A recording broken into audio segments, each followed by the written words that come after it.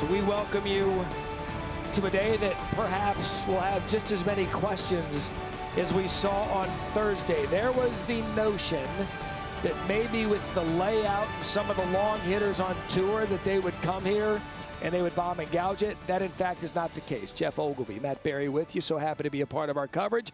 Hello again as we get you started, Jeff. And we were talking about it coming into the tournament. We talked about it now yesterday.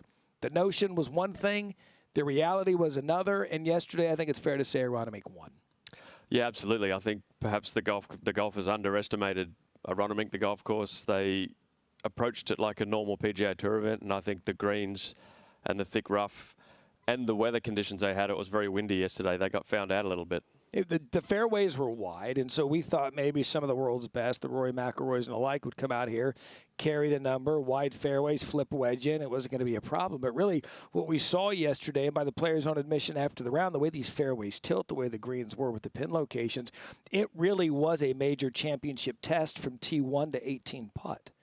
It was. I mean, the signs were there when I walked the course, and there was some hints at some players talking about the rough was no good and the greens were going to be really tough. But I think they underestimated the golf course and where they can put the hole locations around some of these 100-year-old Donald Ross greens. I mean, you can get yourself in real trouble real quick. Here's one for you. We talk about how tough the course was. How much did it play yesterday for some of these players that we thought would take advantage of it? The leaders are at 3 under. It's the highest by an 18-hole leader to PGA since 2008.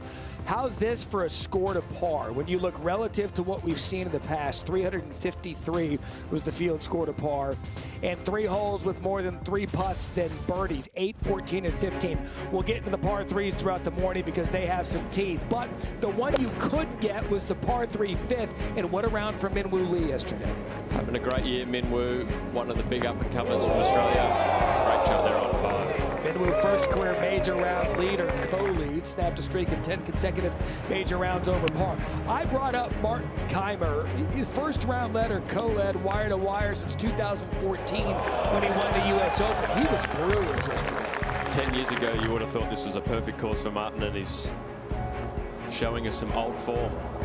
Birdie here on 12 said he had some motivation from someone asking him, do you still play golf? Well, the answer emphatically, at least yesterday in the first round, is yes. So Martin Kaymer, one of those 7 players tied for the lead. Scotty Scheffler went on a run late, 4 birdies in 6 holes. You knew if Scotty was lurking, perhaps he would go on a run. The story with him, first round scoring, 77th on tour. This approach on 16 really solidified that he had a good day. Absolutely. Thursday's been his problem this year. We knew that if he could get off to a good start, he was going to be dangerous, and you would think he'd be around all week. And he will be around all week.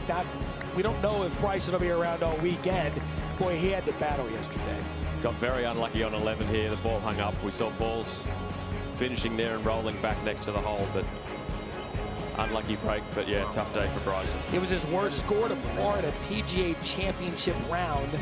There's 29 of them, so Bryson, he's going to have to go out. He went out early, so he'll go early late today, and maybe he's one of those players that can dust off yesterday, completely forget about the struggles. And then there's Jordan Spieth, 10th career pass at a career Grand Slam. To be fair, I think Jordan probably hit it better than the score indicator. Yeah, Jordan looked really good yesterday. Hit the ball really well. Looked pretty good with the putter. But nonetheless, 1 under out here. It was a really good score. And then there's Jon Rahm, +2 here. By Rahm's own admission, didn't really play great. He had 2 chip-ins, and that was really the difference to his 1 under par run. Absolutely, and sometimes that's all you need. Hold that great shot there, had another chip-in, kept his round going. And what about Xander Schauffele? Broke through in the major championship scene, 2024 Valhalla. Played the course great. This was at 11, his bugaboo yesterday with the par 3s. Yeah, I think that was a lot of players out there had trouble with the par 3s, but Xander, it's a major championship. He always seems to be in the mix these days. He's always going to make the cut, I can tell you that. And what about Brooks Koepka? Makes the birdie here at 12. Had he made a couple of more putts, you're probably talking about Brooks at least tied for the lead. Yeah, one of the guys people were talking about before the week, best iron player on tour this year. He just needs to hold some putts. All right, so we've made you a beautiful leaderboard first thing this morning with the world golf ranking to the right. Well, why is this? Because we just want to show you how diverse this leaderboard is. Martin Kaymer, 1,160. You're thinking, well, what? Jeff Ogilvy, your world golf ranking, 1,660. Thoughts? Well, I'm not that far behind Martin Kaymer, I guess, at the moment. Well, yeah, he's going to score more points than me this week, so he'll spread the gap a little bit. But it's that's what the PGA is about. It's the best field in golf. We get all the past champions who keep playing, who get to play until their 60s. So it's fun to see guys who used to be good 10 years ago still playing well. I actually owe you an apology. I gave you 6 extra points. You're actually 1,666. Okay. So we'll get you out there in the tee at some point. Rory McIlroy, he comes in after winning his second green jacket, did the career Grand Slam a year ago. We thought maybe without a victory tour, Rory would be able to come out here and tame a course that seemed to suit his eye. Big off the tee, good with his short game. But yesterday, Jeff, this was on his first hole at 10. You got to look at how bitey that rough could be here at Aronimink. He would bogey the 10th. He got it back on 11, but Rory could never string together any momentum. No, I thought it was very interesting. He seemed to dismiss the golf course a little bit, saying he could just hit driver anywhere. There's no trees to block my path. And on the very first hole, he drove to the rough and found some trouble. He bogeyed 5 of his last 6 holes, 4 in a row. This was on 13. After a wedge shot that was short and left, he had to get this up and down to make par on the short par 4 13th. But it was just a struggle. Here he made birdie to get to even par at 5. Yeah, at this point he was playing pretty well, and even par with a few holes to play was a pretty good spot to be, but it all fell apart in the last 4 holes. What made this interesting, as we watched on the broadcast, coming in, we knew that the front 9, in theory, played easier than the back 9. Rory was able to close on the front 9 and couldn't take advantage. Yeah, he was actually really in a good spot with 5 or 6 holes to play, but this golf course, it might be the easier side, but you still have to get the ball in the hole, and these short putts around this golf course are very difficult. All he could do is shake his head, and you see why in his first round has scored a par. Take a look at the front 9, +4. Again, that's the side that people think you can get here. 5 bogeys, ended his round with no momentum, and spent quite a bit of time in a practice area after he completed his round. As we say good morning to Marty Smith. And Marty, I know you know this. We know this about Rory McIlroy. Doubt him at your own peril. We know he's got golf to play today. We know he put in work. What will we see from McIlroy this afternoon?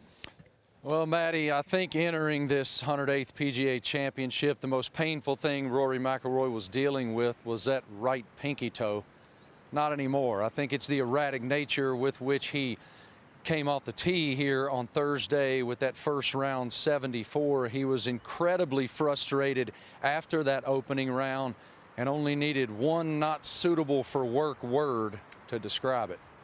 Rory McIlroy is with us at the 108th PGA Championship. Rory, how would you describe your opening round? All right, thank you. Yeah, I'm just not driving the ball well enough. I mean, it's been a problem all year for the most part. I miss it right, and then I want to try to correct it, and then I'll overdo it, and I'll miss it left, and it's a little bit of back and forth that way. So that's pretty frustrating, especially when, you know, I pride myself on driving the ball well.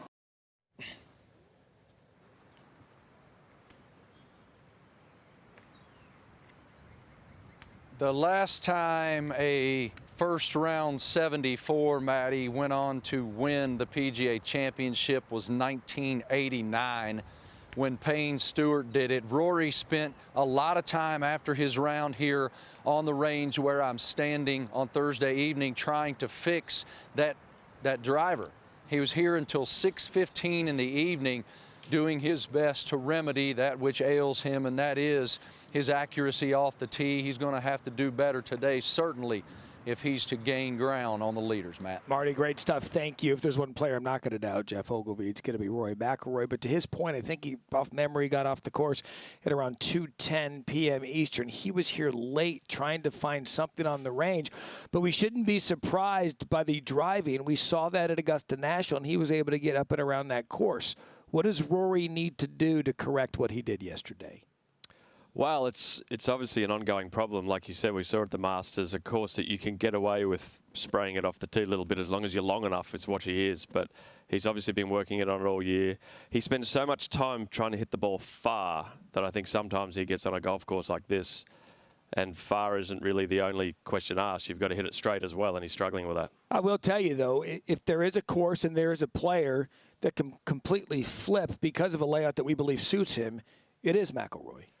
Look, his career in these majors, he's got a knack of finding his way back to get back into contention. He usually comes home strong. I'm sure he worked something out, or hopefully for him, he worked something out yesterday on the range, and he can find the fairways a little bit more. But he still has to make some putts. It wasn't just his driver. He just didn't make enough putts yesterday. You know, sometimes video can tell 1,000 stories, and you can see those players' faces that we saw walking in. They look a bit tired because they were in the late wave yesterday. They're in the morning wave this morning. So we're going to whip through some of the tee times and some of the featured groups. Starting at 8:07 a.m., Victor Hovland, Colin Morikawa, and Shane Lowry. Victor +6 on the par 3s and par 4s yesterday. 2 under on the 2 par 5s. Morikawa, the back has been an issue for him. Still got around here at 1 under par, very much in contention. And then there's Shane Lowry. Shane Lowry been playing very well this year. He's been struggling on Sundays, but 2 under, great start. You would think it's a good course for him. Had the eagle to pace his way to make him feel good about his round when he left here last night. Chris Gotterup, Robert McIntyre, Tommy Fleetwood, 8:18 a.m. Eastern. Gotterup, one of the trendy guys here because of his length, but you look at the scrambling, he's going to have to get better at that at +2. Robert McIntyre, come major championship time. He's a player, but putted outside 5 feet yesterday, a struggle. And then Tommy Fleetwood, a bit of a struggle and surprise as well. It's a surprise, one of the pre-tournament names that everyone was throwing up because of his great iron play and his great ball striking. 2 over, not too far back, but not the round he wanted. He's 5 off the lead just before 8:30. Cam Young. Scored a par the first round on tour this season. The Players Champion. One wonders if he can go on a major championship run. Keegan Bradley won here 2018 BMW at 20 under par. Far cry from that yesterday. JT played a major championship round of golf. Absolutely, had a lot of time off late last year with the back surgery. Just finding his way back to form. He loves this tournament. Great start for JT.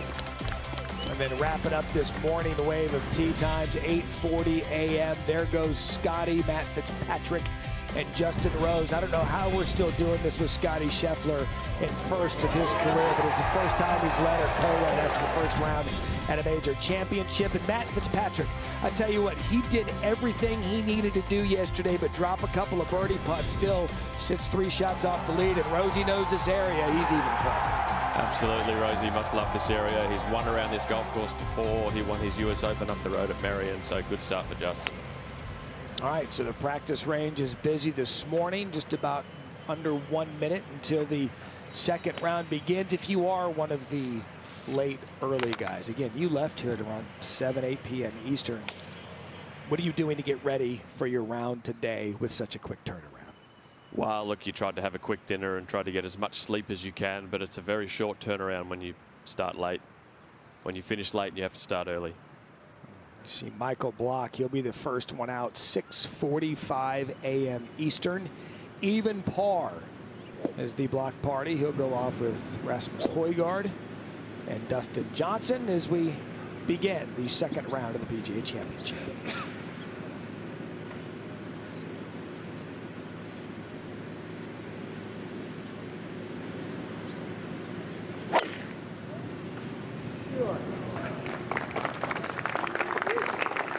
He's still a fan favorite out here, isn't he? I love Michael Block. What a week he had a few years ago at Oak Hill. It's going to trickle, stay in the fairway. Next on the tee from Denmark, Rasmus Højgaard. All right, it'll be Rasmus Højgaard of House Højgaard. He's +2 to start his second round.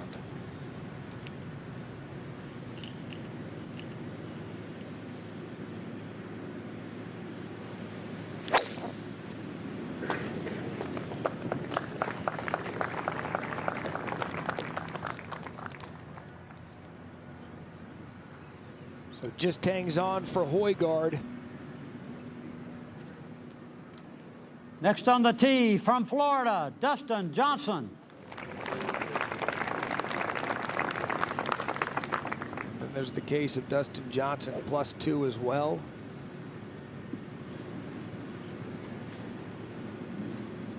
made the cut at Augusta.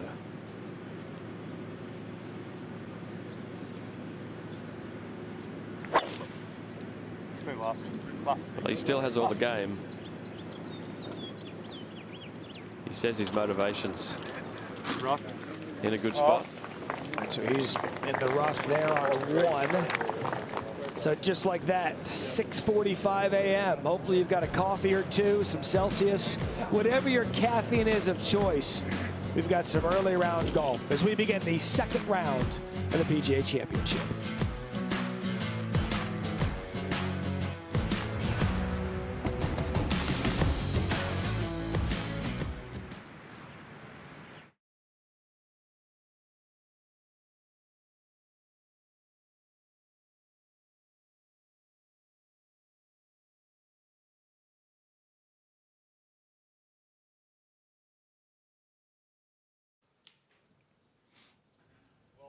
Yeah, mic check. 1, 2, 1, 2. Mic check.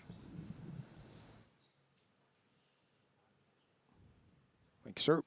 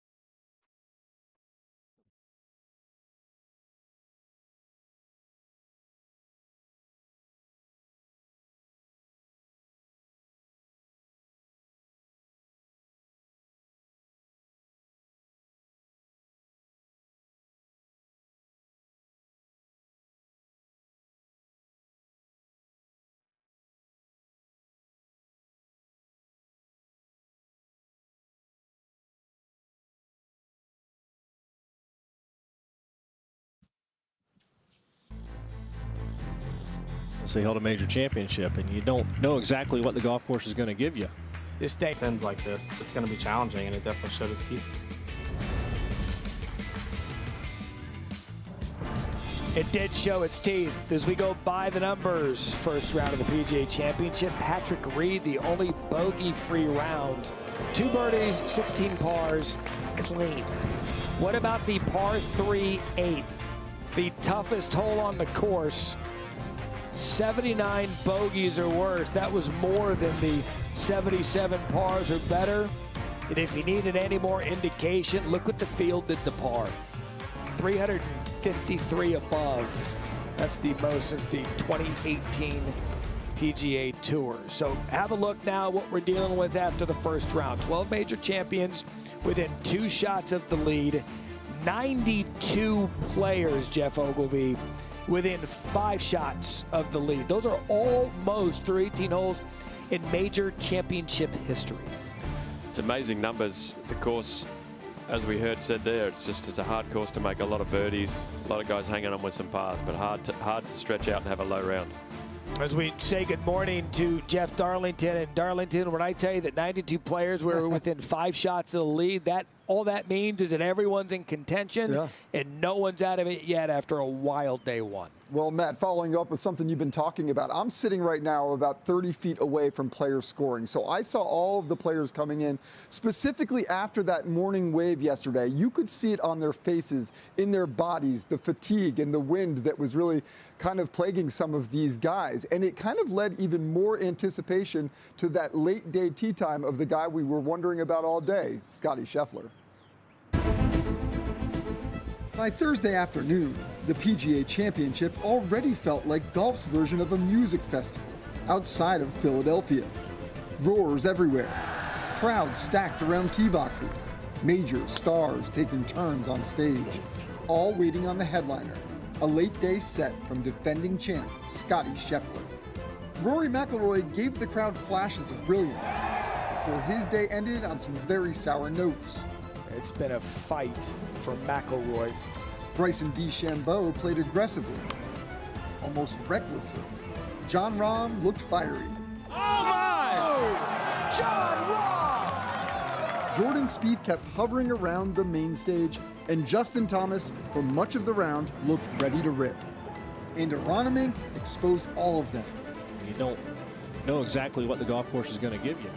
Nobody looked fully comfortable. Nobody looked fully in rhythm. I, for one, am shocked. Which made the atmosphere feel even bigger, more anticipation, and no doubt, Scheffler's show would produce the vibe we'd expect. A jam session, long and steady, with the birdies to keep him where he wants to be. This is where Scotty comes to life. And that's what made day one feel so fascinating. The PGA Championship was already alive, already chaotic, already filled with stars. What a round of golf. What a day. But Aronimink, hardened by the wind, refused to let anyone settle in. The kind of opening set that warns you just how loud the days ahead might become.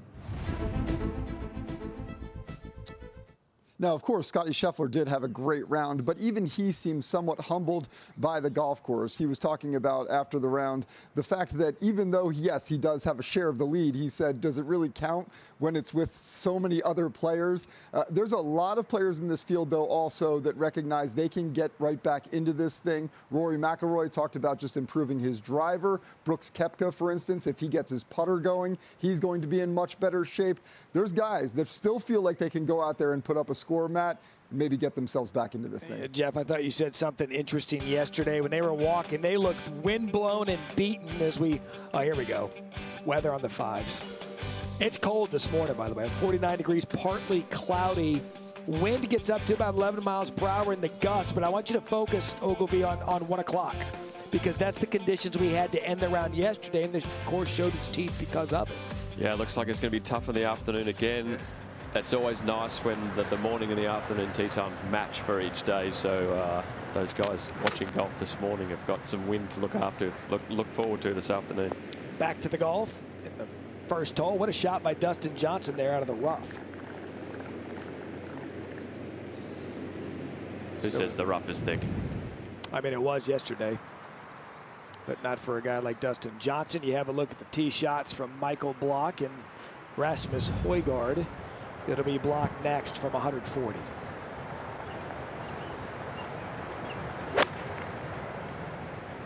Hole location back right today. Accessible or not? Pretty accessible. This first green's not, although we didn't see too many putts hold on one yesterday. It's one of the more approachable greens here at Aronimink.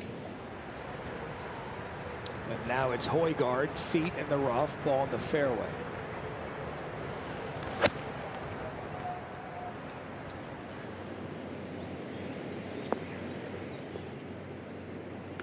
Okay, so already we did see this yesterday with some of the early guys. First, second hole, we saw guys go out birdie and take advantage of it. We've got you covered all morning. Matt Berry, Jeff Ogilvy here on set. Dave Fleming's going to join us with the holes. We've got stars all over the course. Ken Brown, Susie Whaley. And you've heard from Marty Smith and Jeff Darlington already. Tom Karpus became a factor yesterday with some of the rules around the course. A couple of times, Jeff, we saw some relief from sprinkler heads that were buried deep in the rough that you really couldn't see from the naked eye on the broadcast. Yeah, this rough is thick, and we had a few players in practice tell us that the rough was not to be messed with. It's not the longest rough we've ever seen, but it's very thick. When it's cold in the morning and perhaps a bit dewy, it can get thick and chewy. They're not worried about it. Minwoo Lee had a conversation with him prior to his round, and he said, yeah, you can hit the fairway, but when you don't, that rough is going to get you. We saw some examples of that yesterday as about an hour and 43 minutes away from Scotty, Matt Fitzpatrick, Justin Rose. As we say good morning for the first time to Dave Fleming. Good morning, Matt. Good morning, Jeff. The players who are starting on the second nine, the back nine here at Aronimink, including John Perry, Englishman, who faces a second shot. He did not. Remember, number 10, if you drive the ball in the fairway and get run down the hill, you can get an extra 50, 60 yards. But John is up on top of that shelf. So he's got a fairly difficult second shot. Back left hole location today at 10. Yeah, if the first green is relatively friendly, the 10th green is really tough. That could be a challenge for the players today. The green is hard anyway. We may see way more shots. We hardly saw a ball there yesterday. We'll go back to one. Michael Block making a fashion statement this morning, trying to make birdie at 1. Of course, the story in Rochester at Oak Hill. Came on the national scene then. It's been every bit of it since. We finished 15th that year in 2023. So go back to 10. That's Jordan Gumberg from the left rough, trying to hook one back towards that hole, and we've got 2 long and left. That sounded like a firm bounce on that green.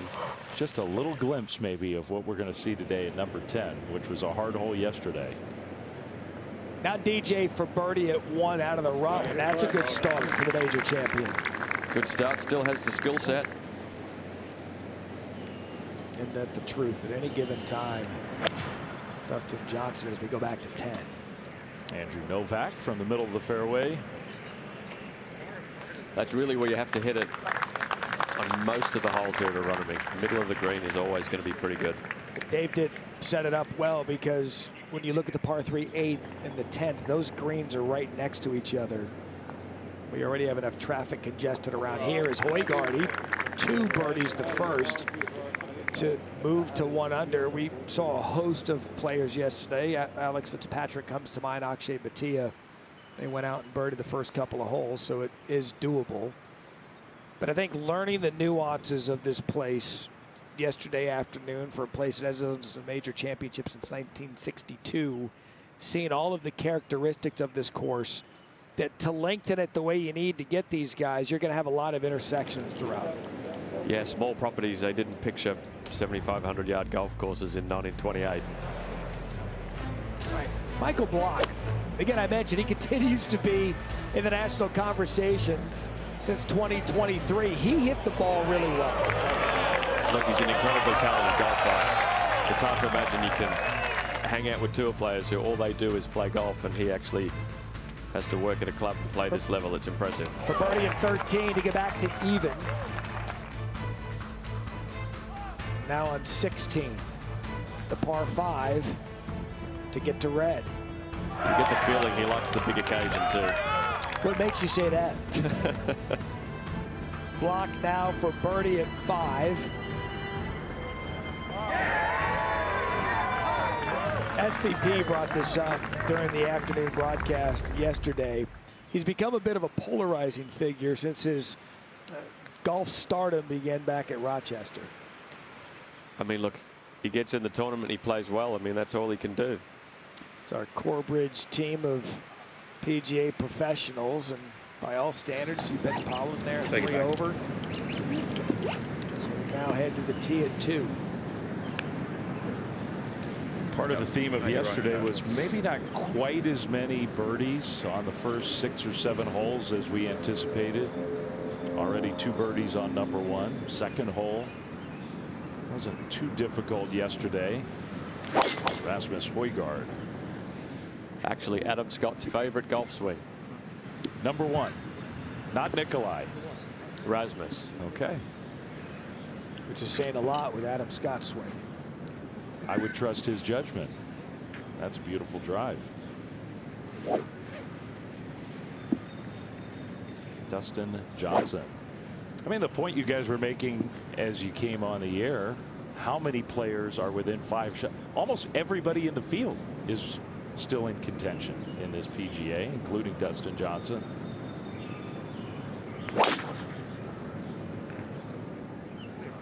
Right.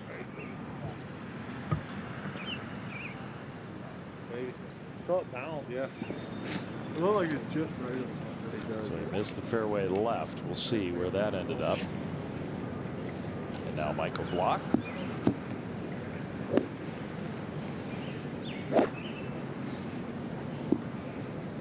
I mean, you have to say about Michael, he enjoys the moment, his chance to play on this stage. He lives it up.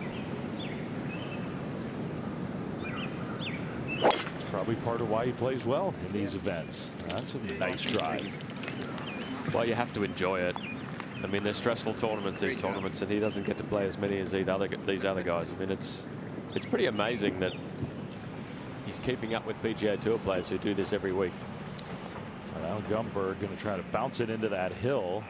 That was a pretty nice little shot there.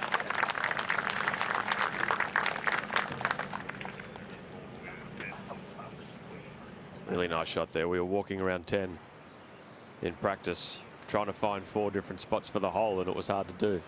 That's a good look at the par 3 17th. This place has 2 par 5s. You better get one of those, because those par 3s are going to fight you. Different idea here for John Perry. He's going to putt it with maybe a less severe hill. And Dave, you saw that green behind him. That's actually the 8th. I mean, they are right next to each other. So 12 golfers on the course. One of them soon will be Martin Kaymer as we check in with Marty. Always great to chat with one of our leaders, Martin Kaymer, tied atop the leaderboard heading into the second round. What did you find yesterday? Fantastic round. Yeah, I stayed out of trouble, I would say. You know, it was a fairly stress-free round. I avoided those 5, 6, 7 footers for par. They can be quite stressful and intimidating on those greens. Yeah, again, I didn't make many mistakes, hit fairways, hit greens, played patient, and that led to a very nice 3 under par. It's really cold this morning. I'm shivering out here. What do you expect the conditions will present today? Well, yesterday afternoon it was very cold wind as well. It was difficult to play, so I think something similar. Probably placed a little bit longer today because the ball doesn't go as far as it goes usually in the afternoon. But game plan is the same, you know, fairways, greens. If you get lucky and you get a couple of bonus birdies from long range, it's great. Otherwise, you know, you got to stay in the game. Thank you for your time, Martin. Right, thank you. Have fun today, guys. Marty, we need to get you Bryson DeChambeau's sleeping bag to wear. Back to 10. It's available right now. Novak up the hill for birdie. So maybe that's going to be a pretty popular place to putt from today at 10. I think middle of the green at 10 is a good spot. What a clean round for Patrick Reed, the only player in the field that did not make bogey. Came and played here last week. Haven't seen him in competitive golf since he made a run at the Masters, but a guy with Patrick Reed's short game ability, you can bet, Jeff, he'll be a factor here throughout the week. You would think so. One of the names we thought would have a chance. He's got such an incredible short game. He seems to love it when it gets difficult like this too. All right, I'm sure for the people watching, they're always on YouTube trying to find the next and best greatest drill. What's he doing there? That's a connection drill. That's one of the oldest drills that we have out on tour. He's putting the towels under his arms. Ben Hogan famously said you got to keep the upper parts of your arms attached to your body, and that's what he's trying to do there. Stay connected, keep his body turning while he's pitching. A lot of problems when the body stops and the hands keep going. And back to 1 now, and Mark Geddes, club pro from Coronado Golf Course in Coronado, California. I don't have job envy much, but getting to live in Coronado, California, I'll take it. To 2. You can do worse than that spot. Michael Block from the fairway. Sit. He's from Southern California. One hop into that first cut of rough off the green at the second hole. Well back today. Par putt for John Perry. Good up and down for him.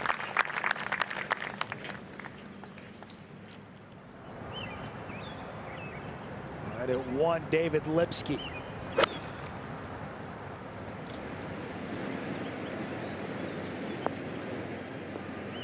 All right, so we've already seen the first 2 groups at 1 with the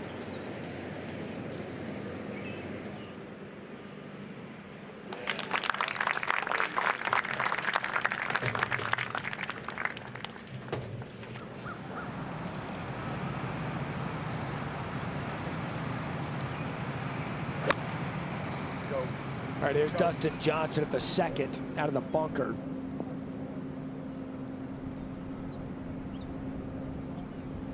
He's Missed 2 fairways to start. He'll be short. Adam Scott's favorite swing. Rasmus, that's a good little nugget on Rasmus Højgaard. That makes me want to watch that swing a little more closely. It's a beautiful move, both of them, but Rasmus, both great golf swings. Rasmus seems to be a little, I don't know, easier on the eye. He struggled with his iron play yesterday, so be something to watch today. Let's check in with Gaddis at 1. Leaves the birdie putt short. You know, confidence early on in a round for some of these players that know coming in they're going to have to hang a number to make the weekend. And Novak is in good position to do that at the 11th. This hole was interesting yesterday. It's noted as one of the crazier greens here at Aronimink, but that back pin allowed the guys to play the backstop, yielded some scores yesterday. Yeah, it really did. It was somewhat friendlier than we expected. Back to 1 and Lipsky for birdie.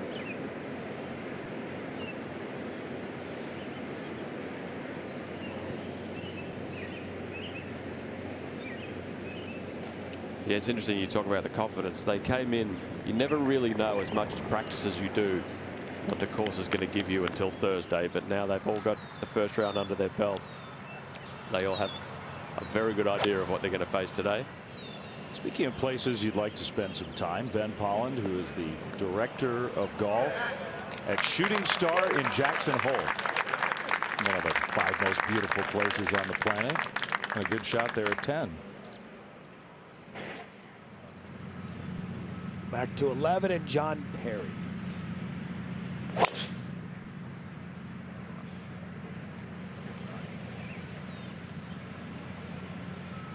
Jeff, that whole location here for 11, 10 paces on from the front, 5 from the right. What do you make of what you see today? Yeah, it's probably the flattest spot on the green. It's only about a 2% slope where the hole is cut here today, but it's going to be very hard to be putting from underneath the hole. So you're going to see a lot of downhill lag putts from above the hole. That's a good tee shot there from Gumberg.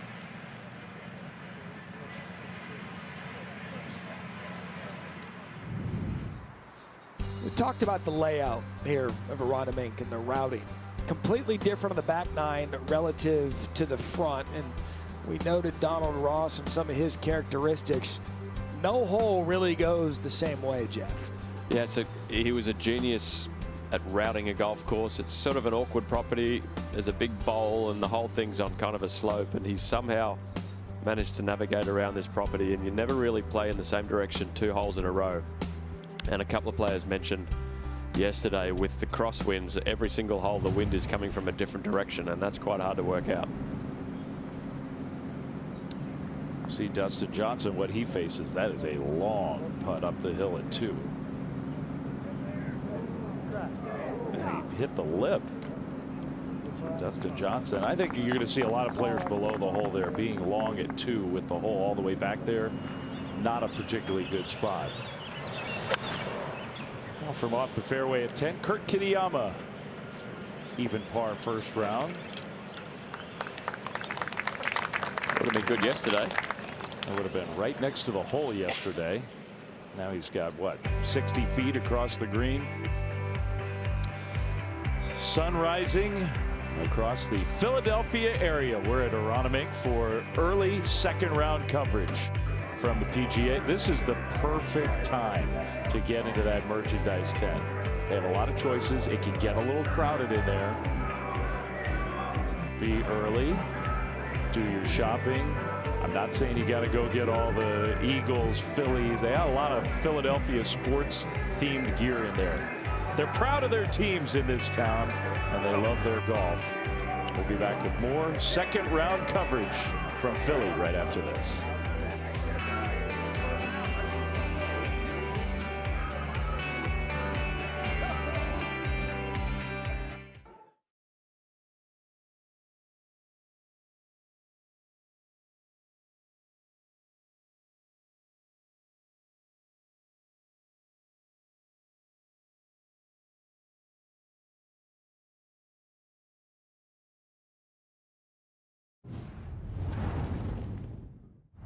I tell you a funny story. On Tuesday evening, we had the Champions Dinner, and there was a gentleman sitting next to me from the PGA of America, and he asked me if I would be, if I still play.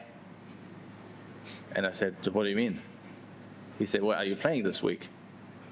I said, "Yeah, that's why I'm here, and I'm not flying from Europe to here to have a New York trip with you guys. Of course I'm playing," and that really motivated me.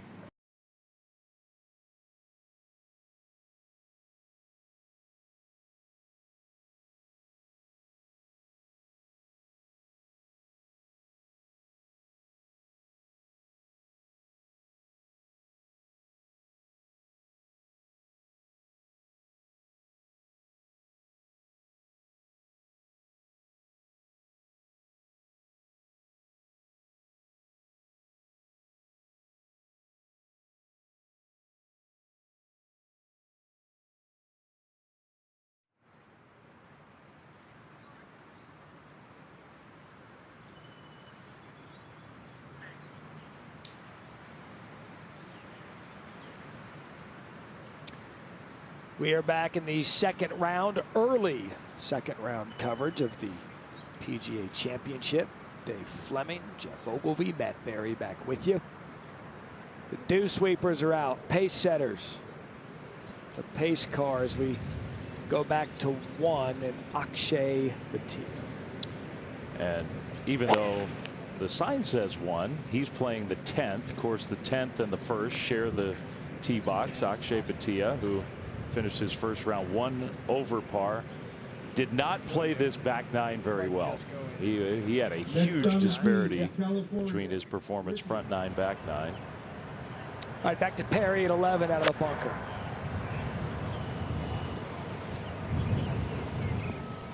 Oh, what a shot from Perry. It looked like it was going to bounce up on the green, but he leaves it short. That's a good look at the severe slope coming off that green, Jeff.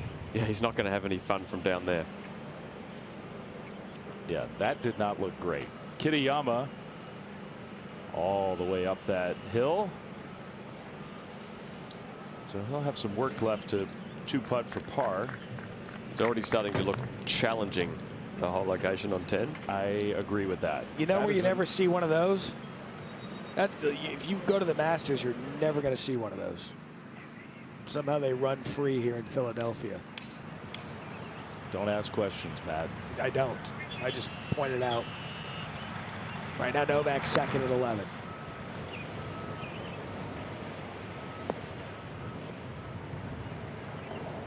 See a lot of that today. How severe will that be, though, if that's the popular play with the players? If it hangs up there. Yeah, it's going to be a very fast putt down the hill, but a much better alternative being short in that bunker. The rough around the greens is a definite theme here at Aronimink. And Michael Block handled that nicely. He wasn't in the thicker rough, but I think the toughest lies we saw yesterday, most of them came in the areas around the greens. Birdie putt at the 10th for Ben Polland. Yeah, and a lot of players were saying that the intermediate cut was the hardest to hit out of. It was a lot thicker and longer than they're used to the semi-rough being. To that end, we saw a couple of times yesterday in the same hole where Scotty and Cam Young went deep into that greenside rough, and they both bogeyed. Is now Gumberg at 11. Starting to look very firm, these greens. Indeed. Back at 1 now, it's Sungjae Im. Coming off a wrist injury from earlier in the year, Sungjae played well last week, though.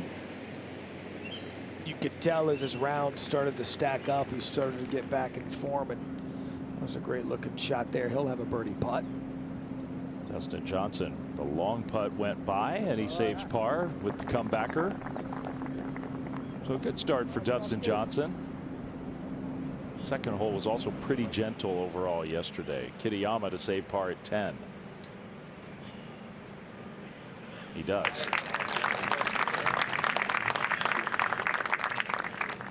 Little early evidence that being middle right, even if you have a long first putt, not the worst place to be at the 10th. Not a good place to be at the 11th if you're John Perry. you wonder if more of the bunker was an issue with his second shot, but how many players will go at that right pin? Because if you do and you miss, it's severe, Jeff. Yeah, not many. I think par, they'll understand that a par is a good score on 11 today, and they'll 20 feet behind the hole and try to two-putt. Good up and down for Michael Block at the second. So that's 2 straight pars for him to begin his second round.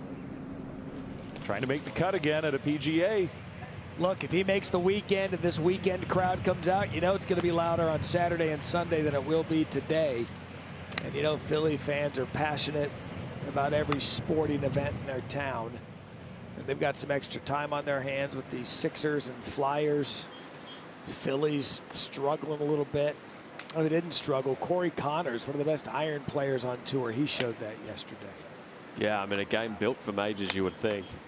Often a factor on the weekend in majors. It's always about the putter for Corey. If he can keep making putts or start to make some putts. He was #1 strokes gained approach yesterday in the first round, Corey Connors. It's a common spot for Corey, I think. #1. Lipsky at the second.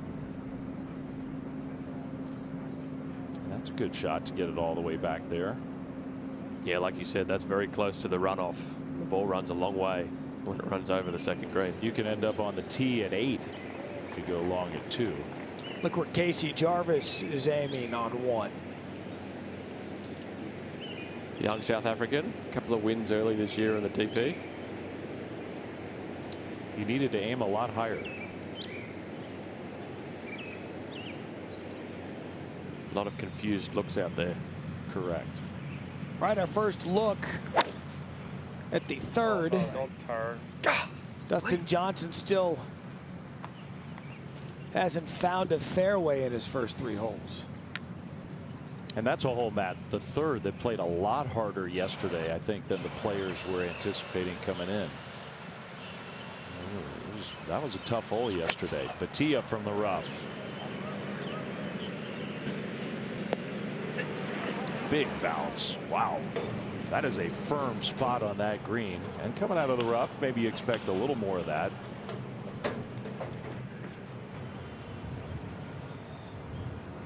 All right, see if Perry can make this long putt for par at 11.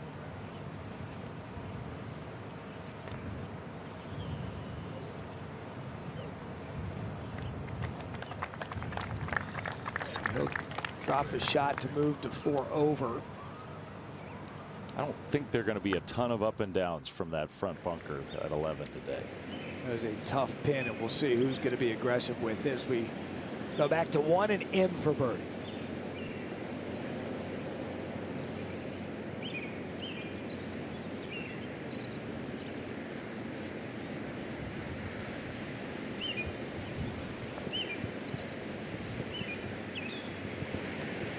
Hurt his wrist earlier this year, hitting balls off frozen ground. The guy's just an addict. I wouldn't recommend that. Plays more golf than anyone. His block. His tee shot at the third.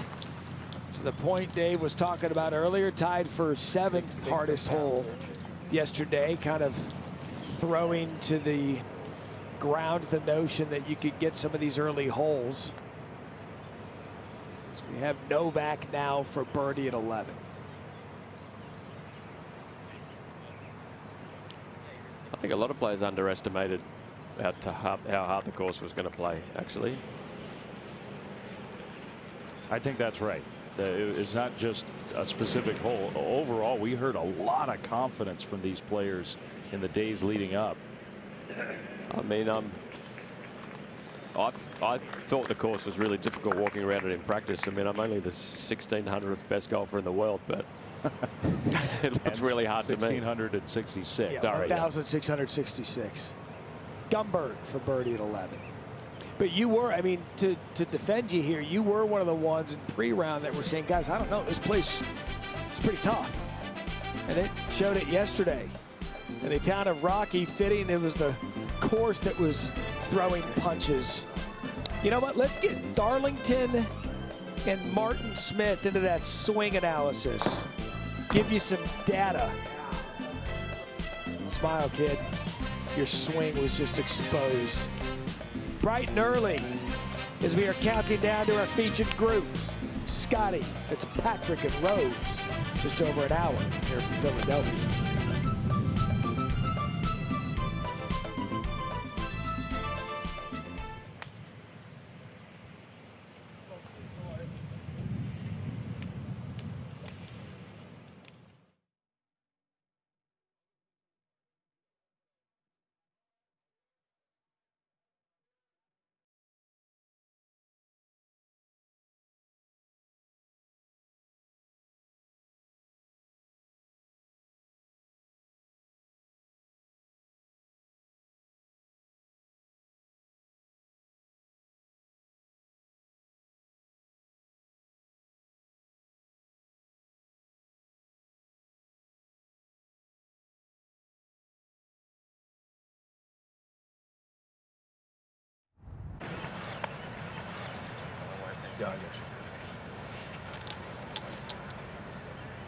Yeah.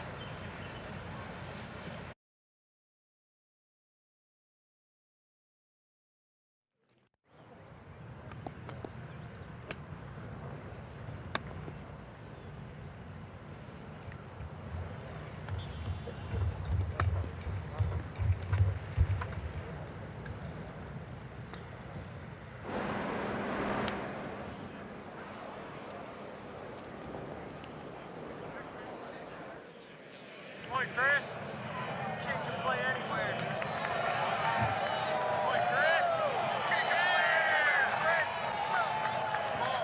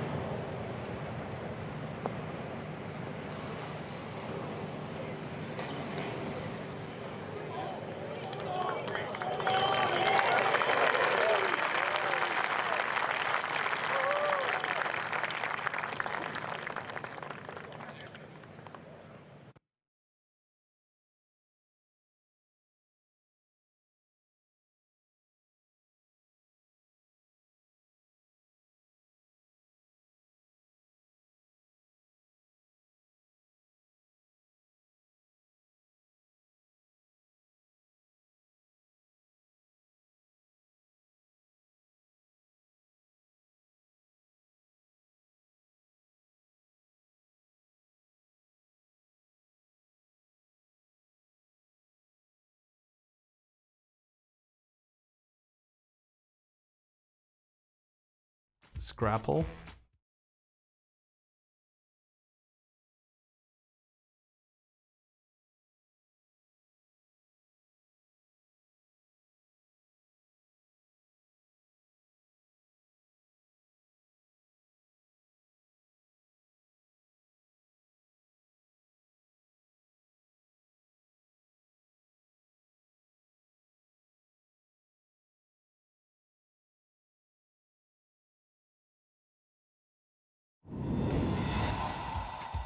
What is Scrapple?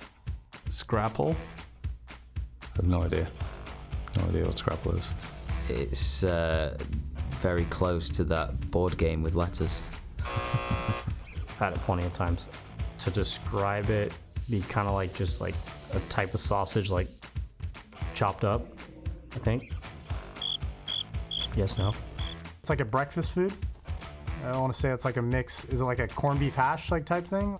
Traditional mush of fried pork scraps and trimmings combined with cornmeal and wheat flour. Anything with mush in it, I'm out.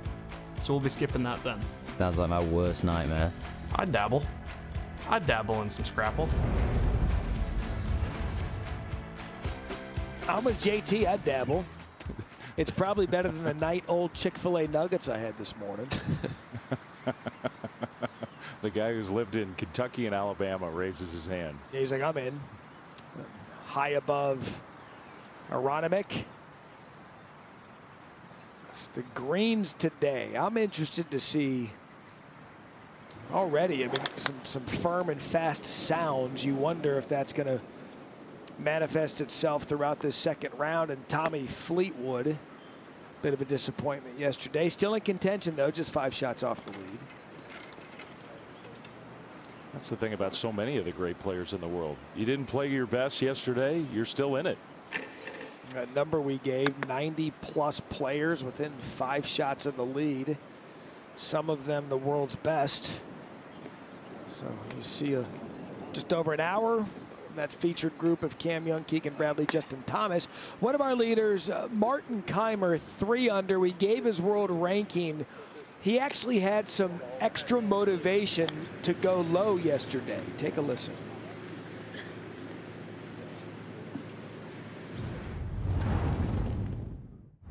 I'll tell you a funny story. On Tuesday evening, we had the Champions Dinner, and there was a gentleman sitting next to me from the PGA of America, and he asked me if I would be, if I still play. And I said, "What do you mean?" He said, "Well, are you playing this week?" I said, "Yeah, that's why I'm here, and I'm not flying from Europe to here to have a New York strip with you guys. Of course I'm playing," and that really motivated me. All right, to be fair, it had been a decade since we'd seen the 41-year-old in any kind of major championship form. Well, he still plays regularly on the Live Tour, I think, but I think a lot of people don't watch that.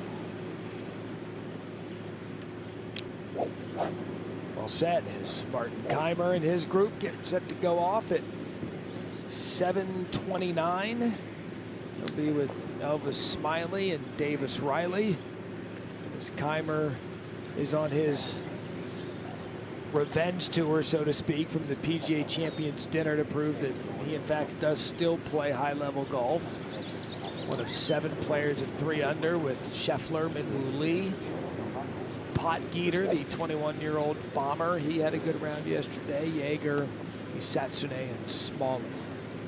What does Kaymer need to do to back up what he did yesterday? Just keep doing what he's doing. I mean, he's always been a great player when he gets tough. We saw him run away from the field at Pinehurst #2, which is another Donald Ross masterpiece. Won the PGA Championship in 2010 at Whistling Straits as Martin Kaymer begins his 2nd round.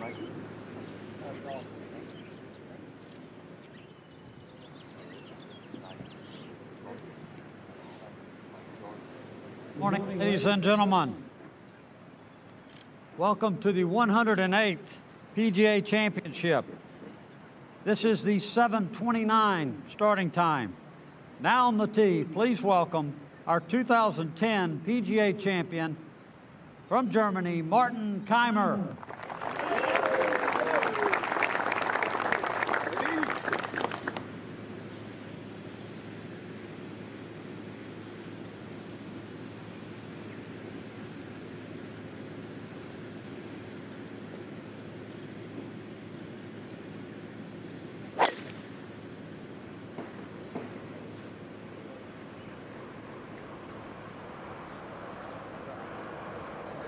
So a good bounce for Kaymer. That's going to find the fairway. Back in 2010 to 2014, such an enigma was Kaymer. He was either the best player in the field or struggled quite a bit.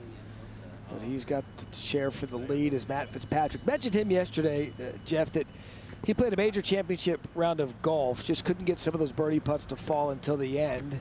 He's even par. Scotty may as well wear the same hoodie as he did yesterday. 3 under, tied for the lead. With him lurking, the rest of the field's got to be awake. Looking pretty relaxed this morning too, Scotty. Did you like the late early flip around? Late early's better usually. You don't have all that time to think about it. That's true. You keep the head of the equation. Is block at 3. That was a good play off the green to 2. Well, both you guys, I agree with you. Casey Jarvis, player to watch, just 22 years old. He's got a lot of talent from South Africa and a great second shot at 2. He won the South African Open to get a Masters invite with a really good field. Here's Højgaard for birdie at 3. Made birdie on 1, now birdie on 3 to get to even par. There wasn't much secret to yesterday that the afternoon course played more difficult because of the conditions. So now those guys that had to contend with that, maybe Dave, get out here early and take advantage of where it is now. And there are definitely some scoring opportunities early this morning. Novak coming out of the rough at 12. That uphill second shot. You see where the hole is today at 12. Front right. I'll tell you, Justin Thomas showed his grit as a two-time PGA champion yesterday. Kind of went sideways on 14, and you look back at how good that bogey was now, but coming back from the back surgery, he looked solid yesterday. He looked good. He played well. You know, he loves this tournament. He's won it twice.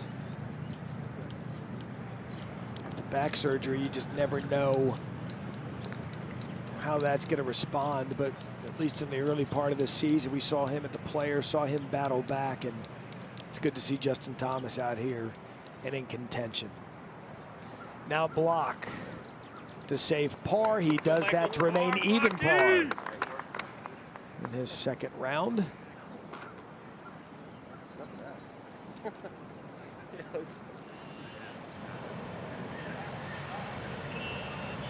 How about Stuart Sink, who won the Senior PGA Championship to earn a spot in the PGA Championship.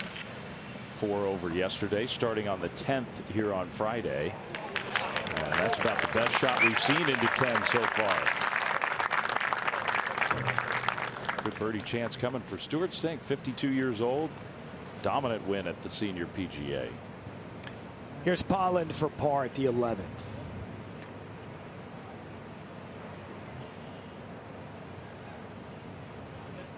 That is well read, perfect speed. And Ben Polland even through his first 2.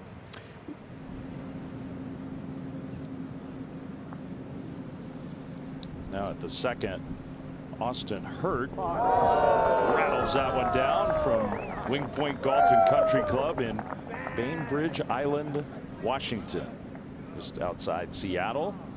Nice birdie for Austin. He's glad that one hit the hole.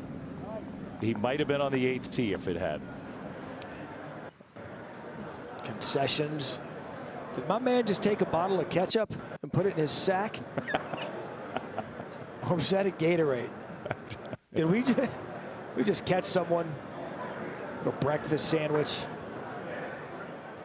Maybe there's some scrapple in there somewhere. Oh, there's scrapple. You can bet that's on every breakfast sandwich.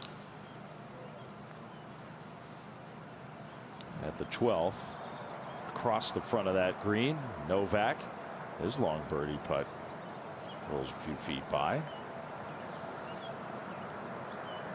Much easier hole location on 12 today.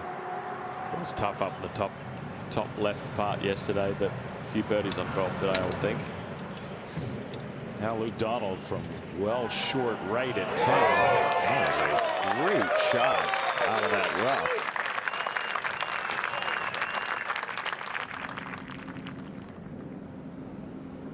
Sungjae M at the second. Up the hill.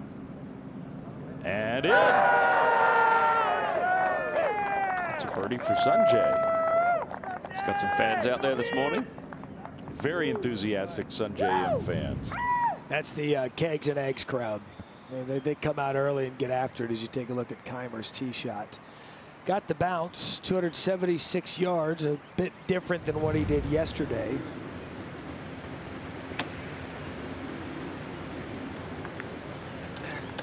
Ogilvy, dynamics of this hole with the back right pin today. I mean, there's not a lot of green light pins out here, but today this is pretty approachable. There's a lot of slope at the front of this green, but back where the hole is, we should see a few birdies.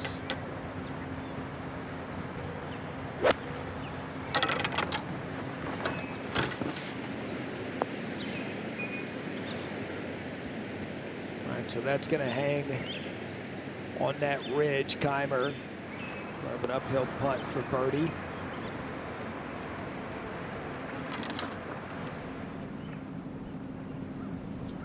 Saw the second shot from Jarvis And that group goes 3 for 3, birdieing the second. Well done. Jarvis is at 1 under par. Now Stewart Cink on the 10th. His birdie putt right in the middle. 10 is going to be a hard hole today. It was the second hardest hole yesterday. That is a really nice birdie. We saw it get some of the world's best in their first hole. Got Brooks Koepka, John Rahm, Rory McIlroy. That's it. Enjoy that breakfast. Some scrapple and a smile. That's how you live outside of Philadelphia. Sun is out. So are the players. Early second round coverage here on ESPN+.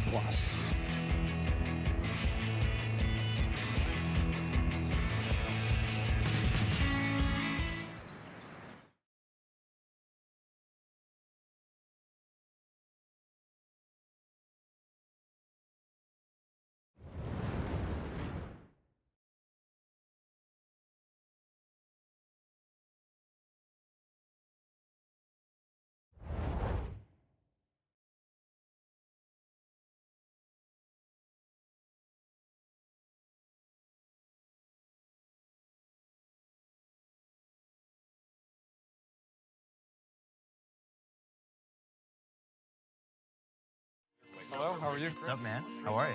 We first met in a junior tournament, and then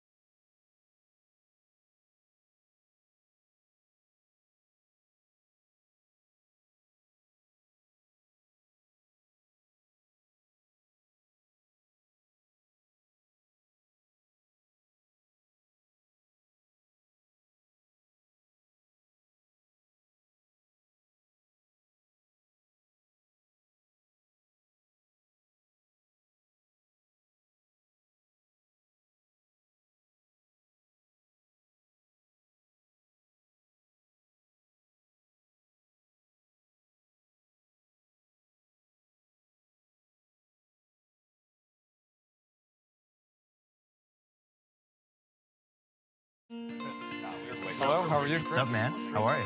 We first met in a junior tournament, and then later on in high school, we had a really good group of friends. That's when we started playing a little bit more golf together, got to visit the Young family down in Florida and create a relationship with them. So like that one there. He's always, the first to reach out whenever I play some good golf, and we've kept in touch. Anytime you get to kind of reconnect with someone after a number of years, somewhere like this is pretty cool. It just seems like just yesterday, watching them with the bags on their shoulder, walking down the fairway, it's pretty neat and a little bit scary all at the same time how fast that time flew. Yeah, I've been slowly gaining speed, just trying to swing it as hard as I can. I always envisioned Cam being in a major, but I never really knew if I was ever going to make one. But to be able to both be here and spend the time together is a dream come true for me.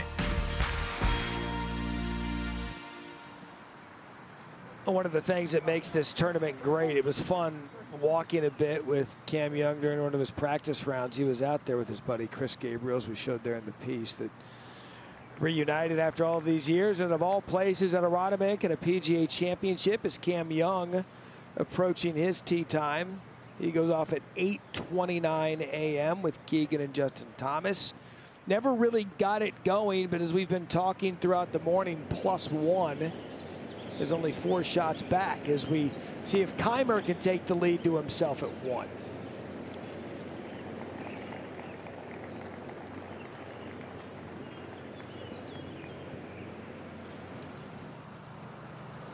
Par putt for Novak at the 12th, and he missed a short one. So that's a bit of a sloppy bogey for Andrew Novak to take him back to even. All right, here's Akshay at 11. That is not preferred from back there. This will be quick. At one point, Akshay had the lead yesterday. He's fallen back to 2 over. Yeah, I mean, he started off great yesterday, struggled for the rest of the round. This whole location on 11. All right, so there was a debate going on whether today's hole location easier than yesterday's. You see this highlight from Bryson. If you were deep and didn't show any touch, you were going to be where Bryson ended up. However, it was the 4th easiest hole on the course yesterday. Well, you had a backstop to use yesterday. This was a green that the whole field was talking about before the week. Is it maybe too steep for modern green speeds? Mentioned that they had to slow this one down just a touch relative to the rest of them. And the people who learned how to use the backstop is very favorable for them. Yeah, absolutely. Got her up. Great shot out of the rough there. But we saw Bryson get stuck up trying to use the backstop, and Min-Woo Lee. Didn't work. Aussie Oi. He used it well. Always creative, Min-Woo. Let him cook. All right, so will you please settle this debate? Which hole location is easier, yesterday's or today's? Well, I think yesterday's was easier to hit at, to get the ball close to the hole. It's going to be very hard to get close to the hole today on 11, but it's on a slightly less slopey part of this green, if you like. So it might be easier putting around 11 today, but it's going to be very difficult to get it close. All right, so we'll monitor the statistics. Again, 4th easiest yesterday. How it finishes today, well, we'll know that in about 13 hours. Here, Batia at a safe par.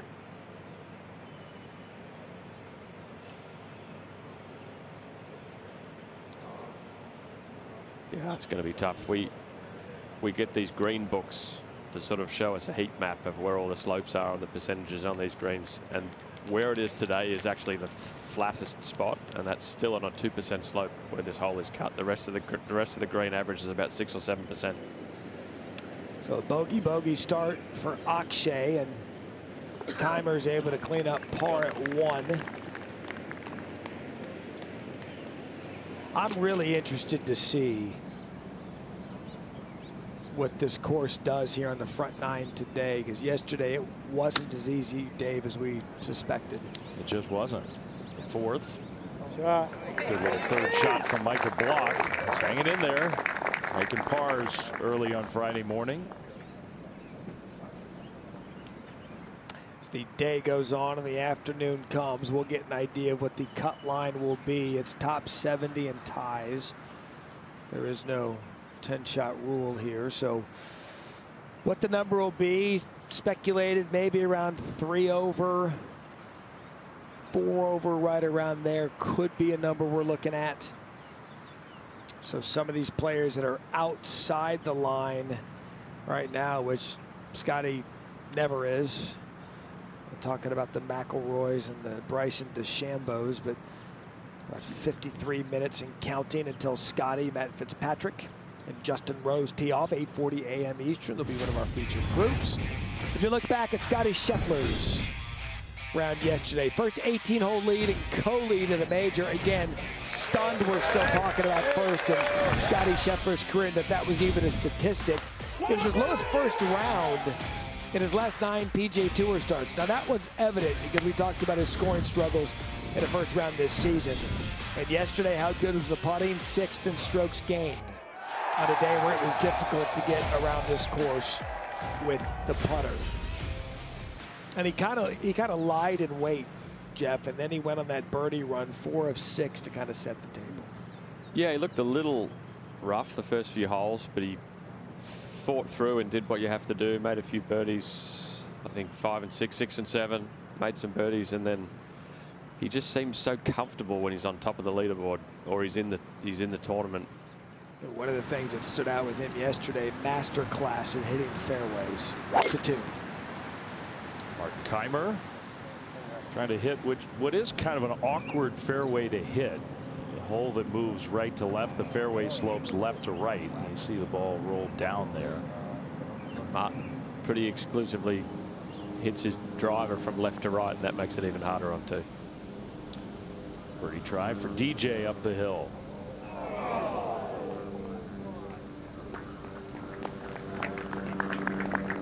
Dustin Johnson got off to a nice quick start and dropped a shot on the 3rd after missing the fairway. Makes par at 4. Here's Novak at 13, coming off a bogey to get back to even. The short par 4 13th. We anticipate one of these days the setup committee will give these players something to think about off the tee. Let's go back to 4. Par putt. He really strokes those sort of 4 or 5 foot par putts pretty confidently. Gets in there quick and just hits it. Hey, I kind of like that approach. Gumberg now at 13. 121 yards. Hole cut 3 from the left edge today.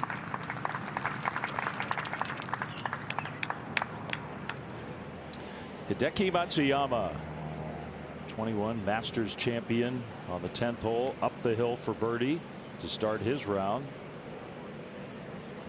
I feel like we say this about a lot of guys, but if Hideki can hole some putts, he'll be dangerous this week. Such a good iron player. And he just almost always finds a way to hang around these major championships. And he also always finds a way to go low on a weekend. You're like, Hideki's there and he's in contention. And an even par. Certainly the case with the leaders at 3 under. One of them out on the course, Martin Kaymer. Can Adam Scott work his way back into contention? Less than 5 minutes till he goes off. It's cut day at Aronimink. The start of the 2nd round of the PGA Championship.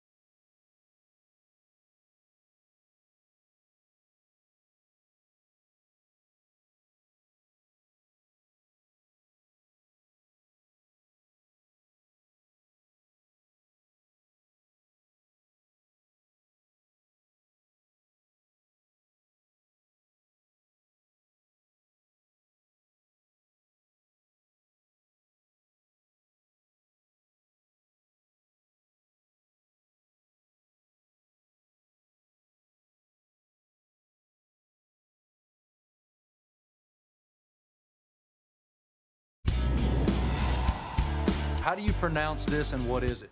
I have no idea. Is that like a Philadelphia thing? Well, I hit my wood every day, you know what I mean? It's not that bad. Is it someone that clears trees? All right, a hint. It is something that you use to hydrate yourself. Excuse me? It's definitely not water. It has to be water. Oh, is it water like water? I don't know what I mean. Wooda.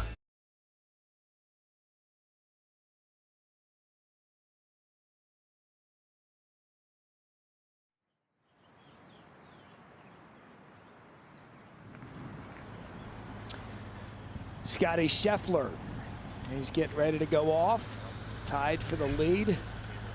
World *1 at 8:40 a.m. Eastern. All smiles after getting out of here pretty late last night. Finished up at around 8 o'clock, did his media, and then got right back out here at the course this morning as we go to the 13th and Novak for birdie.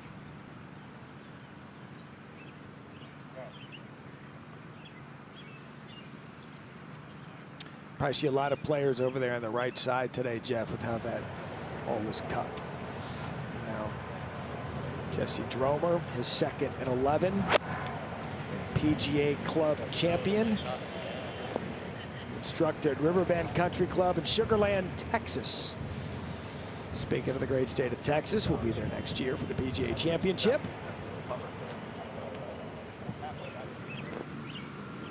All right, Gumberg for birdie at 13.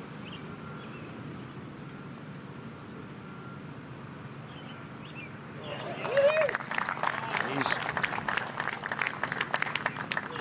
up to 3 over par with the birdie at the 13th. And he thanks the golf gods for that one. A lot of beanies out of the range this morning. Told you it was in the 40s when we came on air. I feel like Matt Fitzpatrick wears a beanie if it's under 60 degrees. He's always in one. He was wearing one of the practice rounds earlier this week. He's even par. Played good golf, just couldn't make any putts fall. Then there's Cameron Young, one of the favorites entering the week. Speaking of favorites, it was the favorite of the par 3s yesterday. Rasmus Højgaard, 2 birdies early to even. And what do you make of the whole location today, Jeff? Yeah, it's probably one of the easier spots on the green. Sort of the low part of the green on 5, so you might see a few good shots in there today. Over to 3 and Jarvis.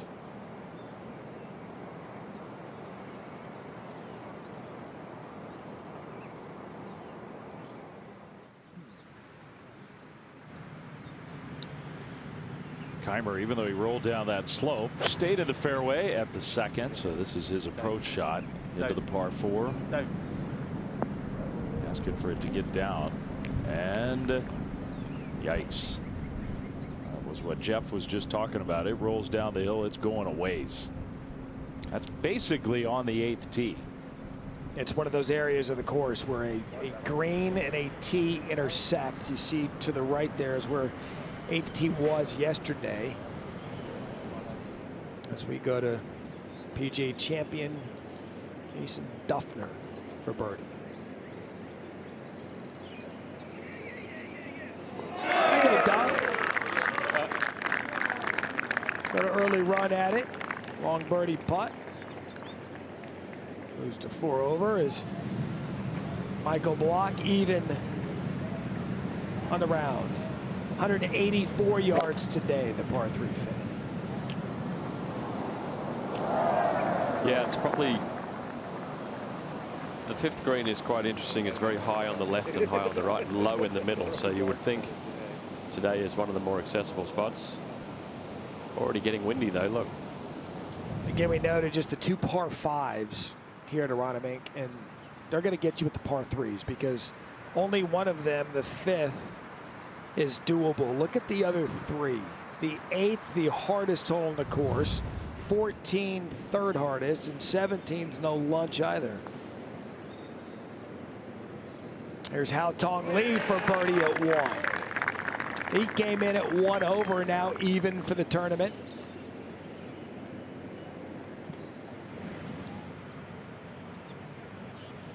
And now the captain, Luke Donald, for birdie at 11.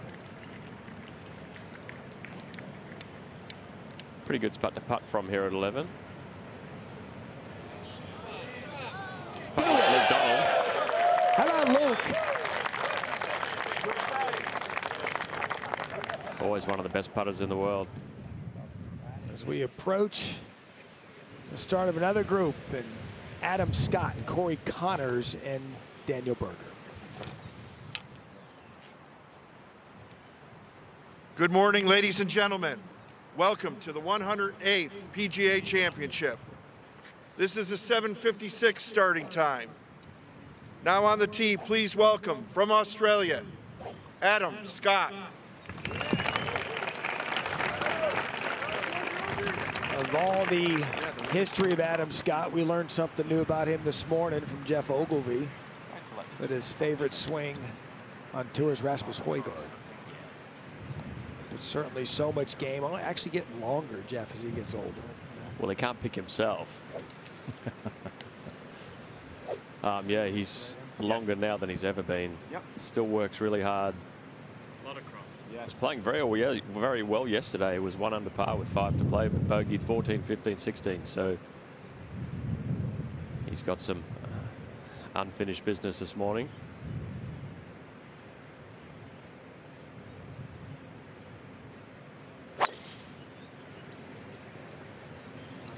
Easy. Trying to use some of that extra power and get it down that slope. Big bounce into the left rough. Gosh.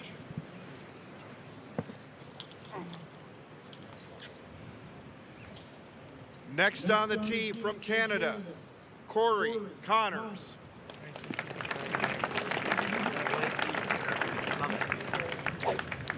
Keep it in play, let his great iron play shine, make some putts, and Corey Connors could be in the mix. Another one of those guys, if he can make some putts, incredible iron play, leading strokes gained approach. You would think a great golf course for him, as you say, if he can make a few putts.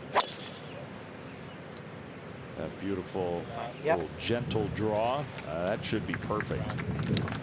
A lot of tour players envious of Corey Connors' ball striking. Next on the tee from Florida, Daniel Berger. Daniel Berger, who has had 3 career top 10s in majors, never had a top 5. And a guy who battled a lot of injury issues and has kind of got his career back going again. Be a big day for Daniel Berger to play well, make the cut. He's battling some elbow tendonitis right now, and you talk about a player who at one point was trending a fine direction.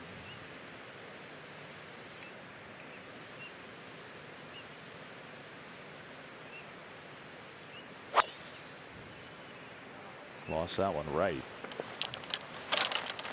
That shared tee box 1 and 10. You tee off the first, you head south, you tee off the 10th, you head west.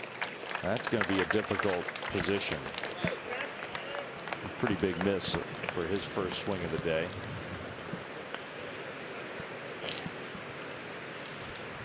That's not what you dream of when you go to bed at night and think about your first shot the next morning.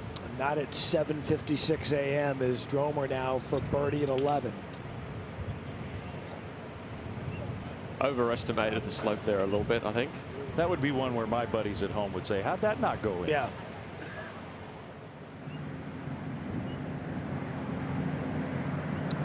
Jeff, this can't be an easy shot for Kaymer. No fun back here. Very fast once it gets on the green. That's pretty good, actually, I think. I need to reevaluate my weather on the 5s. We weren't supposed to have this wind until later, but you can hear it in the microphones. You can see it in Block's pants. I mean, to be fair, they're baggy, but Michael Block for birdie at 5. There you go. So he's getting up and down for par in his first 4 holes. Makes birdie at 5 to move to 1 under. Just keeps playing well. There you have a look at the trees. Early on, we saw this to end our coverage yesterday. As we just passed 8 a.m. in the east.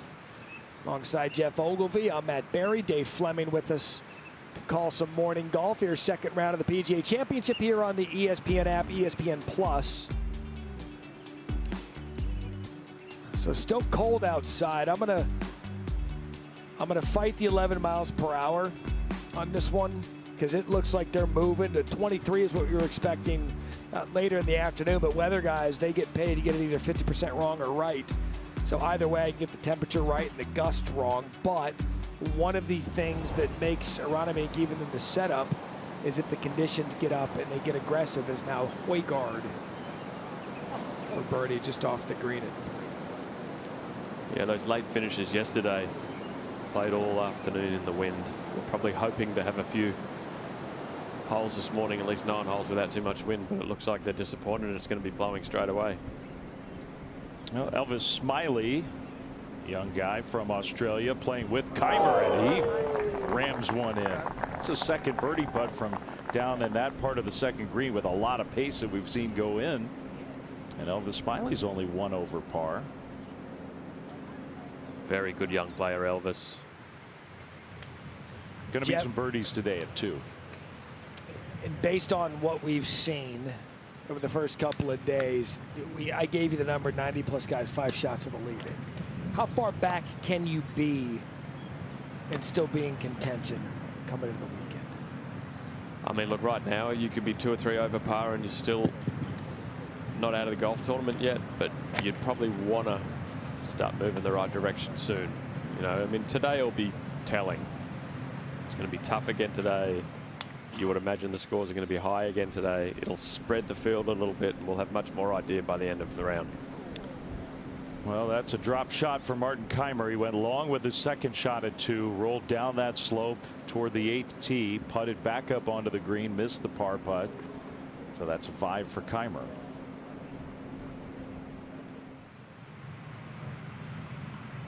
Now 14, another one of the long par 3s, and he makes his par putt. Andrew Novak does.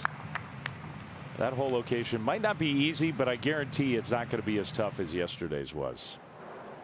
Brutal yesterday on 14. Now Akshay Bhatia going the wrong way. Par putt at 12. He has just really struggled with the back 9. Shot a 39 on the back 9 yesterday. Now starting on the back 9 here Friday morning, and he's gone bogey, bogey, bogey. It's that sort of course. I mean, you just miss, you make a couple of bogeys, and it just starts looking harder and harder. Let's go to 11 now. U.S. Open champ J.J. Spaun, even par for birdie at 11.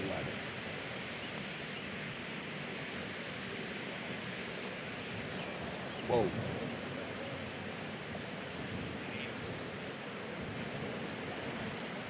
He knew that right away. He came out of it. That's the fear that this green would have put into these guys. They were so quick from back to front. Here's Nick Taylor at 1. He's 1 under.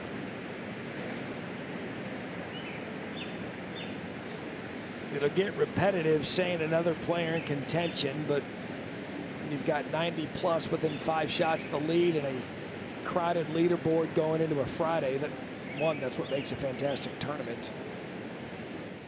And 2, it's up to anyone to make their run to get atop of the leaderboard. We'll see if Matsuyama can do that at 11 for birdie.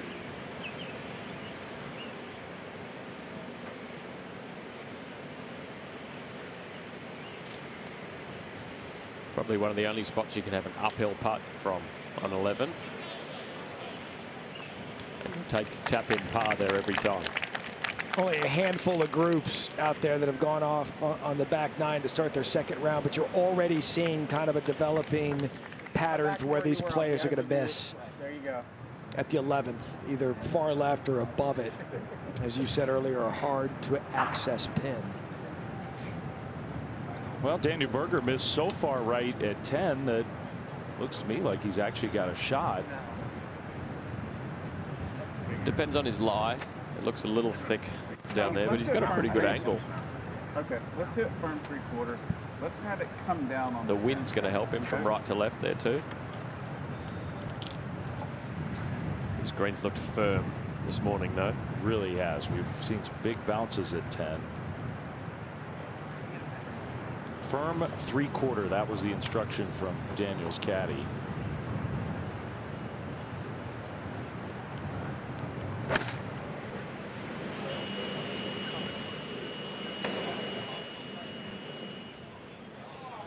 That is a really good shot. Wow. See if it'll stay up there. Right there.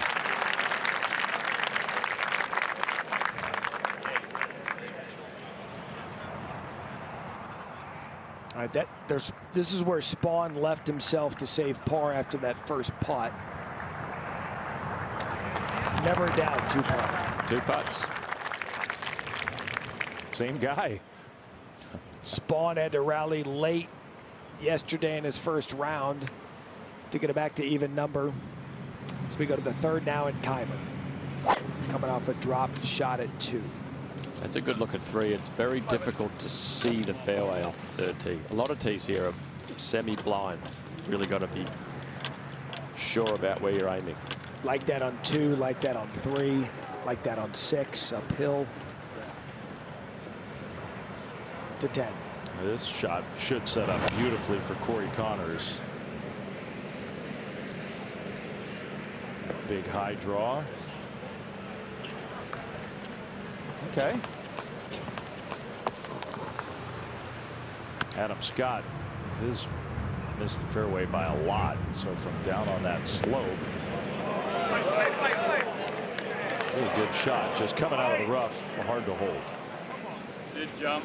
He'll be happy with that, though. Yep. That was a good view of the runoffs on some of the holes here. 10 has one, 17 has a notable one. Is Kitayama now for birdie at the 13th.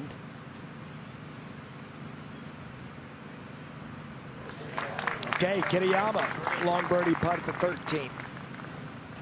Coming off back-to-back bogeys, gets one back, now one over.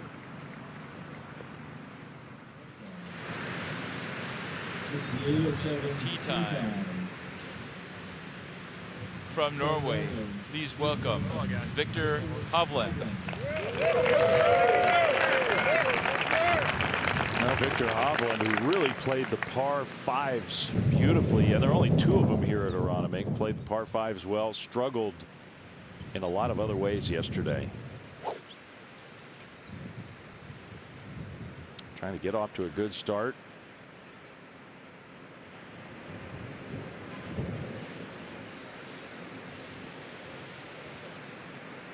One of the best players in the world who hasn't yet won a major championship.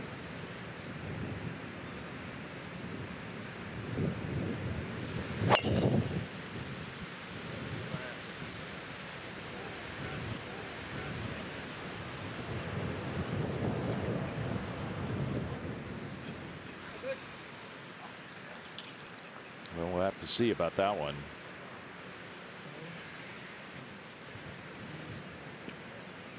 Next to play, please, our 2020 PGA champion from California, Colin Morikawa.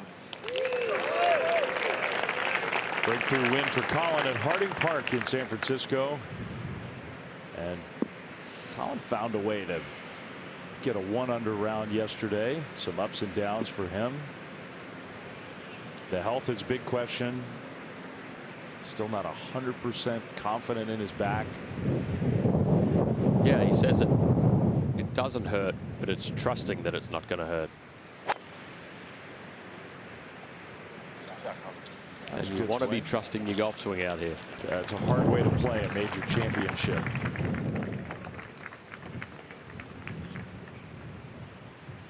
Next to play from Ireland, Shane Lowry. Gets a nice ovation. I think he enjoys golf in Philadelphia. We saw him walk in this morning, early morning, Matt. You had him walk up those stairs. He had a Philly Cricket Club logo on.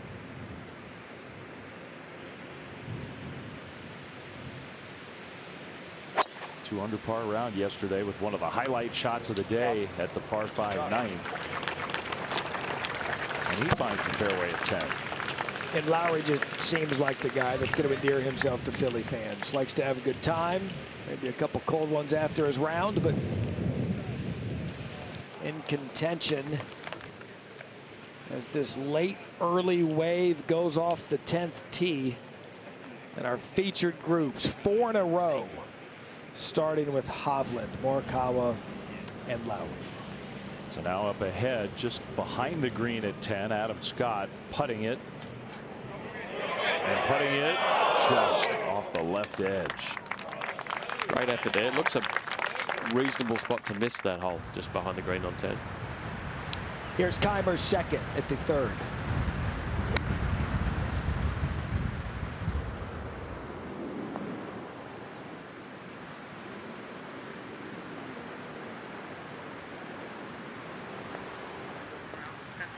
So that's going to roll off the front of the green.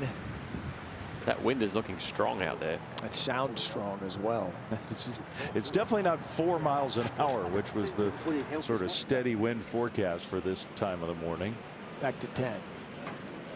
Corey Connors could get to 3 under. Long birdie putt.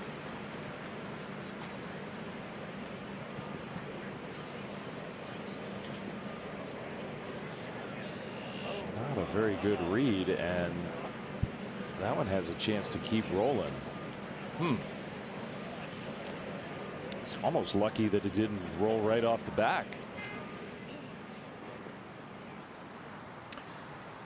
The conversation we had about Connors when he was warming up. If he had the putter, he could do some serious damage. Nonetheless, still just 1 shot off the lead with work to do there at 10. A look at some of the flags out there already this morning. And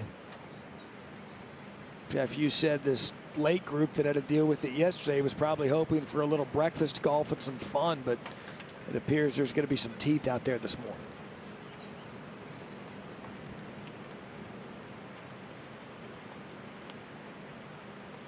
Daniel Berger, great recovery shot from well right of the fairway to set up a birdie chance. He was not thinking that was going to be a birdie after the tee shot. What a recovery. Did you miss it wide? Miss it very wide. That's a good, it's often the case. Now Patrick Reed, the only player in the field yesterday that was bogey free. And that was his 3rd. 1 shot off the lead. Talked to Reed's caddy early in the week. Kessler said Patrick came around here, loved these greens, loved the way he felt that he had an advantage putting here. Saw it yesterday as the lone player that had a clean scorecard as we are quickly approaching some of the leaders, including Scotty Scheffler and Alex Smalley.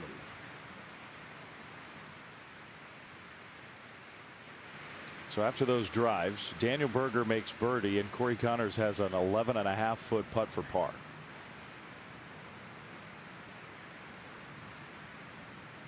Not what I expected. Yeah, miscalculation there from Corey on the read.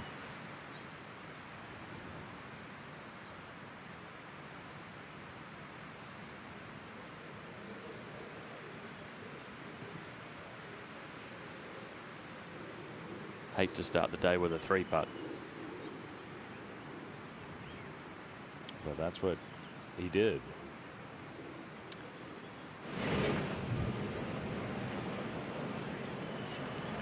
That was just not a very good first putt to 11. Here's JT Poston.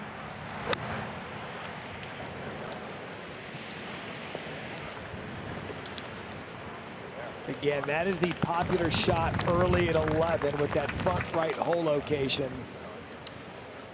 Downwind. That's about as good as you're going to do downwind. That flag is whipping. So is the stick. And Kaymer is going to leave that short. Yeah, they got a tough morning of golf ahead of them. Now Scott to save par at 10.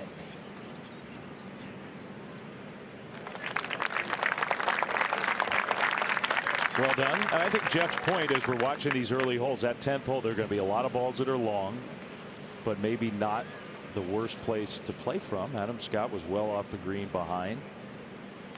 And if you take the Daniel Berger route, you can there's that too. Play it way right. Yeah, I think the middle of the green is still the play, but over the back on 10 looks, well, Corey's second putt was uphill, so it looks like you've got an uphill sort of go from over the back.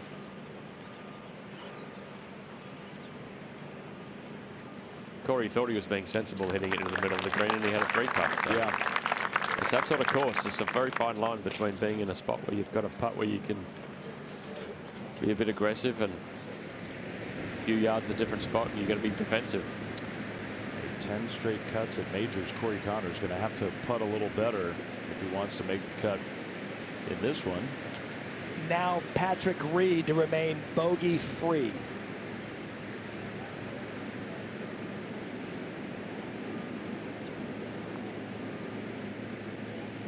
Still clean. I mean, it is hard to do what Patrick Reed has done through 19 holes, and bearing that truth is the fact that he is the only one to do it. Coming up shortly on the 10th hole, Chris Gotterup, one of the players that we thought coming in because of his length had an opportunity, but you see the scrambling numbers have not been great. Bobby McIntyre putting outside 5 feet yesterday, just 1 for 15, and then Tommy Fleetwood's got to turn it around early, Jeff. Yeah, absolutely. It's a tough start for Tommy, but he's so high class. Hits the ball well every day. One of these featured groups. Again, 4 in a row. We just sent off Hovland, Morikawa, and Lowry at 8:07. This is Gotterup, McIntyre, and Fleetwood. At 8:29, it'll be Cam Young, Keegan Bradley, Justin Thomas. But let's get this group off the tee here in the second round.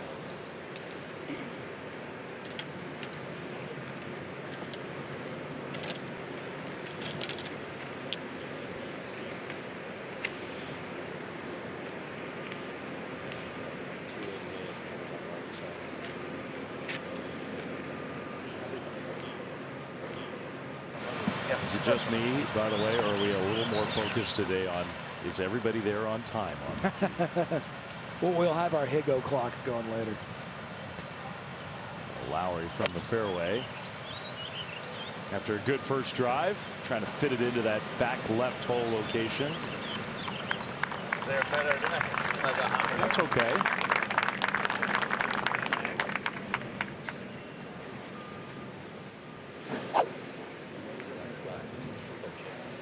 Good morning, ladies and gentlemen. Welcome to the 108th PGA Championship. This is the 8:18 tee time. Please welcome from New Jersey, Chris Gotterup. A true emerging young player in the world of golf. Very talented young man who last year was 193rd entering the PGA Championship. This year, 10th in the world. A meteoric rise. Yeah, an incredible last 12 months. Great ball striker, bit of a throwback golf swing.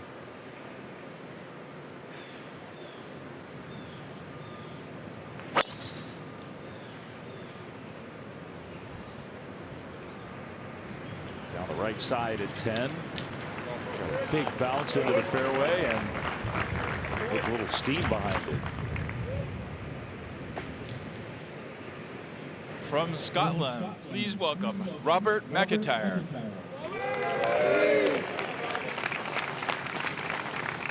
That wind again today out of the west northwest, so this hole would probably some hurting wind in the players' faces off the tee.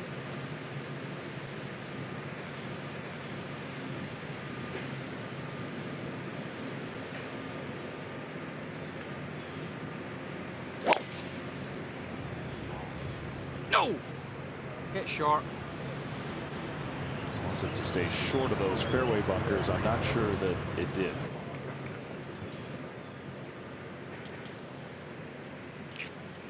From England, please welcome Tommy Fleetwood.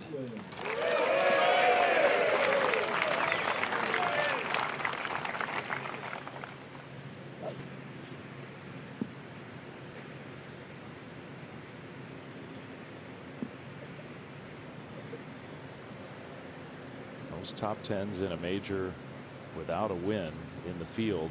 He's got 8 of them.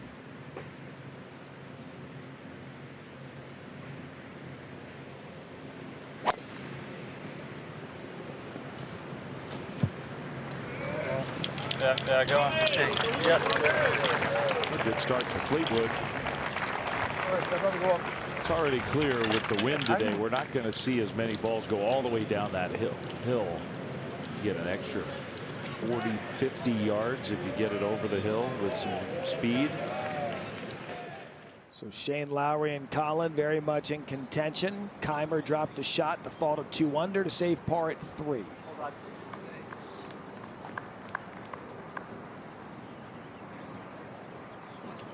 So Martin Kaymer went over for his round as he marches to the 4th. To 11. And Kern.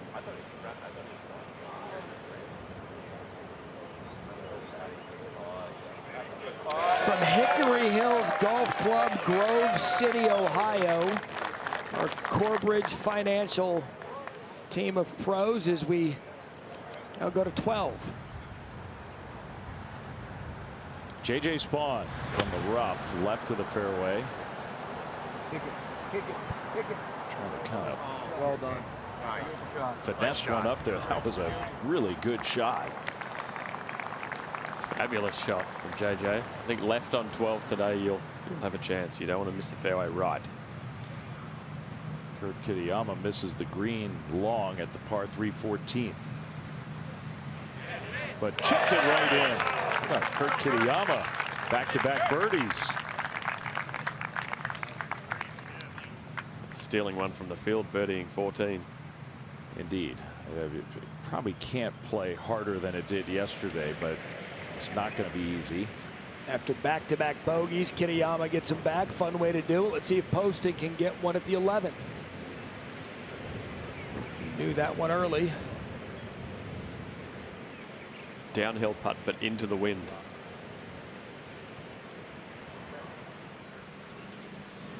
I think it's a good point, Jeff. The wind is enough to start affecting some putts, I think. I think that the speed of these greens, you get 20-mile-an-hour gusts. I mean, Shane Lowry just came up woefully short. We've already seen a bunch of putts that were less than satisfactory. See if Spawn can cash in that great second shot. What a birdie that is. If JJ can make some putts, he's an elite ball striker. He's only 2 shots off the lead. Here's Sink second at the 13th. Been playing some really good golf on the Champions Tour, Stuart. I tell you, use the tee box at 14. That is absolutely perfect. That's the mound and the walkway leading up to the 14th tee. He hit it just to the side of that. Rolled it down perfectly for a birdie putt. So Hovland, this is for par for Victor to start his round. He and Shane Lowry both facing long par putts. Yeah, 10. Starting to show some teeth. 10 was the second hardest hole yesterday. With this hole location today, I think it's going to be another one of the hardest holes today.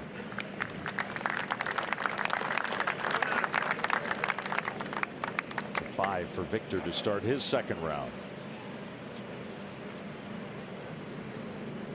Yeah, 10. It's a very into the wind, as you said. Very difficult fairway to hit, and one of the there's a lot of slopey greens here, but one of the slopiest, most undulating greens on the course.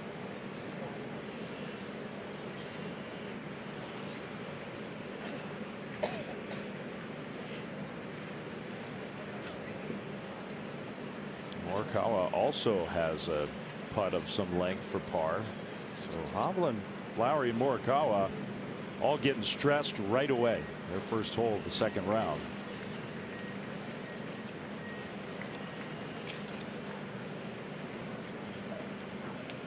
It's from just inside 10 feet for par.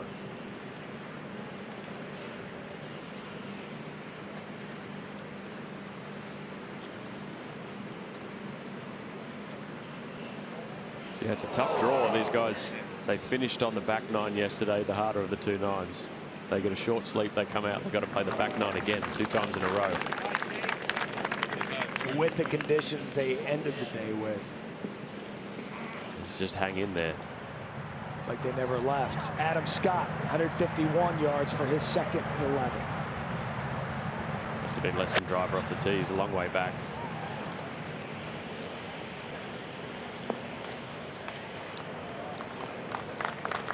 Pretty good shot. When we see the shot chart at the end of the day at 11, I would bet 85+% of the balls are in that area. You, as you had mentioned, you can't go get that pin. 5.5 feet to save par for Colin Morikawa.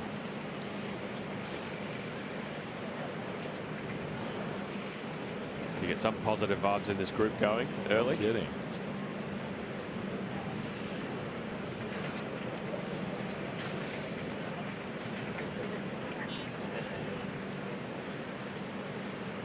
Well, there's one par of the 3. Colin Morikawa stays at 1 under. The only smile walking off that green, I think.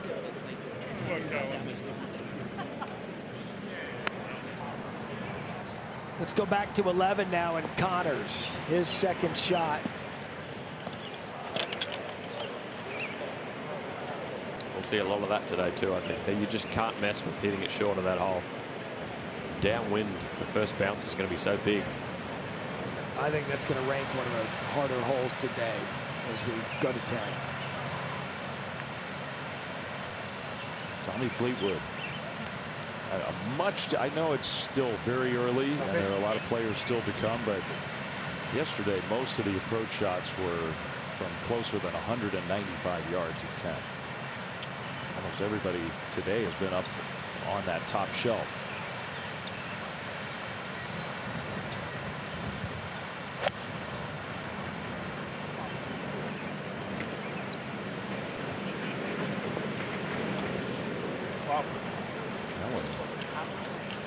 Safely aboard. Safely. It might have been a quick moment of nervousness. But a long putt coming up for Fleetwood. Chris Goddard up.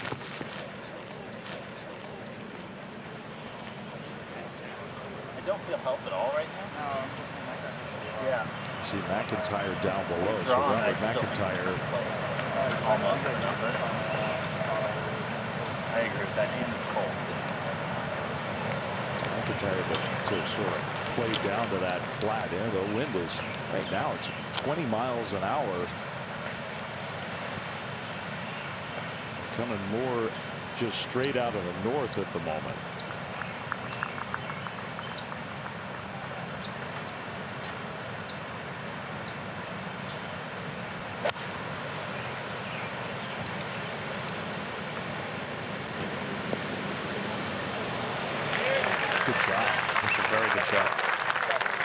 These conditions from the time that we got on air at 6:30 a.m. when a lot of these players are starting to arrive to warm up, I mean, it's completely different out here than in the last hour and a half. Yeah, it's got difficult quick. It's still cold. 20-mile-an-hour plus winds.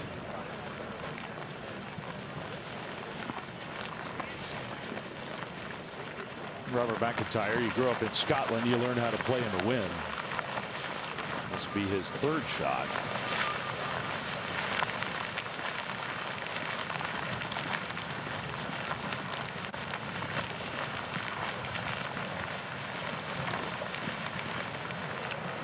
I mean, in conditions like this, he's just looking to, where do I make 5 at worst?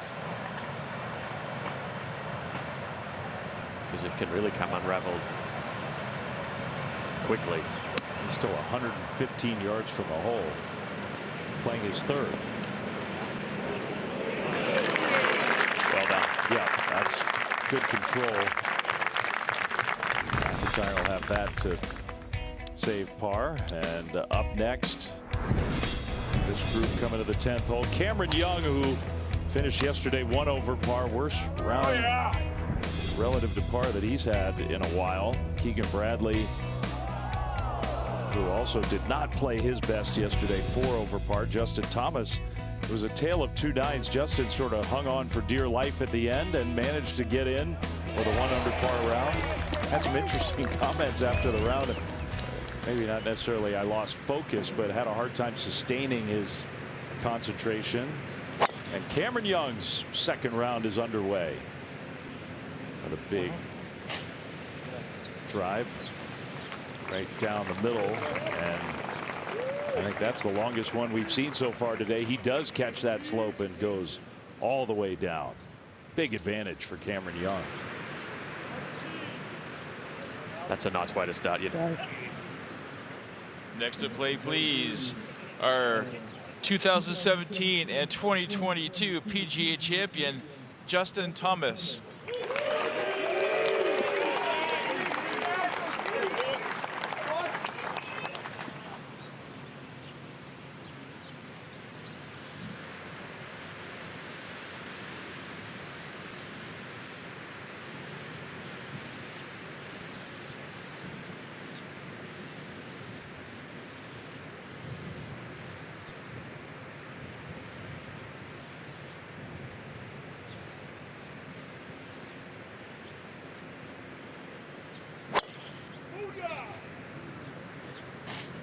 was trying to lean. That one was drifting right a little bit. And it might have found one of those fairway bunkers. Next to play, please, our 2011 PGA champion and the 2025 USA Ryder Cup captain from Vermont, Keegan Bradley.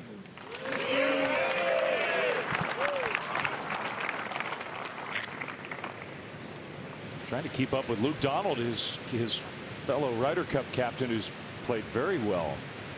Luke Donald's even par for the championship.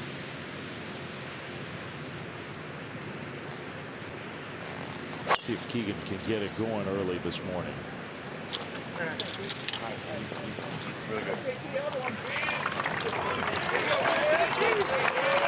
Good drive. Business about to pick up here in the early morning rounds as our featured groups.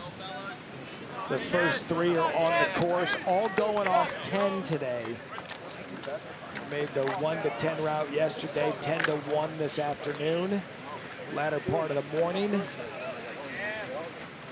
Move up to the green. Tommy Fleetwood, long birdie putt. Uphill, a bit of a spine on this left-hand side of the green. It's going to go right if he misses it right. And if you hit that putt a little bit to the left, it actually would have broken to the left. Okay, now to Connors at 11. Uphill, then downhill and into the wind. We saw JJ Spawn leave one from back there short. Now Connors leaves one short. To your point earlier, I think they're so intimidated by that thing being quick, but it goes up first, as you said, before it heads down. Yeah, and I think also we heard that they may be treating that green a little different from the rest. It might be a little bit slower than the 10th green. Kind of have to. Gotterup. Good try for birdie for Chris Gotterup.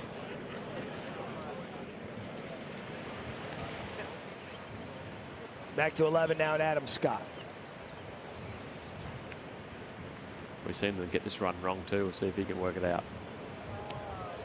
Early indication lets you know that he didn't. It's funny because we saw one from there earlier that didn't break. Someone missed that putt way to the right, so it's obviously tough. It's going to play hard today. Tough to decipher.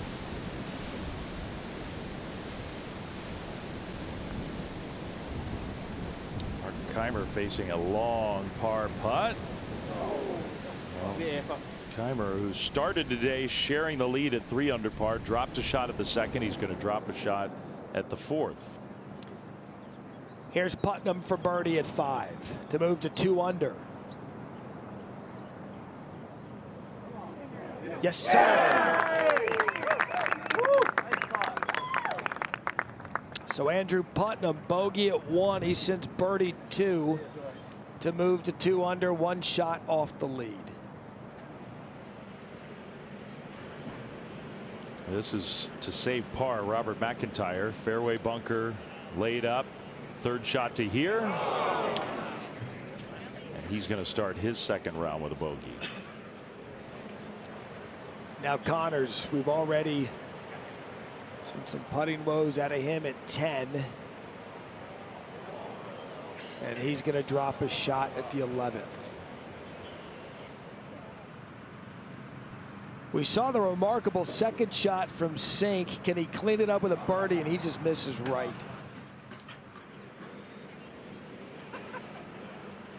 Here's Fleetwood's par putt.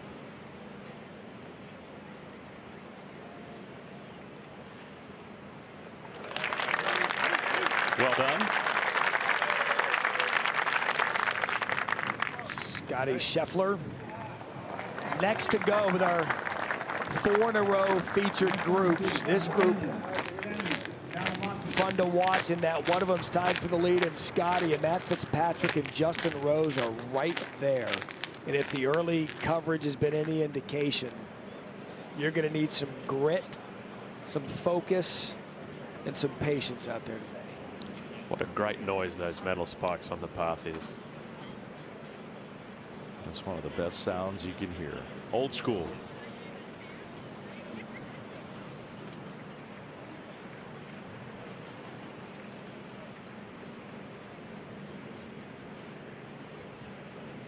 Got her up safely in for par.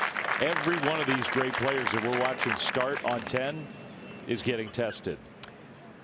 All right, so we've updated the weather forecast because you're sitting there thinking, well, there's no way it's only gusting to 11 miles an hour. You're correct. It is now up to 26.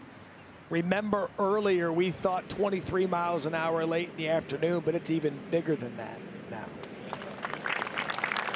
Definitely a factor, that's for sure. McIntyre paid a big price for missing the fairway at 10, so he drops a shot. Justin Thomas kind of in that same spot. A huge advantage for Cameron Young off the tee. Susie Whaley's with this group of Young, Bradley, and Thomas. And Susie, I imagine that Justin Thomas doesn't have many real options here.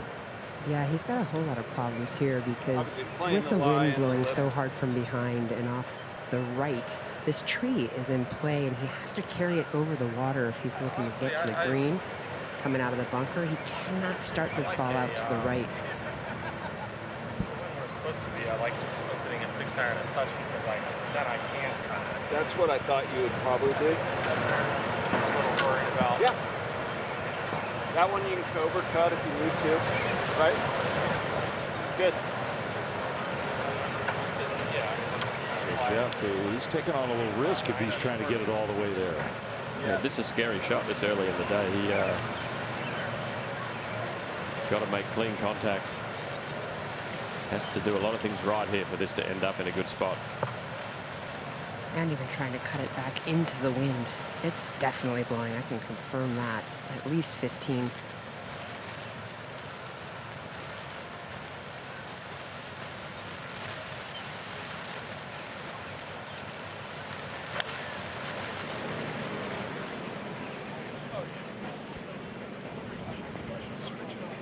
Oh man, what a good shot that was.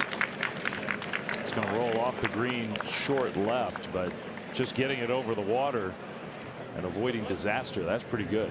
Yeah, he'll be pretty pleased with that. That was a scary way to start your day. That's about as tough a shot as you could ask for your second shot of a round. Now Keegan Bradley after a really good drive. Yeah, 147 for Keegan. He needs to start this around a 10 on the camera tower. Let that breeze bring it back into the hole. Probably hit a little lower trajectory off this downhill lie.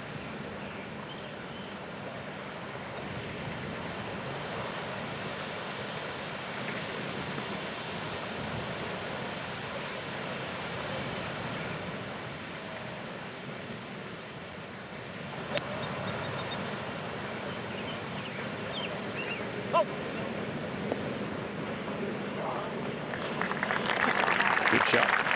Yep. And then by far the best drive we've seen so far. Still early at 10, but Cameron Young, just a massive drive to start this day, and he seems to enjoy this hole. Yeah, just 127 into this whole location. He has a perfectly flat lie as well, so he can take whatever trajectory he'd like to off this lie. My guess is he's also going to come in slightly lower, start this out well right. I know there's the slope, but it's cold, it's windy. You hit it 355 yards. What a big advantage that is. And a good second shot. Getting a little worse as it rolls back down that hill. So it didn't totally take advantage of all that length off the tee. So 3 of the 4 featured groups off and running, and the final one on the way. Tied for the lead, Scotty Scheffler. Hit 13 of 14 fairways yesterday, tied for the most, paced his way to the lead. And again, Matt Fitzpatrick, major championship style round, just couldn't get the birdie putts to fall. He is 3 shots clear of the lead at even par. And then Justin Rose, an electric 2 under on the back 9. As all 3 of these players in contention as they begin their second round of the PGA Championship. Good morning, ladies and gentlemen, and welcome to the 108th PGA Championship. This is the 8:40 tee time. First to play, our 2025 defending PGA champion from Texas, Scotty Scheffler. And I'll still say it just blew my mind yesterday to realize that this is the first time that Scotty in his career has led or co-led after the first 18 holes of a major championship. He'd never done that. Do you think he enjoys collecting records? I do.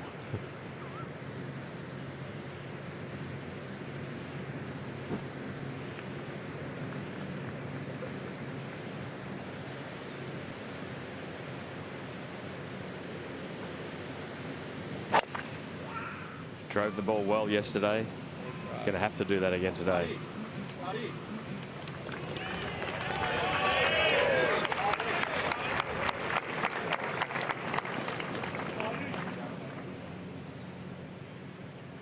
Next to play from England, please welcome Matt Fitzpatrick. A lot of pars yesterday for Matt.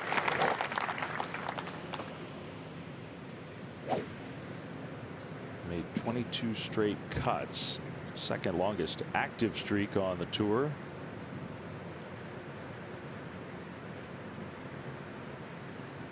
Scotty's only made 73 straight. He leads in that one by a pretty good margin. That one headed well left.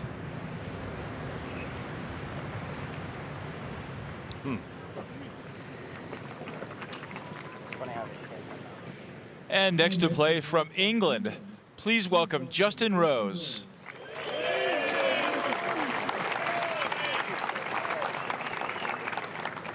He's played really well in these last couple majors that he's competed in. Fought so hard yesterday. Shot a 33 on the back nine to get back to even.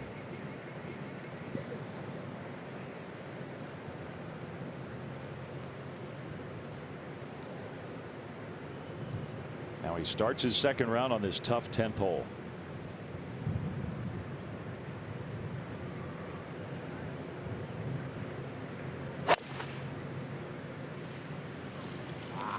Going right.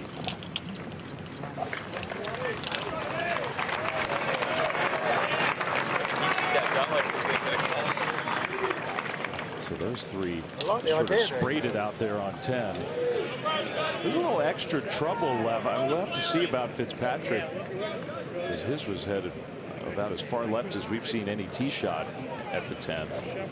Yeah, we saw Adam Scott down there a little bit left have a chance, but Matt's looked further left than that.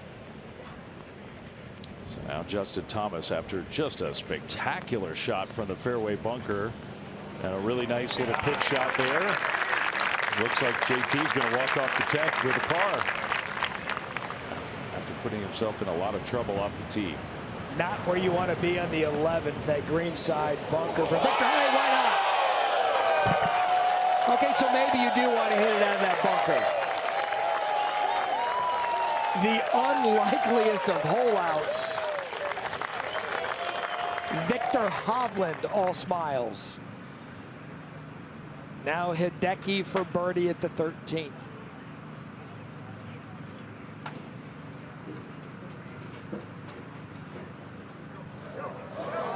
Hideki gets to red numbers. He's now at 1 under and 2 shots off the lead. All right, now the birdie putt for Cam Young. He gave that one a big swing.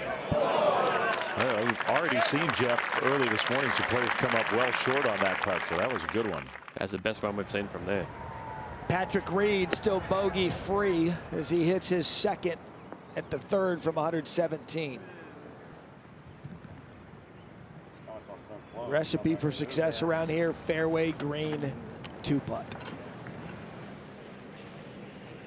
Keegan Bradley. This is the one you were describing, Jeff, sort of along that spine. Yeah, it's a funny one, this 10th. It's that putt breaks left to right, but if he was a little bit further to the left, it might actually break the other way. You just get the feeling early on, about 2.5 hours into our coverage, that today is going to be entertaining to watch, especially with the start, how some of the best players in the world are now going to have to deal with a tough course and tough conditions early. Because we're seeing some struggles, but we're also seeing plenty of birdies. There are birdies to be had. That's a pretty darn good par. Next on the tee from South Africa, Jaden Schaefer.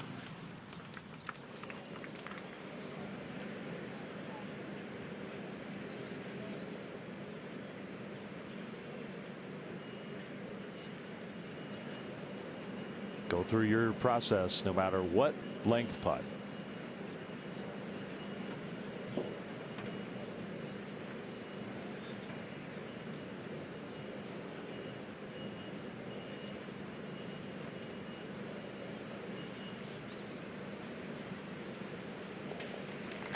Okay.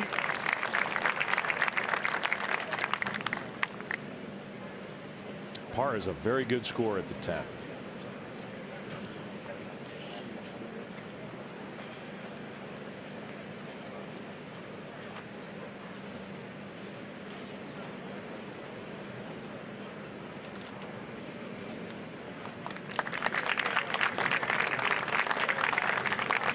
Stress-free par. Yeah. That's what he was looking for. That's very valuable right now. So all three of those players headed to the 11th. And Corey Connors drove the ball in the fairway bunker at 12. Uphill second shot out of the bunker. Really good. 2 straight 3 putts though for Corey to start his second round. Well, we suspected that Justin Rose found that same Justin Thomas bunker. Ken Brown is out there with Rose and Fitzpatrick and Scheffler. And what do you see the options for Justin Rose, Ken? Well, just like Thomas, he's got to take a bit of a chance. He's a bit further back in the bunker. The tree overhangs not really in his way, but 200 to the flag, 180 to the front. Breeze whistling from right to left, cold breeze. So it's just a matter of getting the contact right. Got a pretty good lie, not a perfect lie. But these are always a little bit dicey in their head. Got to get it just right. And Fitzpatrick, Ken, already had to punch out, is that right? Yeah, he's punched down the fairway. He had an awful lie, a real bird's nester.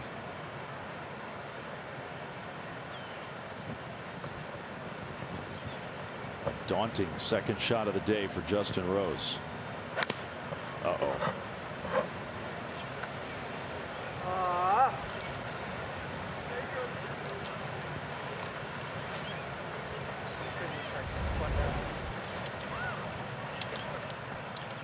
Yeah, well, he was making sure he hit the ball first, and he got the ball a little bit thin.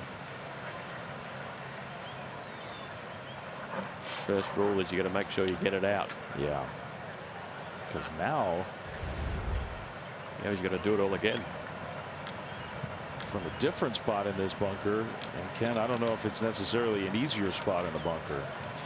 He's a little further from the lip, but the lip's a little taller. And of course, now you feel you've really got to have a go at it, but having second thoughts. Meanwhile, Scheffler just decided to go, give Justin Rose a little extra time. He must have, Ken, had a terrible lie himself. Yes, he was nestled down right at the bottom of the thick stuff with the grass lying against him.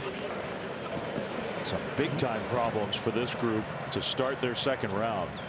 Third shot for Rose. And just played out. What a difference as 2 starting holes. No kidding. Number 1's given up a lot of birdies right now, and number 10 is showing its teeth. Yeah, these guys in this draw who, like I said before, they played the back 9 yesterday last, and now they got to do it first again this morning. Cam Young's tee shot at 11. Cam just going with fairway middle, blowing really hard behind them. I'll be interested to see how they take on this flag at the 11th. Front right today now is Justin Thomas, also less than driver.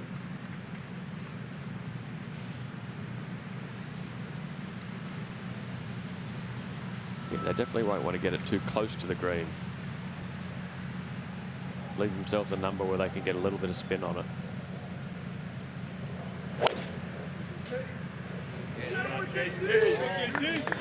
Justin Thomas, dead center of the fairway. You used a word a moment ago, Jeff, that I think it's going to be something to watch. You said stress-free. However, I think stressful is going to be what's happening with some of these early groups going off the back. As Patrick Reed looking for a share of the lead. He still remains bogey-free as we go back to the 10th and the troubles for the last featured group. I mean, it's just such a bitter pill. You go for it out of the fairway bunker, don't get it out of the bunker, then your third shot you have to lay up. So now the fourth for Justin Rose. And where the flag is cut and this little pimple at the back left of the green, difficult to get close to. But I think his greatest superpower, Justin Rose, is his ability to craft a score when the ball's not going for him. And this is a really lousy start. He's just going to take one shot at a time. Wind off the right, a little bit against. The cut spin on it to hold it into the breeze if he can. Just outside 120 yards for his fourth shot at the par 4.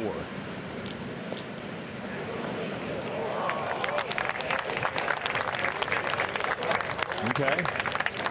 He has a chance to say bogey. Got her up for birdie at the 11th.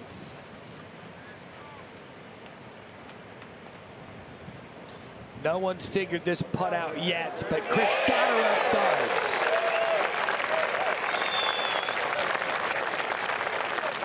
Can he go on a run today? He's now 1 over, 12. Nobody needs a made putt more than Corey Connors. Oh, looked a good putt there too. He hit a much better putt, so that's something.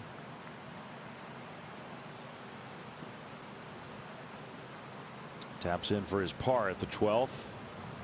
2 straight 3 putts to begin his round, and he's frustrated already. We might see that look a lot today. I have a feeling he's not going to be alone. How much of today, Jeff, is going to be more about the mental side of the game rather than the physical execution? Wow, look, every day on the golf course is a mental challenge. This is about as challenging as a golf course can get mentally. There's going to be some rough starts. You have to stay patient. You can't force it around a golf course like this. You have to let it happen and wait for it to happen. Just keep trying to hit good golf shots and hope some good things happen. But yeah, this is what the PGA wants. This is an ultimate mental test. All right, Ken, third for Fitzpatrick. Same problem. He's had his playing partner's ball marked, which is where he was going to land his ball. Stay. That's exactly where Justin Roses ended up, about 16 feet. Roses will be for bogey. Fitzpatrick's will be to save par. And now Scotty Scheffler, who had to kind of chop out Ken after a rough fly off the tee. Giving himself a good angle to chip basically the face of the green here. But it's like a little upturned rock there. If you misjudge it, it's only about 2 paces beyond the flag where it'll run off the back. He's going to wait till Fitzpatrick marks his ball. Yeah, we've seen that already, Ken. The ball, it's downhill once you get past the hole. There's a lot of talk about Scotty's game, but this is a department that he's a dab hand attitude. This is very tricky. Where he's going to land at trajectory, little gully to go over, and then you're hitting into the face. So tricky to get it right. Trajectory and spin is going to be just perfect.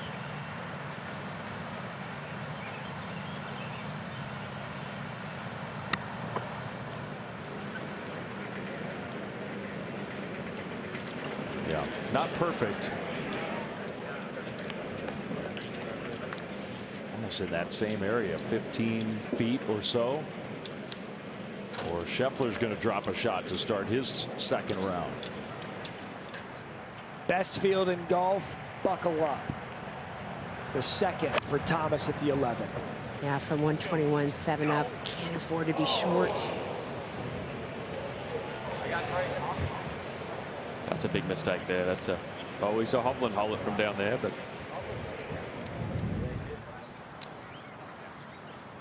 All right, so early on the debate settled. Round 2 much more difficult than round 1. You just don't have much. Yesterday, if you knew how to play the backstop, Jeff, you could do something with it. Today, you attack that flag at your own peril. Well, you can see what's in front of him. That's a very extreme slope in front of that hole. Very firm green. The only sensible shot really is 10, 15 feet, 20 feet behind the hole. All morning we've seen it. That's been the popular spot where those two balls are to your left and your right. Justin Thomas down low. It's going to need every bit of his short game to get up and down. Speaking of up and down. So first to go, Scotty Scheffler to try to save par at the 10th. A little up the slope, a little into the grain. It's a little slower than you think. Beady eyes on it from the other two players. Made several of those yesterday, but doesn't make his first one today. So Scotty Scheffler starting on the 10th, one of the hardest holes at Aronimink, and it's a bogey to begin his second round, back to 2 under par.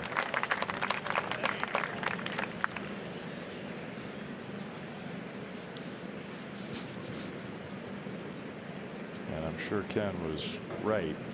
Very closely watched putt from both Fitzpatrick and Rose, who have similar putts coming up.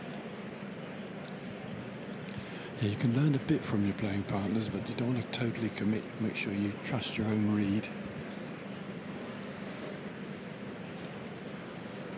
So few pin positions on the screen. This little ledge down this left side and a little blanket down the right and a big hollow in the middle.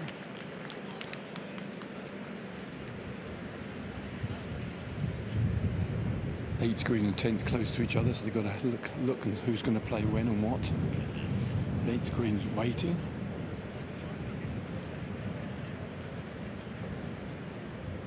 For a bogey.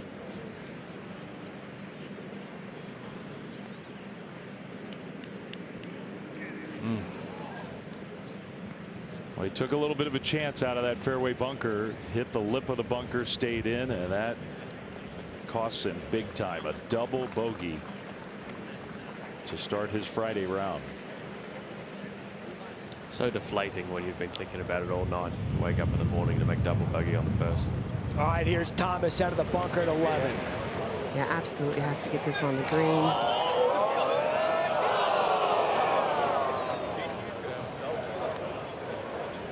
That was almost amazing.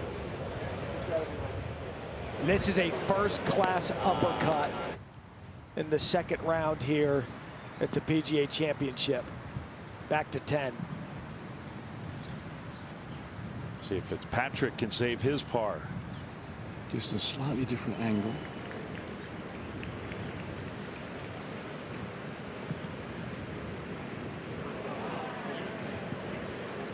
Three of the very best players in the world start their second round in this PGA Championship and play the 10th hole collectively 4 over par. 2 bogeys and a double. It's okay. They get to play 11 next. Yippee. Justin Thomas is 4th. Yeah, going with a little pitching club here. He's got to play it out to the left with this breeze, but let it come back to the hole.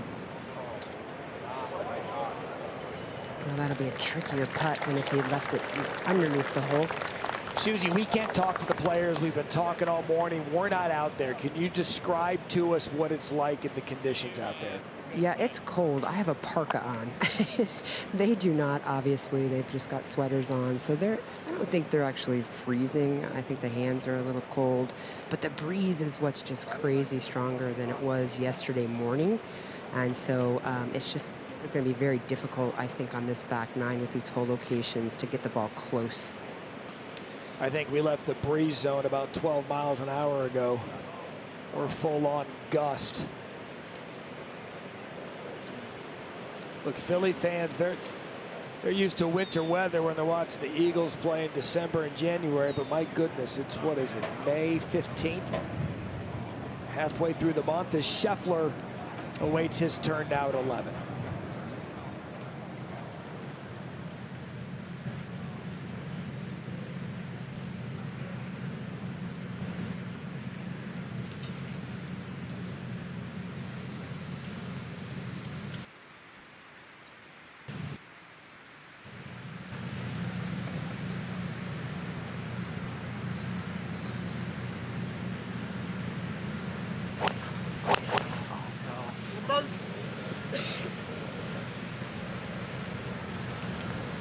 Dropped his shot at 1, fell out of the lead to 2 under, 13 of 14 fairways yesterday.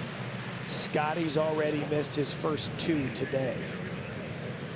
Now Fitzpatrick. Yeah.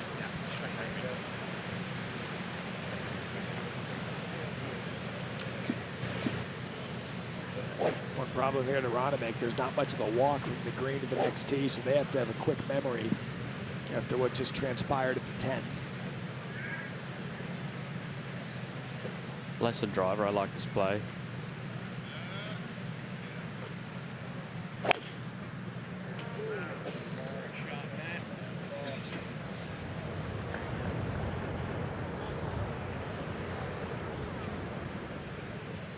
So Fitzpatrick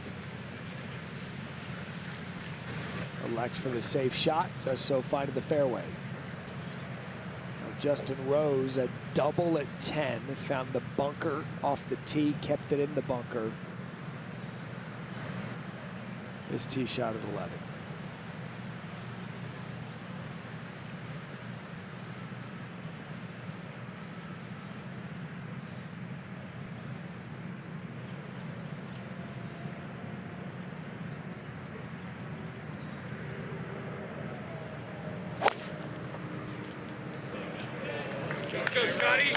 Just going to reset after a start like that.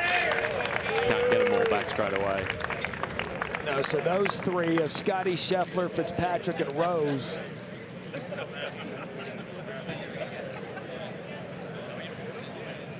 Probably trying to bounce back, but no chance. Whoever that person is, Jan, you are the bravest person on this crew. That is absolutely remarkable. And I've got tingles in places I shouldn't looking at that. That is courageous. Jan, we appreciate your work, and everyone on our crew who get up bright and early with us to bring you PGA Championship coverage at 6:45 a.m. as we move ahead to the green at 11 and Cam Young for birdie. Yeah, his putt comes up pretty flat. It's not downhill, easy to misjudge. Left and short, yeah, Susie, we think that putt's been slow this morning from that side. All right, so we'll go back to the 10th as our featured groups are on 11. Chandler Blanchet, 1 under par.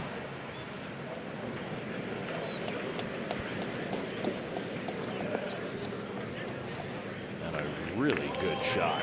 See, what was Scheffler and Fitzpatrick and Rose worried about with the 10th? It's amazing.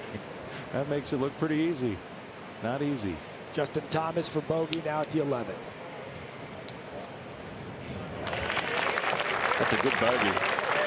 He clawed his way to a bogey at 14 yesterday. That could have easily been worse. Similar there, as we've already seen Scheffler fall back. Well, Alex Smalley had a great day yesterday. One of the co-leaders. There were 7 of them at the end of the first round from the rough at 10.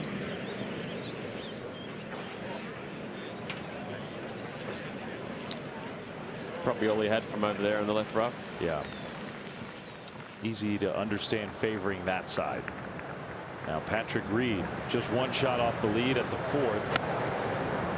Similar pin here to yesterday, really. You just cannot afford to miss it left.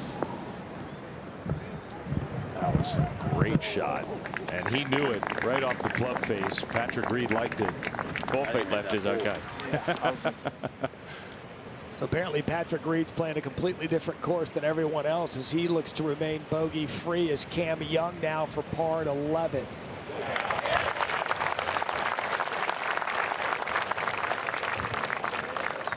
A pair of fours, which right now at 10 looks to be good. And here's Scheffler. His tee shot at 11 ends up in the bunker, Ken. He's far enough away from the lip, but a dastardly difficult angle to get to the flag from. 6 yards to land on elevated green, wind whistling behind, so not easy. And Jeff, early on again, Scheffler's fairway statistics tied for best in the field, and today he's 0 for 2. Yeah, you're just going to have to keep hitting fairways all week. It's going to be very tough from the rough or bunkers. He hasn't missed them by much, but we find margins here this week. And I can only imagine the conversations right now as this featured group begins its second round.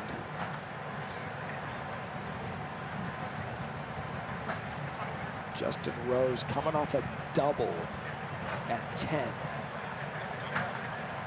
A little of upslope, ball a little bit below his feet. I mean, I don't know how you get this close to the hole. I don't think you can, really. It's just how daring dare you be. If you go beyond, you leave yourself a fast downhill putt. If you come up short, you're in all sorts of trouble. Big, steep bluff. Very testy.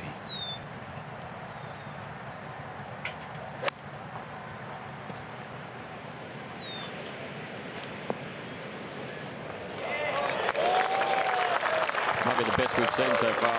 Tasty indeed, Kenny Brown. Rose looks to battle back after a double at 10. This is going to be an 18-round bout as we're deciding to see who plays first. It'll be Matt Fitzpatrick.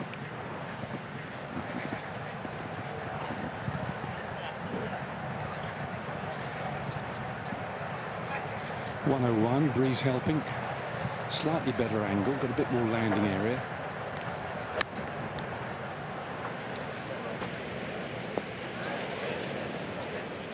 Okay. Pair of tidy shots from Justin Rose and Matt Fitzpatrick as we say good morning to our two-time U.S. Open champ, Andy North. He's going to join us on the coverage this morning. Andy, you walked into a real wind machine up here in the 18th tower as this course is already playing difficult. Good morning, guys. I really thought this morning group might get some advantage coming out here, but it's just as windy as they left the golf course. So this is Scheffler's second out of the bunker at 11. Yeah, that's that. How's that? That's an incredibly good shot from there. Well done, buddy. That was a great golf shot right here.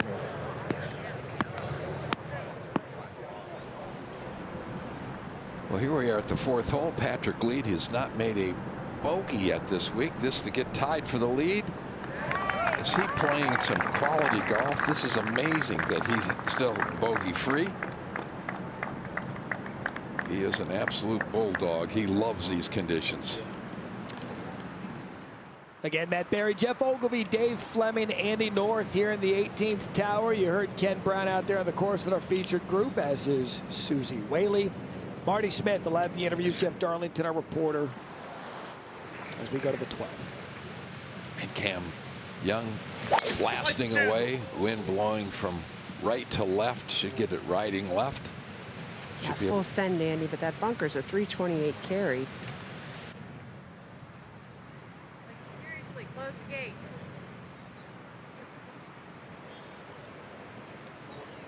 All right, so back up at the 11th now. 3 really good approaches from a group that's kind of licking their wounds from the 10th. All 3 makeable, Jeff. Well, as makeable as they can be on the 11th green. Justin Thomas with his tee shot at 12. Yeah, not going with driver, Andy. He's doing the smart thing. Little downwind, coming off bogey. Make sure he stays out of those bunkers. Went in the bunker off the tee on 10 as well. So I like this play for Justin. Let's go, boys.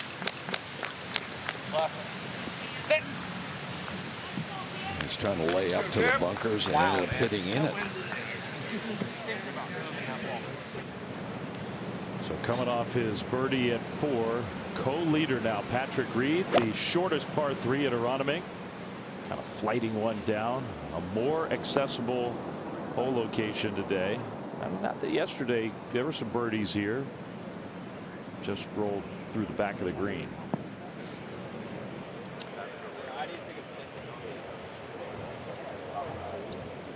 Okay, Ken, what's Scheffler have here for birdie? A slippery downhiller, a little area where the flag is cut back 2 yards by 2 yards is flattish. It's down the slope, down grain. You can see it's pretty quick, but into a bit of breeze, which at this point is almost freshening.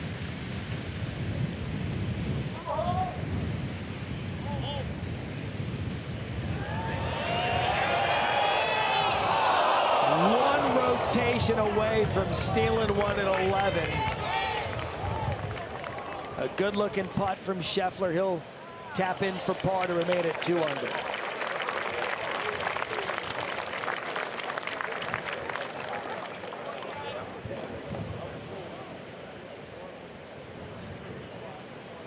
Good up and down out of the fairway bunker for world number 1. And now Matsuyama for birdie at the 15th, just 2 shots back.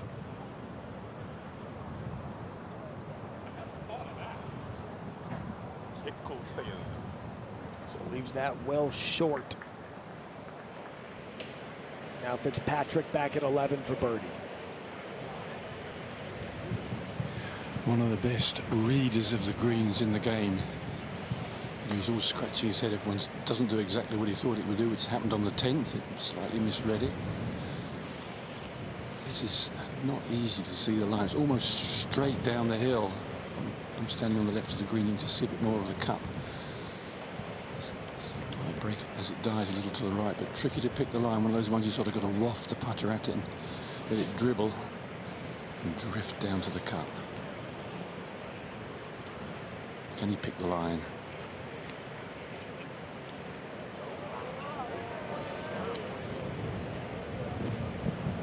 Not from the start. We've seen all manner of putts on 11 today so far.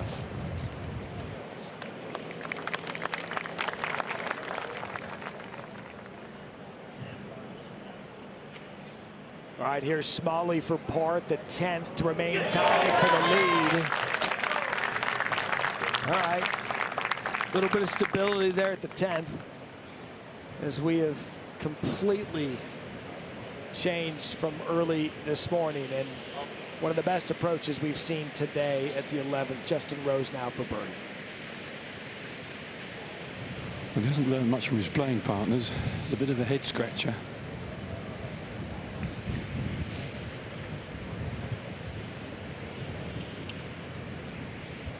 Probably pretty straight, I think, Ken. Yeah, I think if you've got any pace on it, if you keep it inside the hole, you're pretty brave to put some pace on it. It certainly won't break outside the cup. But it's really gusting out here now. At the moment, Jeff, you know, wind drops, then suddenly a big puffer.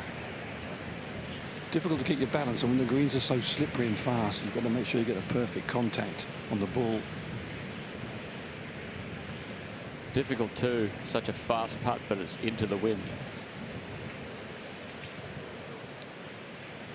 The consummate professional golfer, Justin Rose. Everything he does is spot on. It's one of those ones you'd like to hit with a little bit of authority. Don't be too brave. Near enough to give it a little bit more pace.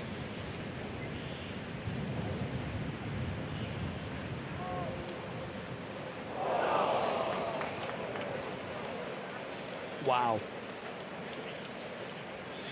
you can hear it home. And we can see him wiping the tears from being windblown. You can hear when Ken turns his mic on just how windy it is. Now Blanchet for birdie at 10. Nothing to it. So Blanchet now 1 shot off the lead.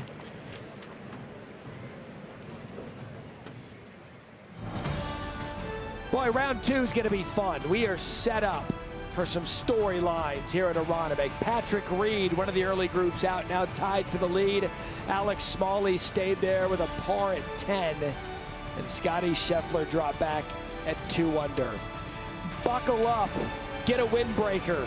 We are just getting started. The second round of the PGA Championship off and running.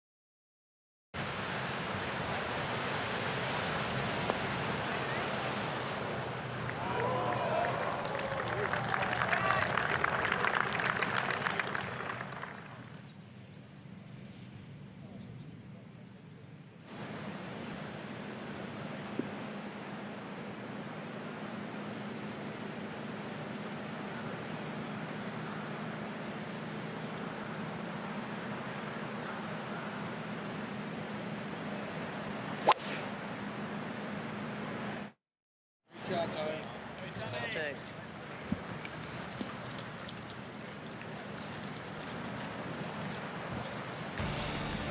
How good is the ESPN app? Right now, just a buffet of golf coverage, scrubble, if you will, with featured groups, featured holes, with some of the best in the world. Not a 12. Thomas from the bunker. Justin just 126 to the front, left it out left. He will not be happy with that one. Susie, you've now been out there for a little while. Is the wind affecting the balls on the green yet?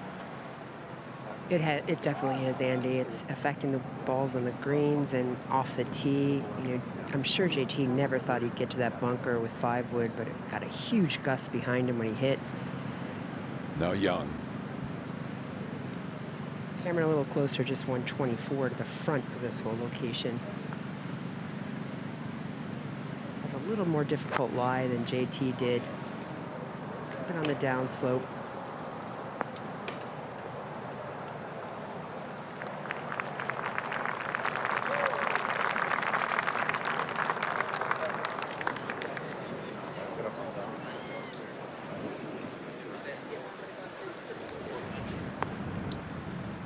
Par 3 fifth. One of the more beautiful holes at Aronimink, and Patrick Reed, whose tee shot went over the green. One of the best chippers in the game. He'll have that to save par and stay tied for the lead, 3 under. Conditions not easy, but Patrick Reed just continues to play really, really solid golf. Now Alex Smalley at the 11th from the rough. Coming from the rough here is going to be a problem. And look, that's nowhere near the hole, but we saw Justin Thomas short side himself in the bunker, not get out up onto the green. That's it's not a terrible place to be. His journey's not over yet. That's a fact. But Dave, we talk patience so often. Today is one of those days that you just can't get ahead of yourself. You have to be so locked in You've got to play smart shots. Pars are good scores. You don't have to make a bunch of birdies today. Eliminate the mistakes. Get the day over. If you shoot 71 or 70 or 69, that's a good score. I agree. I mean, it's not a sprint. This is a marathon out here. Well, Scheffler going with fairway metal to keep it short of those right-hand bunkers. Just under 300 to reach, and if you can drive down the left side with this pin where it's cut, makes the approach a little bit easier.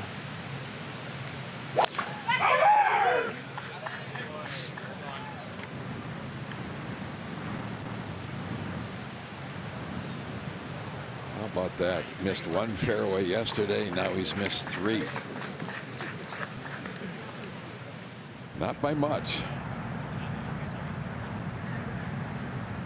The par 5 ninth, playing 590 yards today. Third shot for David Lipsky with some spin on it, and it goes right in. I saw a couple of those yesterday, maybe not from that far back, but David Lipsky gets to 2 over with an eagle 3 at the 9th. Brilliant shot. And now to keep that bogeyless streak going, Patrick Reed, par saver. He wasn't going to miss that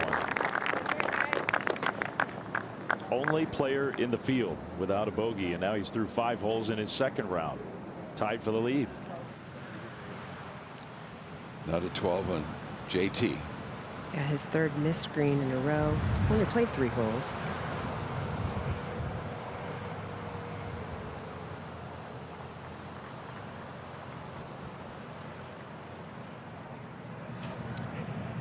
To the 18th now, the 4th for Ben Polland.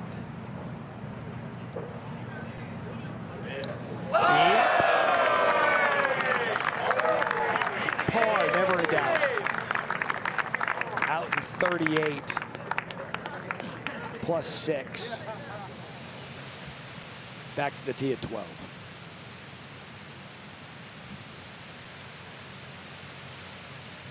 Now Rose.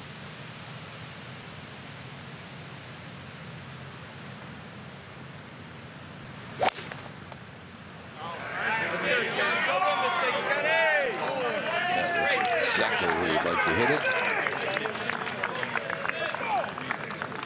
In that left center of the fairway, he's going to have a good angle to attack this right hole location. Beautifully done. Up at the green, Cam Young putting down the hill, through a valley, then back up another hill. So hard to judge the speed well on these greens, and then you add the wind blowing 20 miles an hour. It doesn't help. Over to 6 and Patrick Reed. And the tee shot of our co-leader. Stay out of the fescue. Stay out of the fescue. Just stayed out of the fescue. Fucking A. Over to 16. Into the par 5, Luke Donald. European Ryder Cup captain, winning Ryder Cup captain, is going to get to do it again, and he still can get it in, and he is now 1 under par. That away, Luke. Number 1 in the world many years ago. Luke Donald, he's playing the harder side in these conditions and playing beautifully. The long birdie putt for Alex Smalley.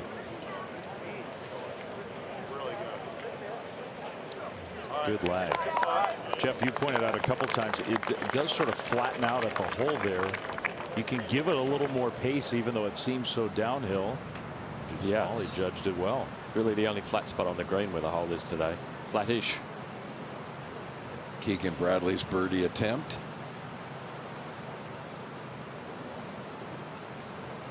Keegan struggling a bit.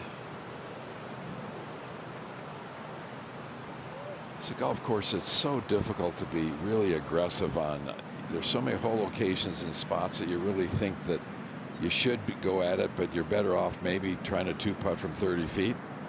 Justin Thomas looking at his power putt. Yeah, Andy, this would be a really nice save for him. As I mentioned, missed the first 3 greens in a row.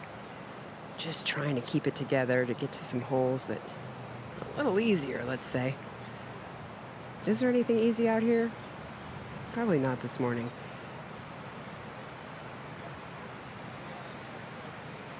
As a player, you finish up late on Thursday night. You think, well, I'll get out there in some fresh greens Friday morning, maybe no wind blowing, take advantage of it. That's not what slapped them in the face this morning.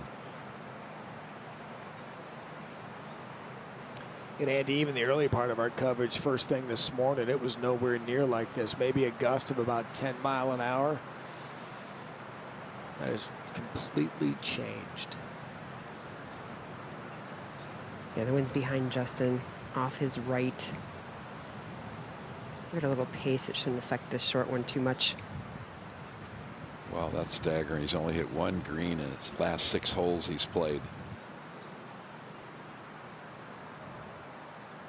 Big, big par putt.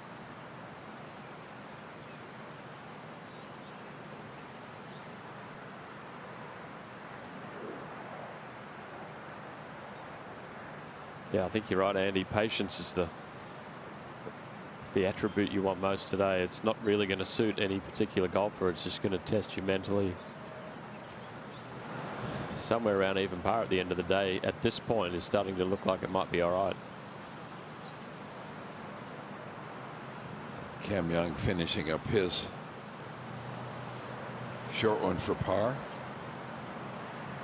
We'll talk about a guy who has found his space in this game of golf. Took him a while to win, and now that he's won, it looks like he might win every week. Long, calm, great putter.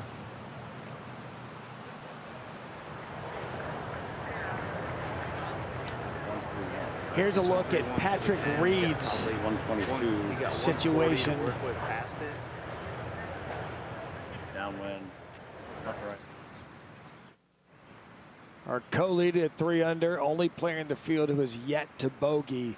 Ogilvy, he's got his work cut out for him here. He does, but if you miss this fairway, he dodged the fescue, which was lucky. If you miss this fairway, you've got some chance here from the right.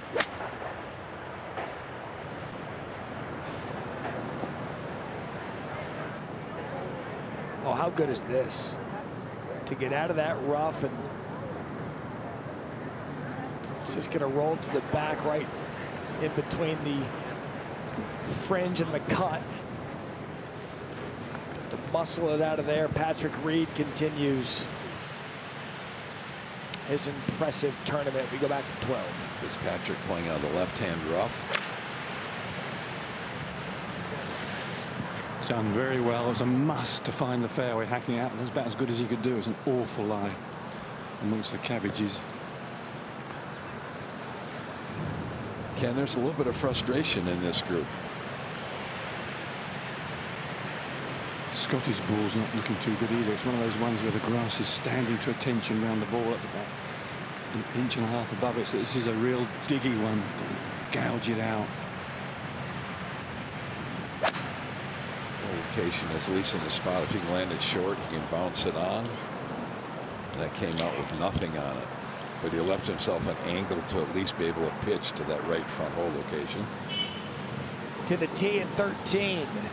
Yeah, just going with iron, staying short of those bunkers, 265 out. But man, you walked around the corner off the screen and the wind just hit you right in the face. Go.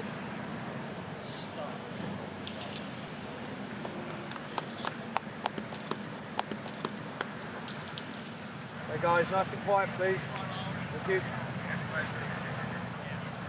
Now Justin Rose after a fabulous tee shot. Absolutely perfect. Still not easy. 123 yards, looking right down the throat of the green. Perfect angle. It's going to have one little skiddy bounce. That tee shot, this turns this into a birdie hole.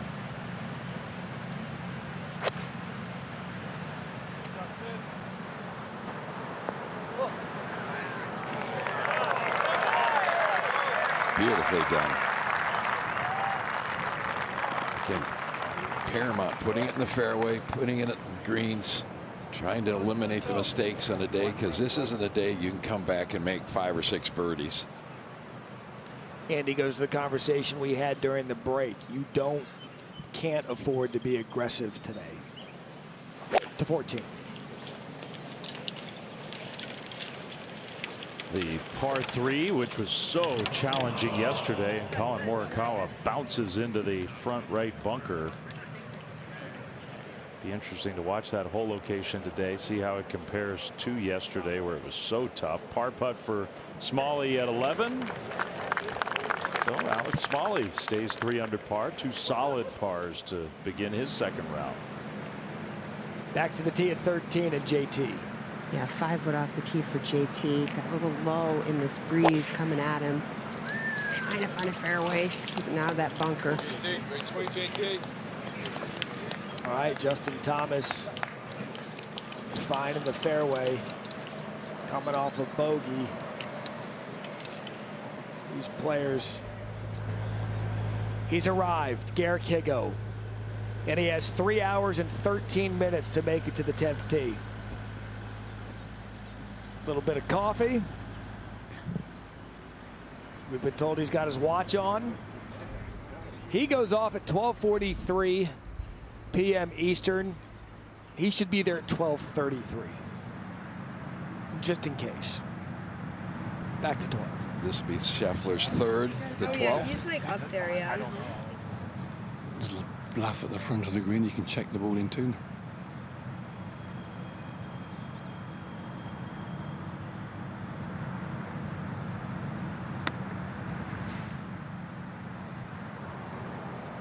Didn't quite check up Ken as he thought it might. It's run by a good 7-8 feet. Still a great chance to save par after driving it in the rough. Nice look down at the 12th. Well bunkered. Now the tee shot at 12, Smalley.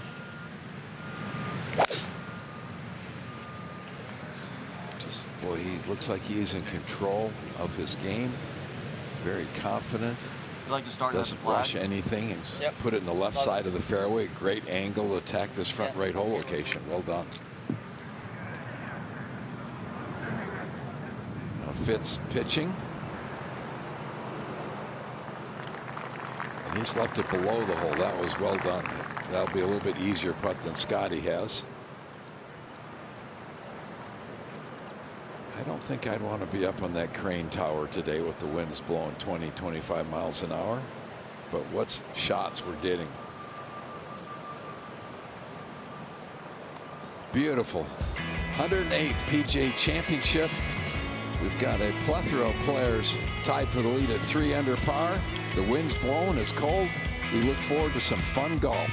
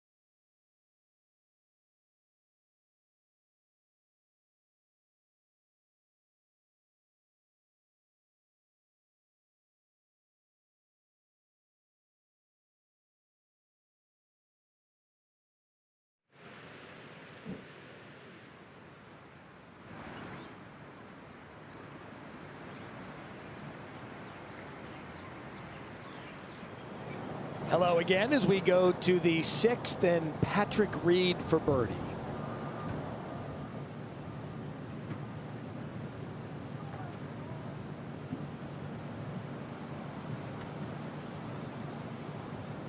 putt to continue the clean card for the week.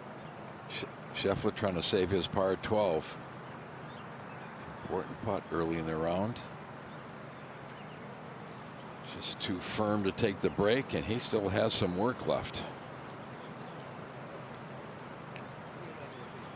Not this start he was thinking about last night when he was mentally going through today's round.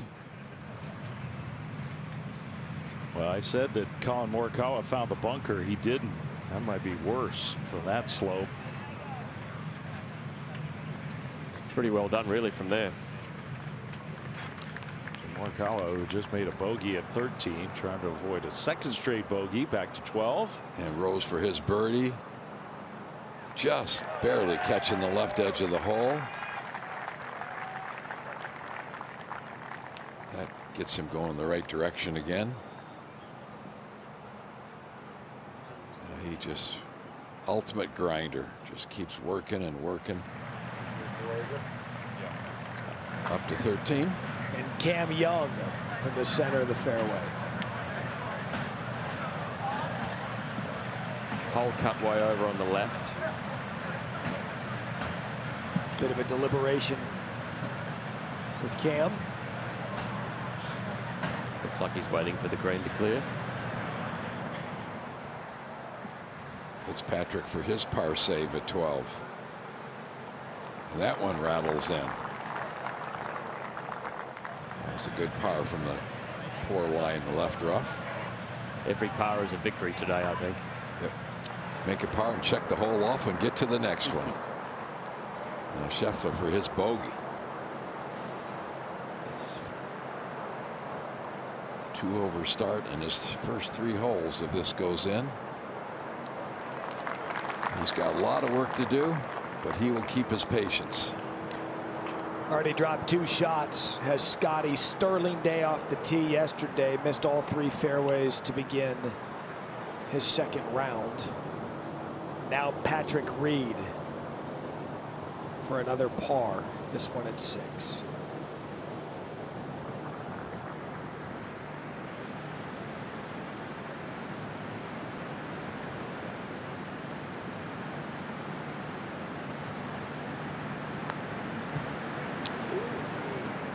The first bogey of the tournament for Patrick Reed.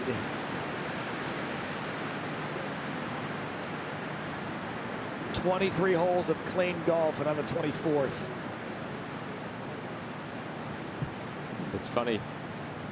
It's not funny, but there's a lot of hard holes out here. 6 is probably one of the easier ones out here, and that's where he first makes his first bogey. A little bit of irony that he gets through the course the way he has, and now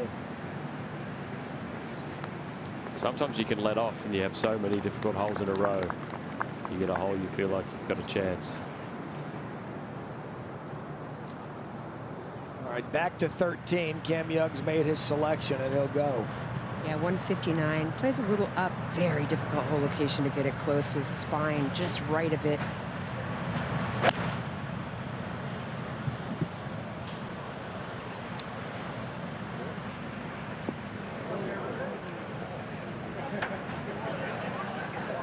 So that's up near the 14 tee box, and our cameraman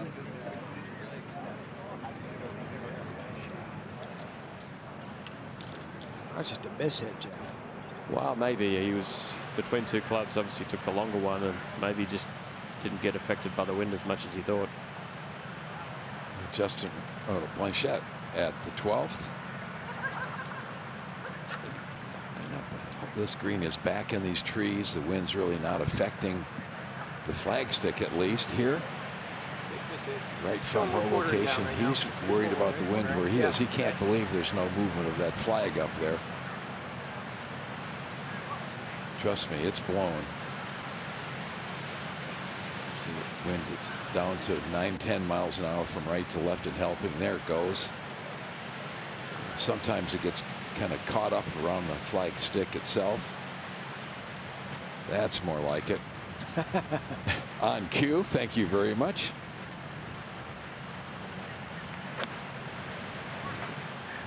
Blanchette's playing some very, very nice golf. Very sensible.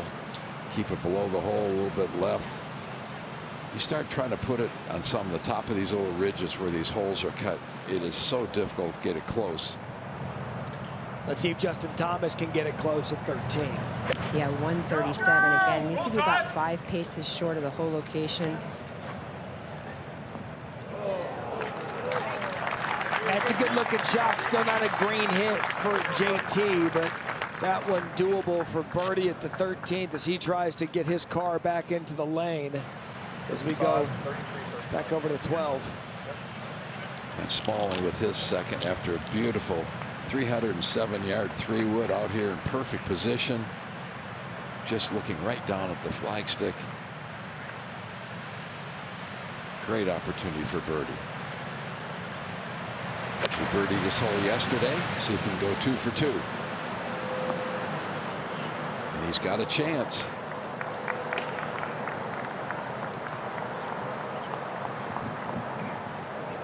Really pretty cool that he was able to get the first round lead. That made somebody very happy. Some vested interest in that one as we go to 7. Yeah, Patrick Reed now driving at 7. Take it down the right center. Got to carry 284 yards to carry all the deep grass over there, and that didn't quite get there.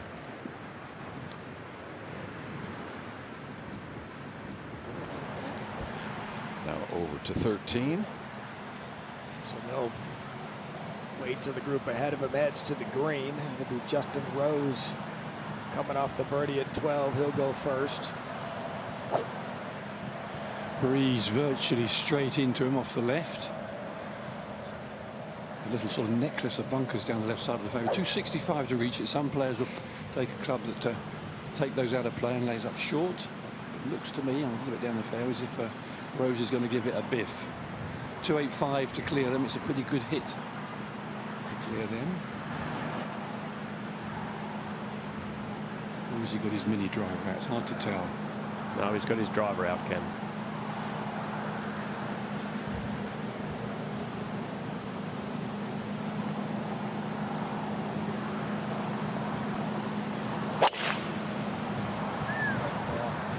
Right. Go right. So that way right near the cart path, it looks like it rolled over the cart path onto the other side. So Justin Rose, some work. We saw where Morikawa's tee shot at the par 3 14th ended up, so he had to just sort of play out to there. Runs his par putt a good 3 feet by. That's going to be a drop shot for Colin Morikawa. That'll take him to 1 over par. Fitzpatrick iron off the tee. Ken, I want to ask you about this group in general. How's the mood amongst the 3 of them with the early struggles? They've got their sort of battle faces on. They know it's going to be a tough day, and just going to fully concentrate, so there's not a lot of banter going on. That's a good old-fashioned stinger out of Fitzpatrick off the tee to find the fairway. Could have headed that one. That was a cool looking shot. Fitzpatrick knows how to play stinger or 2. And Scotty as well, off the tee going less than driver.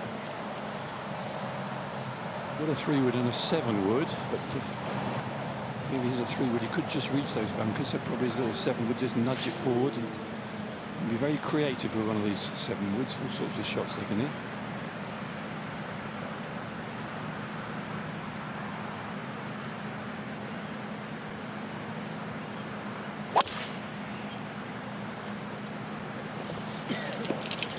Viewers at home are wondering what the Scheffler again missed another fairway. He's missed all 4. When we get to ESPN, we'll explain what that railing is in front of the tee box at 13. It's just not a random rail. It's a bit of technology. We'll break down some swings later in our ESPN coverage this afternoon to the 17th. The par 3 playing up a little, 214 yards today. Hideki Matsuyama. He's 1 under par, only 2 shots off the lead. and just got it over some big time trouble. It turns into a great shot. So he's going to have a birdie chance at a tough hole to birdie. Yeah, all's well that ends well. Great shot, Hideki. Brave's probably the word you'd use there. Now Cam Young just off the green at 13. Yeah, he made some practice swings looking like he was going to throw it up in the air, and I was shocked by that. He did not execute. Still has not reached the green. Wasn't 13 the hole yesterday where Cam Young, we heard him say to his caddy after he hit his shot from the fairway, that's the worst shot I've hit all day? Yep, found the bunker to the right. It is a perplexing puzzle if you want to be aggressive. Andy, we were talking during the break in football parlance. Maybe today's the day where you run the ball and play defense. Absolutely. This is eliminate the mistakes. You don't have to make a ton of birdies. At the end of the day, even par is a decent score. Now Keegan for birdie at 13. Yeah, running up the slope here and then back down toward the hole location. Really nicely done. Tap in par for Keegan. It's one of those interesting holes here at Aronimink where the green of 13 is just next to the tee box at 14. So as it gets busier here on the course, they'll have to communicate with each other on different holes to make sure they're not playing into each other.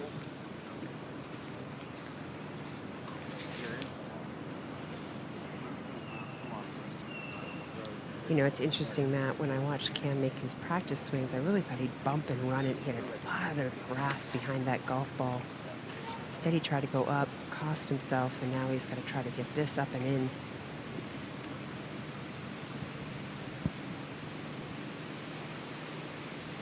Certainly made a bit of a mess of it from the middle of the fairway.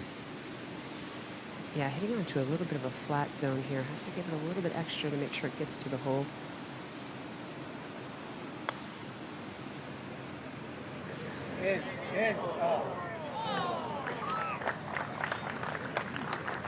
So Cam Young's going to drop a shot at the 13th, and Jeff, as you said, dead center of the fairway, go zone for him as we move over to 7. Patrick Reed coming out of the right-hand rough from 155 yards.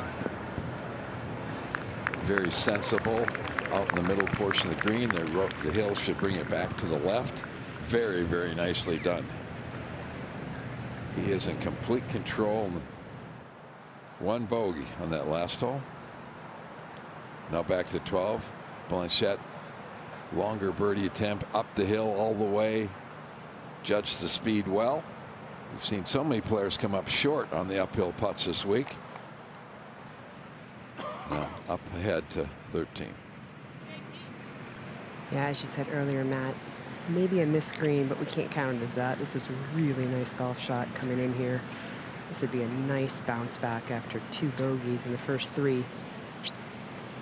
Yes, Susie, he needs something to kind of stabilize the blood pressure early on with what happened at 11. Made bogey, but had a wedge in his hand, and now for birdie to get back to even. Yeah, not a whole lot in this putt either. Just has to hope it stays on its start line coming over this fairway cut.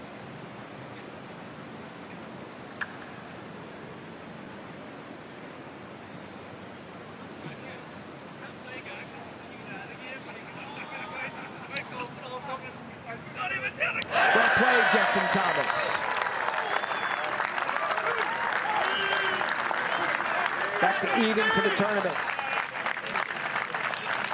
Stops the bogey train at 11 and 12. Well played by Justin Thomas. See if that settles him down a bit. Back to 12. Smalley putting down the hill, breaking a little bit from his left to right. He left it short.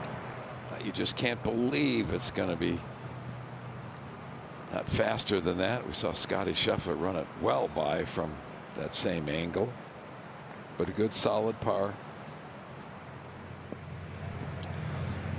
Well, Chris Goddard saw Colin Morikawa play this hole and thought, let me go there too.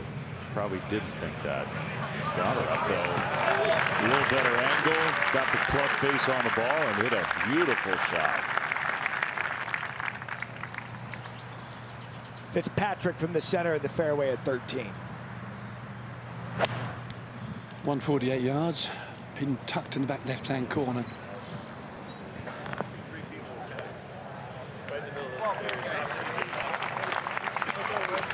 Nicely done, Fitzpatrick. Now Scotty out of the rough.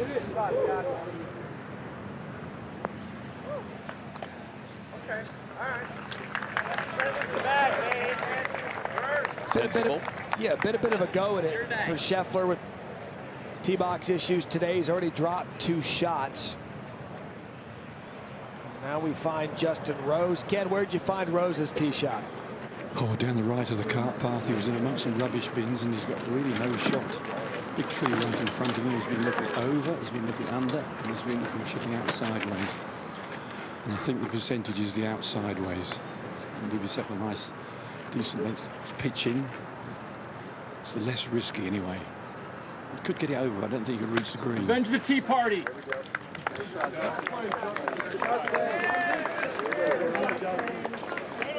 Sensible play there by Rose. He'll play for par now.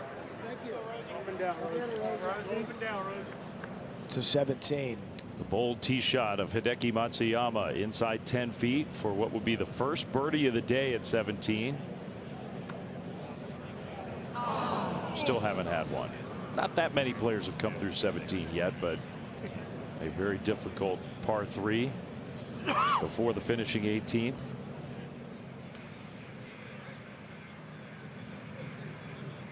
Now back to another of these par 3s. Big part of the character of Aronimink, the par 3 holes. Birdie try for McIntyre.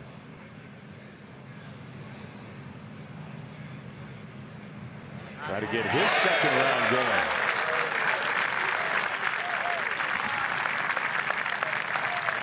So it may not be an easy hole location today at 14, but it's a little more accessible than it was yesterday.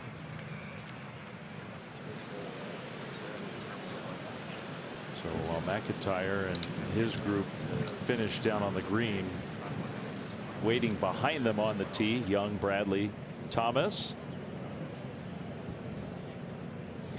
Now Matsuyama for par.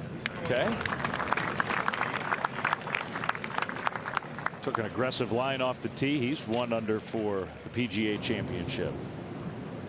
And here's Justin Rose with his 3rd shot at the 13th. Exactly 76 yards into the breeze. If you go a little bit beyond, it's a little downslope there. It's a shot that you could put a lot of spin on it if you wanted to. Brand new wedge, this one, virtually brand new, so biting, sharp grooves.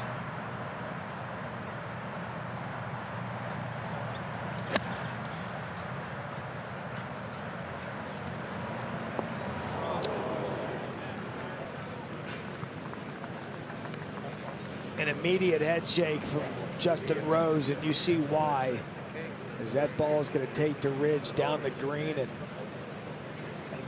he'll need every bit of his putter if he wants to get out of there with par. Well, we saw the excellent little short shot from Goddard from the face, the grass face above the bunker. Now to save par and keep what's been a good round going. Top 10 player in the world now, Chris Goddard.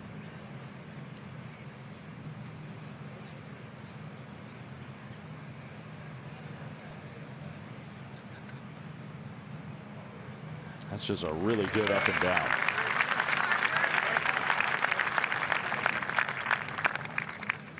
I think any par on 14 this week is a good par. Agreed.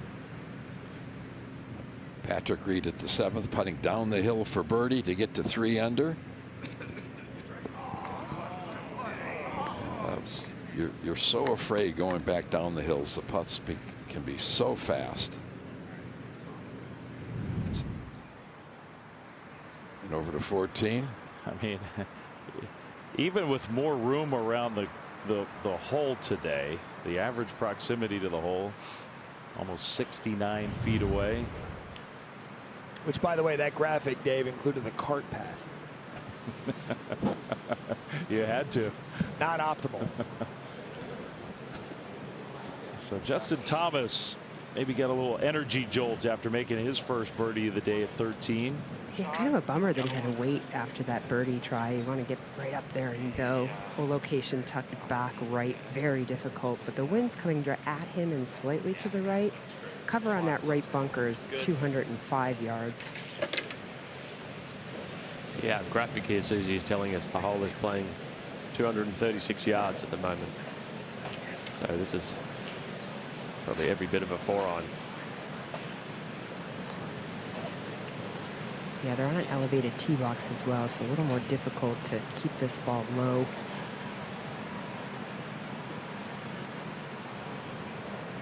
Slopes away past the hole here too, so you have to be conservative and go left of this. Looks like a good line. And I think that's, Jeff, almost a perfect shot. That is exactly where he was trying to hit the ball. That's a great shot. You can see the green is helping him roll it towards the hole there. So there is a chance if you hit a really good shot.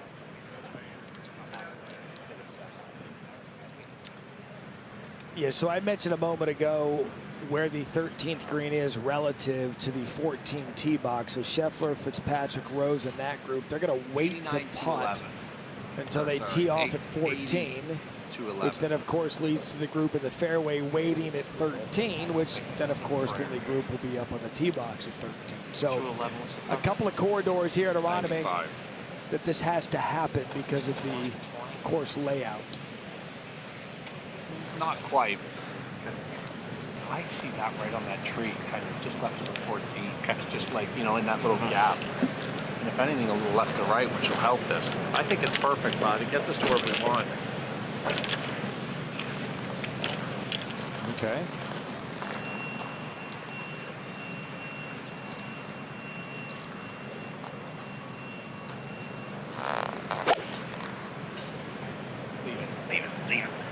Leave it. Good line as well, and a very similar shot. Go! No, you'd be happy with that, Keegan. That's a good shot. Beauty, bud.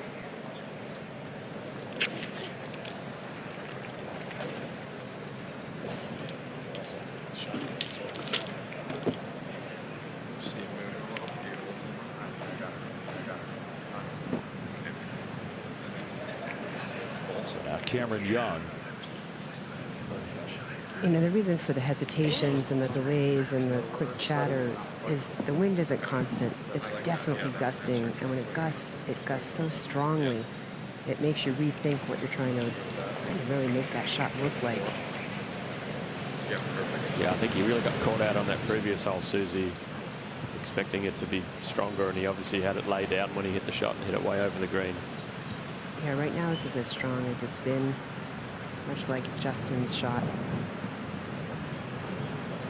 It's an important swing for Cam Young, coming off whether the wind affected it or not, was a pretty sloppy bogey from the middle of the fairway.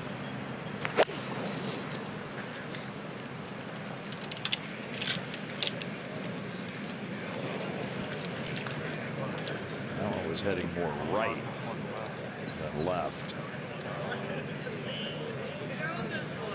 Yeah. So, right greenside bunker for Cam Young. So now they walk towards the green, and Scotty Scheffler and company on the 13th green can go ahead and putt. Gentle right to lefter.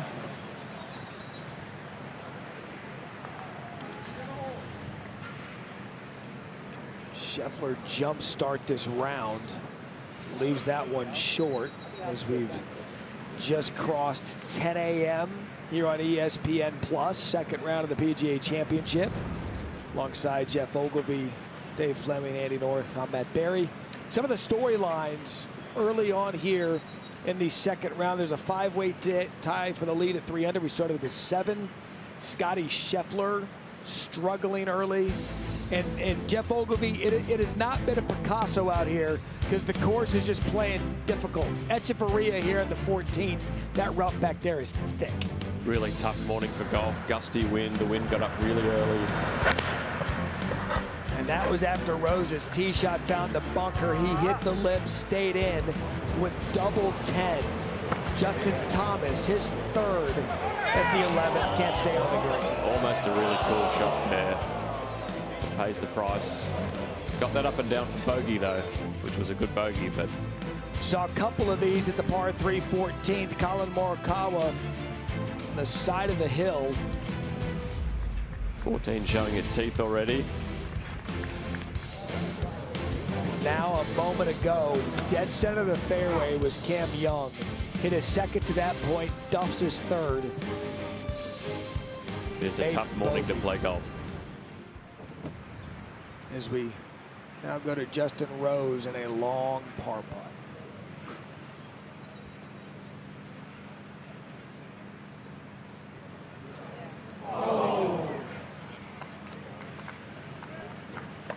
Scared it for par, but out of place off the tee. As we go to 15 now, and Morikawa to save par.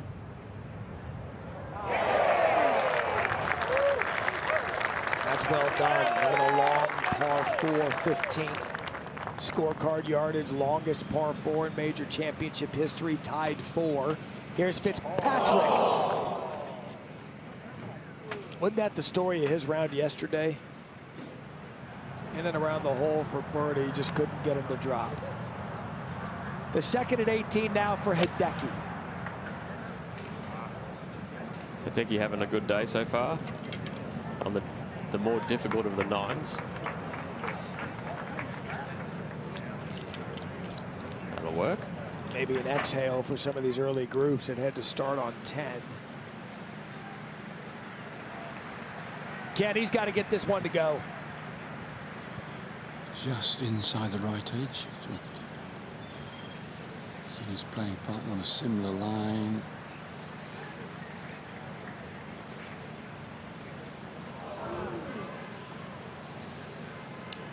And the unthinkable struggles for Scotty Scheffler continue. They just look really hard to read, these greens. Seeing a lot of short putts missed. From the bunker at 14, Cam Young. Yeah, just a standard bunker shot for Cam. Into the wind makes it a little easier. Yep. Well done. He's got all the tools. Looking a little frustrated as he makes his way around. He's not alone. Back to 13. And the entire field kind of has the same scowl on their face as Fitzpatrick now. Lipped out the birdie putt. Makes in for par. Jeff, I know there's a lot of golf left to be played for this featured group. How surprised are you with what you're seeing out of Scheffler through the first few holes? Yeah, very surprising. It's I mean, they've had tough holes. They've played difficult holes so far, but hit 13 to 14 fairways yesterday. He missed his first 3-4 fairways today. I mean, you just make it so much more difficult for yourself coming in from the rough on a morning like this. So already 3 bogeys for Scheffler. 3 bogeys in his first 4 holes to fall all the way back to even par and 3 shots off the lead. And here we are at the 8th. This was the most difficult hole yesterday. 245 yards. They've moved the tee up and given the players a hole location just over the bunker.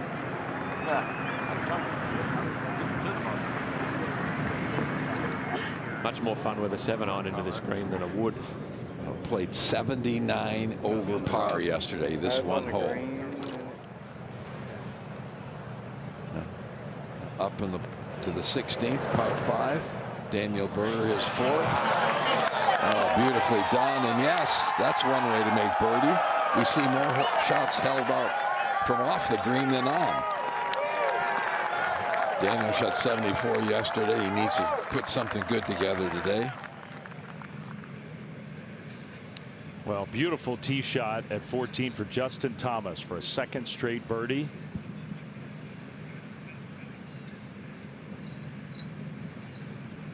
Very similar read as well. Should have a pretty good idea. This is left. So that was a good birdie chance for Justin Thomas. Back to 13. And Smalley's second from the walk path.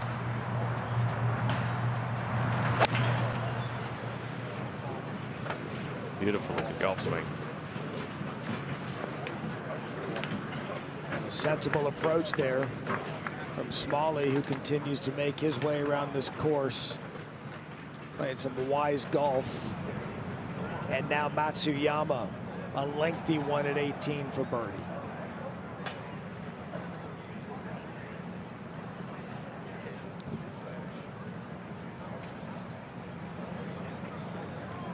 Spends a lot of time working on his putting. You can catch him putting in the dark sometimes, with his entourage holding lights up for him. Putting in the work. Cam Young, who's put in a lot of work to make this part of his game better. It's part of what's unlocked a whole different level of performance. Just inside 4 feet to save par.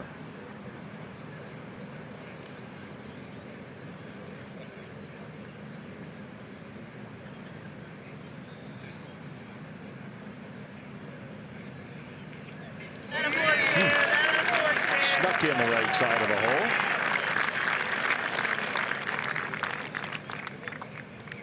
He really hasn't gotten it going yet, but he's only 5 shots off the lead.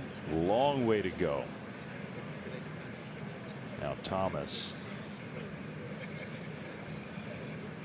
JT ran his birdie putt about 3 feet by.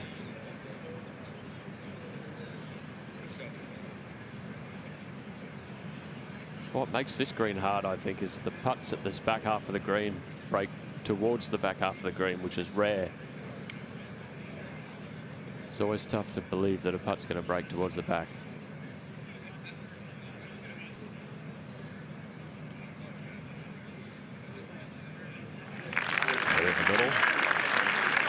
That was a hole yesterday where Thomas somehow found a way to make bogey. It's just a remarkable 4. To 15 now, and McIntyre. It'll be his 3rd shot. He's playing 542 yards.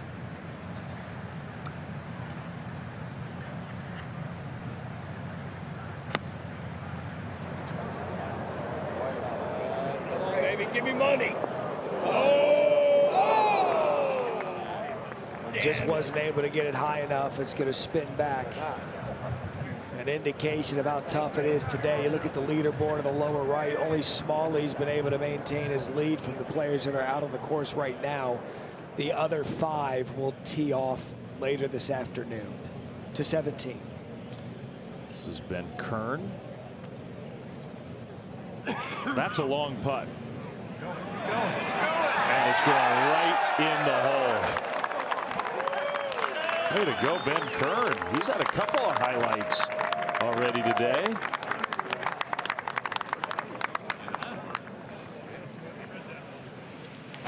Now Fitzpatrick on the tee at 14. No. Wind off the left, 215 yards, and a tiger pin position right in that back right corner. He needs to ask Ben Kern how he made a putt from that length, because he's got a real long one coming up. 74 feet from the hole, Fitzpatrick, after that tee shot. So now Rose. Yes, you've almost got to tack your way up the hole. There is a way, and if you get just the perfect flight and catch the little ridge that runs across from the left, you can get it in there, but it's not worth the gamble. You miss the screen on the right, you're in all sorts of trouble. All long on the line of the flag. Tricky. Yeah, Ken, we saw the template. Justin Thomas kind of hit the perfect tee shot. That one is not perfect. What? Way right.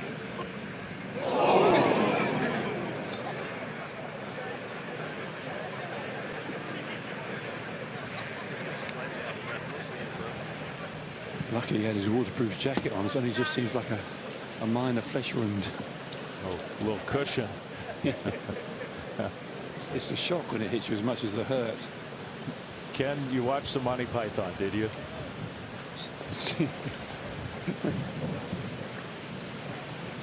Back here on the tee, it's buffeting in your face. Big grandstand sort of give you a delusion. The flag on the green not moving that much, but it's whistling in from the left. Get over that little hump there. It's 200. It's a shot you can't bully. If you bully it, you want to spin it too much. You want to keep the flight down and let it sort of release forward. Ken, Jeff pointed out we have this graphic that sort of calibrates with the wind to say how long this hole is actually playing, and you see the variability as the wind goes. It really is changing. Give it another second to see if it'll calm down a little bit. So what's it saying at the moment? At the moment, saying the hole's playing 235 yards. Extra 20 yards with the wind. Now it's up to 245. This is your problem. You get one more just like that. I think it's probably better just to go a little left and putt to it. What do you think? Because one more, we have to go more at it. Target becomes a lot smaller. What do you think? Yeah. Okay. Without taking a big risk, you've just got to play it to the center of the green and hope you can two-putt from long range.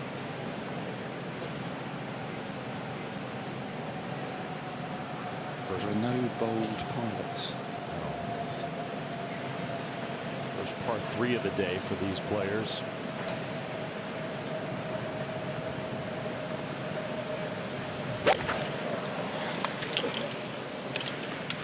It's on a good line, but way short.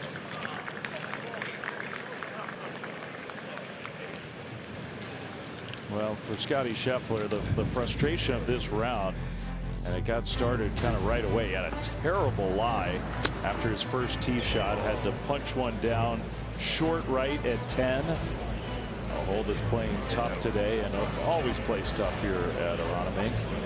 A long pitch shot, and Scheffler made a bogey there. Then at 11, Scotty had a really good putt, and it just didn't quite make it to the hole. So settled for a par at 11. That's his only par of the day so far. Missed his downhill par putt at 12 after missing another fairway.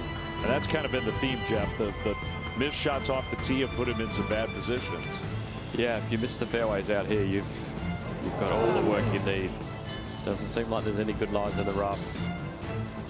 These greens are really challenging to leave it in a good spot, and coming out of the rough is tough. Yeah, and Andy was making a good point earlier about how the wind affects the putting too, and it's just harder when it's this windy to make putts. Scotty's missing some putts that he normally makes. And it's so gusty too. There's lulls and gusts and lulls and gusts, and it's sometimes about the timing about when you hit the shot.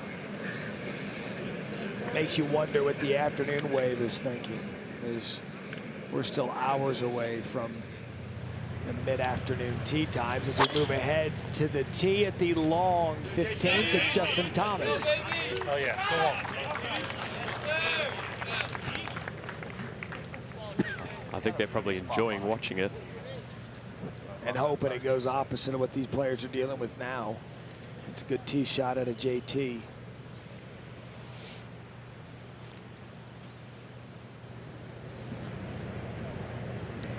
Here's Cam Young.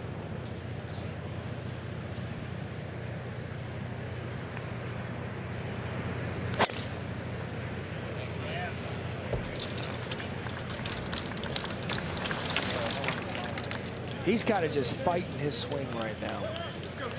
Oh, the first few holes he hit some good shots, but he's got very untidy the last few holes.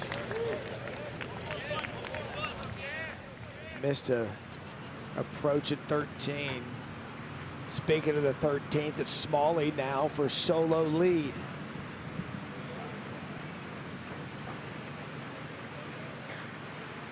All right, well done. He'll make par.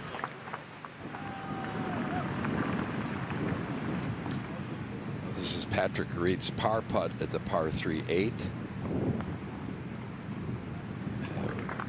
Even though they moved the tee up a good 70 yards today, it's still going to be a difficult hole, and a 3 is a good score. He heads to the par 5 9th. Andy, I think you said it best in our coverage when you said par around here today is really good. Yeah, I think, you know, you got to go and play really solid golf, and there's some times you're going to make bogeys. You're going to have stretches like Scotty's had where he hit it in the rough. He hasn't hit wild shots. He's been a yard in the rough or 2 yards in the rough. He's gotten some bad lies. You're going to have a run like that. You just got to get through it and then just keep grinding along, and before it's all over with, get yourself back in position. All right, at 14, Ken, what does Justin Rose have? Well, it looks like he's landed in a sort of wren's nest. The ball's settled in amongst the sort of fluffy areas on a little bit upslope. Not a bad line. Green facing him. The fellas who got hit on the back, I asked him how was he, so I'm not too bad. Fortunately, hit me on the love handles, which I thought was quite nice. It's nice of you to check.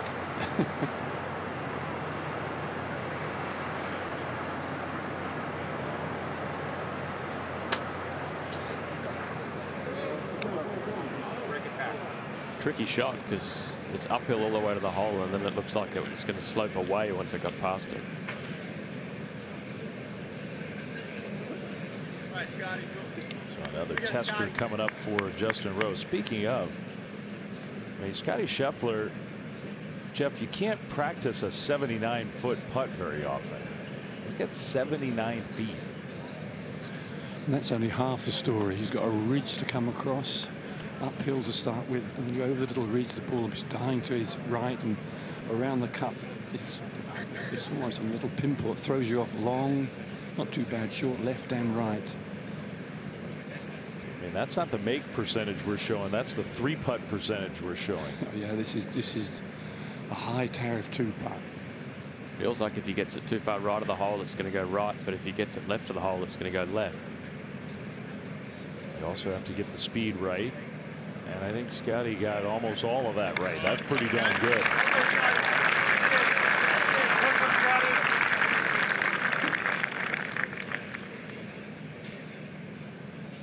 Maybe a positive example for Matt Fitzpatrick, who's he's almost 74 feet away.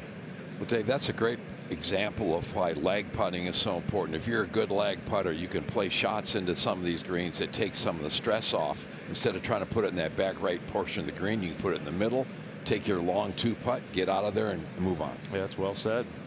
I think so too. Stress reduction out here today is very important. And if you happen to get one of those gusts the moment you make contact and you come up an extra 15 feet short, then you're okay with it. But now Fitzpatrick. A little more down the slope, this one.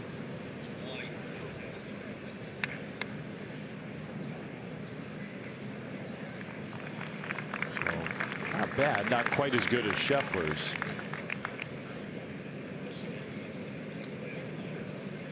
And all three of these are going to try to grind out a par at 14. One of the reasons too, Andy, I think Tiger Woods was so good at major championship golf because his long lag putting was just outrageously good. Never seemed to leave himself a long par putt. Incredibly good at the long speed putts. Reading greens, he was the best.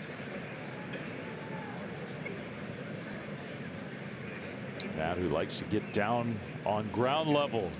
Take a look. But Justin Rose is going to be the first to play. Well, the good news is he's generally up the hill, but it's an awkward, when you get a flag cut and a little pimple like this, it's very difficult to read exactly the breaks when you're trying to get it on the top of this little sort of upturned frying pan.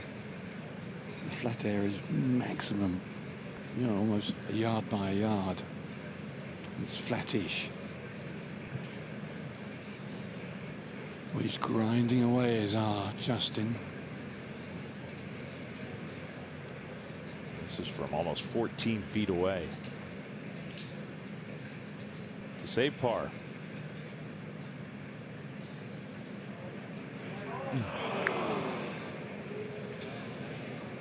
There's what Ken was talking about, that kind of frying pan effect where you go past the hole and it starts to get farther and farther away. 16. Morikawa for a birdie at the par 5 16th. That's actually playing 4 yards shorter than the par 4 15th. Well done. This is the one birdie opportunity on this 9. You better take advantage of it. Back to 14. Outside 7 feet. Fitzpatrick for par. Well, he's looked from every angle. I'm looking straight down the line of his putt. And it's easy to see it's downhill, not so easy to pick the line. Judging by Justin, it may move a little to his left, but hard to see. It's almost like the tone for this group was set on their first hole of the day, the 10th. They went bogey, bogey, double bogey as a group to start the round. Fitzpatrick misses his par putt.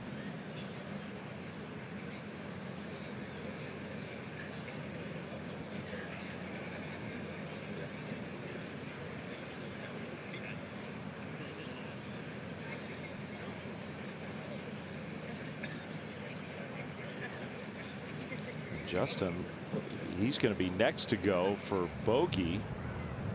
Still outside Scheffler to 15. And Justin Thomas. Yeah, this long par 4, who would guess you'd hit pitching wedge in? So downwind.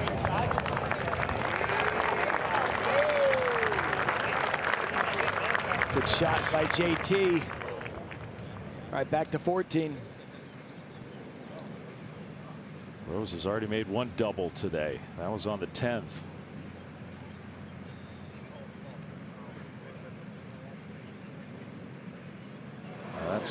That is hard to believe. This is his 5th hole of the day, and that'll be his 2nd double bogey if he makes that. This is Cam Young's 3rd. He was errant off the tee. Now this from just 137. And that is nicely done for Cam Young. He'll have just over 13 feet to save par. If we needed any example of how much wind there is, they're hitting pitching wedges into 15. That's the good side of the wind. When it's down. That's how strong it is. Scheffler for par. Can he read it? Can he pick the line? He can, and he did.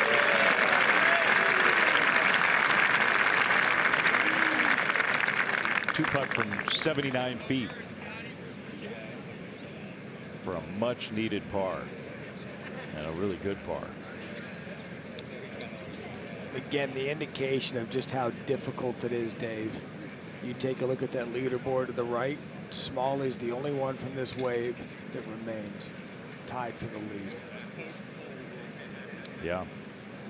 And Patrick Rogers is out on the course, 3 under for his round. Haotong Lee, Valimaki, Lipsky, they're 2 under. So some players are making some scores. Some.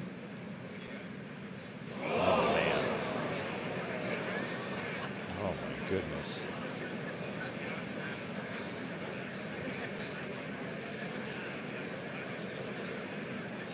It's like he tried to overpower that one.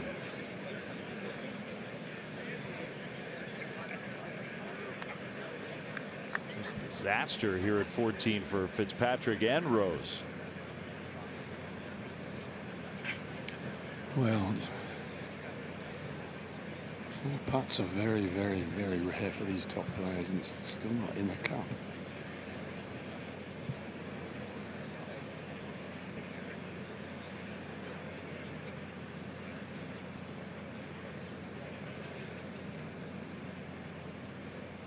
That was almost a 5-putt.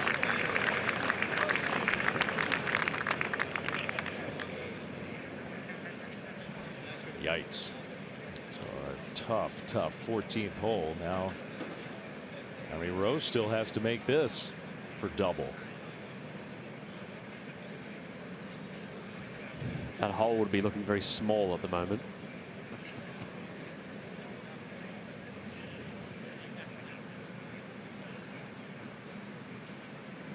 Anybody who's played the game has been there, but you just don't expect it from players this talented. And what you didn't expect was leaderboard gravity from this group. That group is going in the wrong direction. As the best in the world continue to fall down and fall victim to Aronimink. Now Justin Thomas for birdie at 15.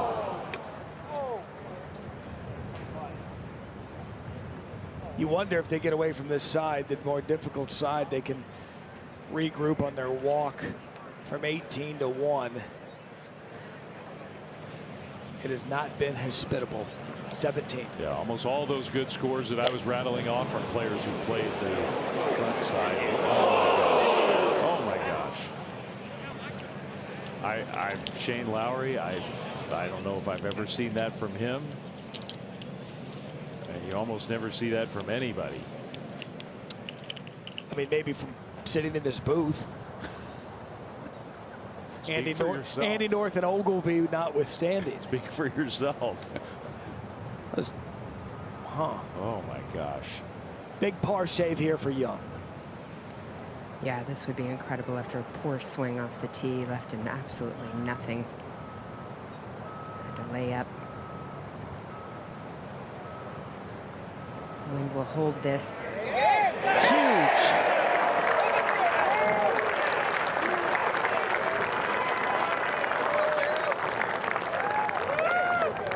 Maybe that'll do something for Cam Young. That is absolutely huge for him to get up and down on 15. Now, sometimes a par feels like a birdie. Now he goes to the 16th, the par 5. Takes just one or two things to get that momentum going. We kind of saw it with Justin Thomas after his birdie at 13. After a wayward start. And if you can score on 16 and then survive 17 and 18, you head over to the front. Now Keegan.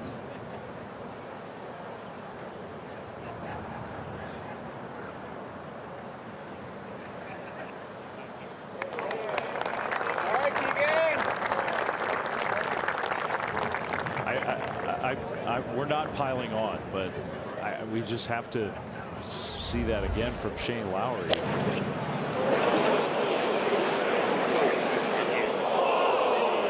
That was not his best. And now you gotta go down to that drop area and hit your third. Spot back there now. What do we call that? I don't think that was a shank. I don't either. Too much forward momentum for a shank. It was very thin. Very thin. There's some words that Shane Lowry could think of, I'm sure. All right. Stay there. Stay there.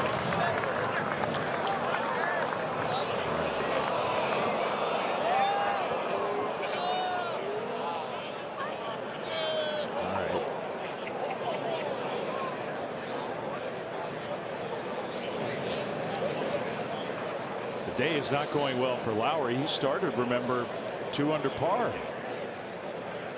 He's dropped 2 shots already.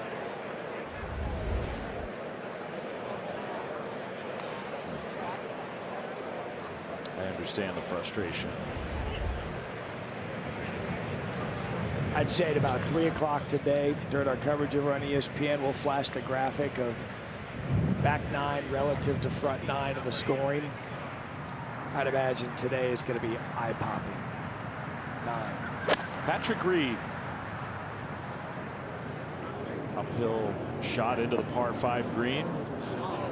Really good shot. He's playing some good golf. So that hole should be playing. Now the par 5 6.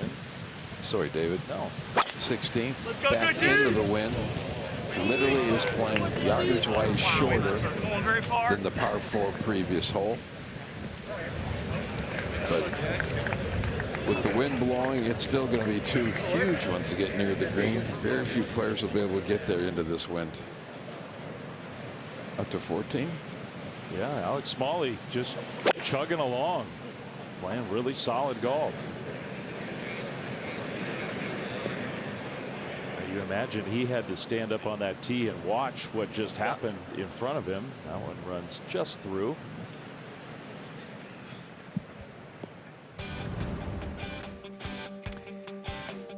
So we've been out here for 4 hours just about, and the storylines so far, scoring average comparison, look, not a complete body of work, but over what it was yesterday by about a shot. 5 holes with more 3 putts than birdies. We just saw a couple of them at 14, but 6, 12, 14, 15, and 18. And we've talked about the gust. There's one thing for it to be steady, but when you're standing over a tee shot and it gusts about 10 miles an hour more than the steady wind, makes a completely different shot. Cam Young with his tee shot at 16. And for those of you who just tuned in this morning, this is the PGA Championship, not the Open Championship. Got to get it in the fairway here if you want to make birdie.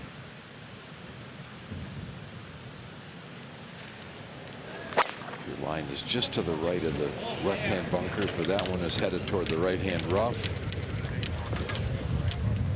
Easy. And it settles. That will be a layup. And this is really cool. I love the fact that you've got these 2 holes. 16's playing about a half a shot harder, but the 15th, the par 4, is 4 yards longer than the 16th, the par 5. It's all wind related. And what's going to be really interesting over the weekend, the wind's supposed to change directions, where the 15th hole could be impossible. The 16th hole will have eagles all over the place. Welcome to golf.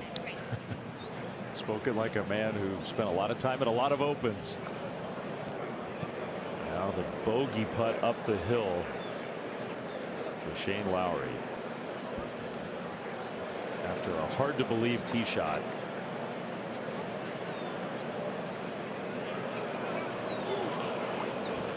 And just the last couple minutes we've seen Rose with a double bogey, Fitzpatrick with a double bogey, Lowry with a double.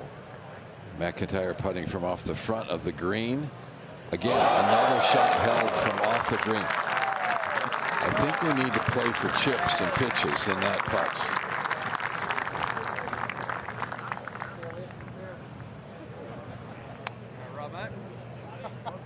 Big Bob with a smile. He's played some amazing golf over the last 2 or 3 years. And a lot of it in really, really tough windy conditions. I say these conditions probably suit him. That's kind of matching. Yeah. Splitting the left edge of the green and the TV tower, really. Yes. It's like a drop down in the trees, behind.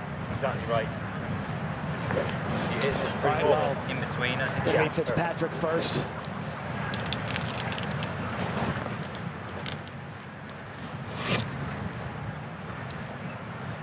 .231 yards. Ball above the feet. Trying to work it in from right to left, straight down the breeze. Green is nearly as big as Texas. It's a great big putting surface, this.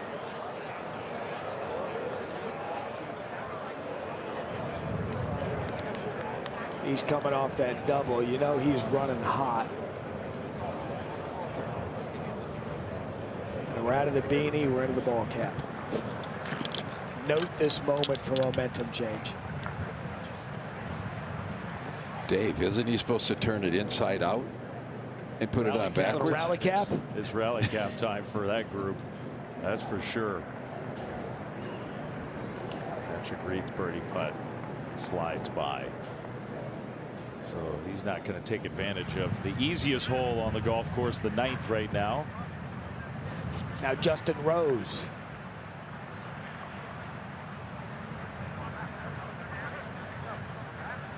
Pin 31 on 7 from the left. It sounds easy to get at, but there's a bunker between you and the hole, so you've got to bring it in from the right, from the TV towerish.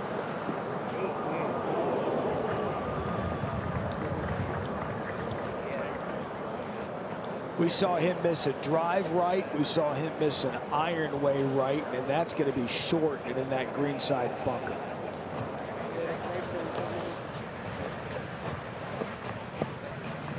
All right, well, Scheffler's deciding what he'll do. DJ at 13. And a birdie for Dustin Johnson. Some self-esteem shots. We need to see a few birdies. For us and them. Now Scotty.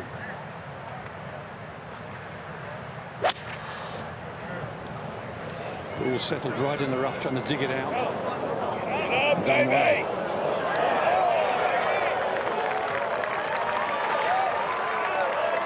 He sure has. It has been Scheffler versus the rough on his front nine, which is the back nine of this course. He's fallen back to even, 3 shots off the lead. 14. A little chip shot for a birdie at the 14th.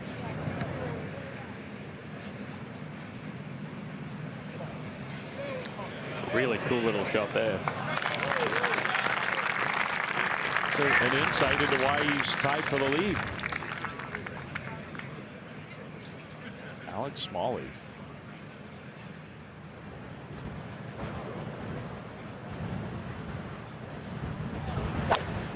It's Thomas with his second at 16. 287, Andy, trying to get up onto that apron in front of the hole. The wind is so strong, can't even come close to the green. Might be shorter than the 15th, but he just hit pitching wedge into 15. Yeah. He hit 2 woods and couldn't get anywhere near 16. Incredible. Got her up, fighting that wind at the 214-yard par 3.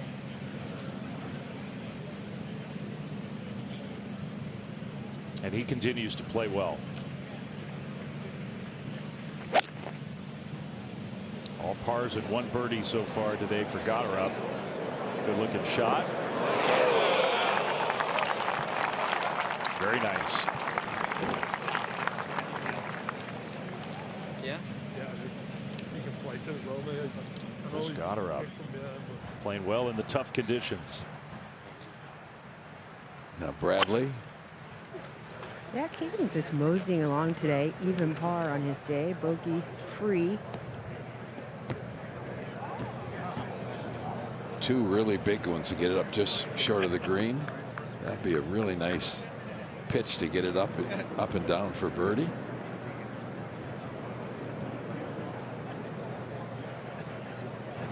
Andy Cam pulled a beautiful lie in this fescue rough. It's sitting up spectacularly well.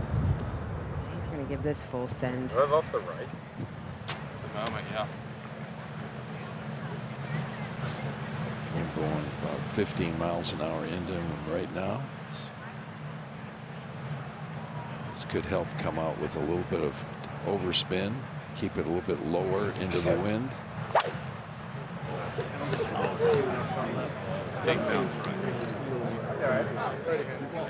Right, it's in the short grass with a good angle to come into this front right hole location.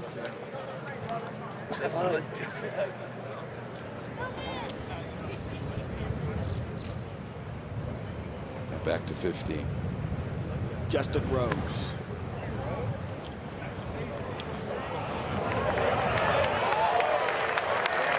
That's a good bunker shot for Rose, who continues to have to battle just to make par.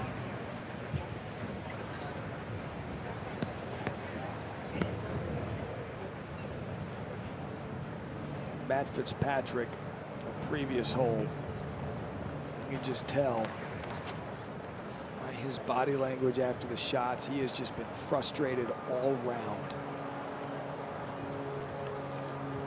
And Ogilvy, you're not thinking when you get out here and you've got late early that it's going to be this kind of fight this early in the day.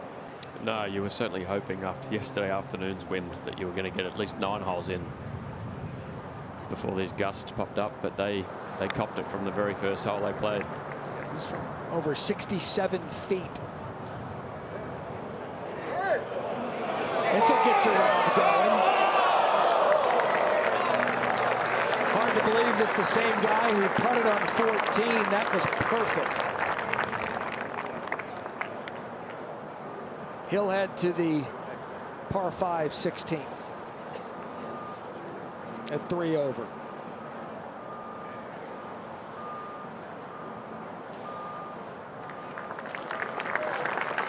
At Aronimink Golf Club, you know they've got a fantastic halfway house. Maybe this group stops in there before they make the turn to 1. They've got to score on 16 and then survive the final 2. And Scotty will now line up his birdie. Quite a lot of movement from right to left, a little bit down the hill. These putts are a little bit tricky to get them high enough. It's easy to miss them on the low side. It's 42 feet.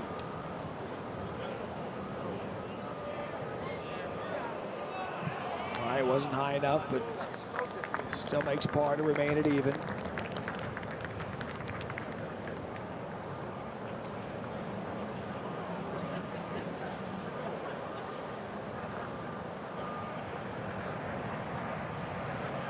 Justin Thomas with his 3rd at 16.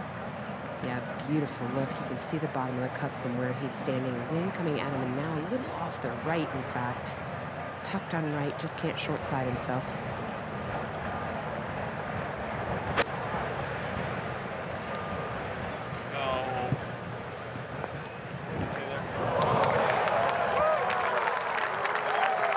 Very nicely done. Letting the slope bring it down to the hole a bit. Good birdie opportunity.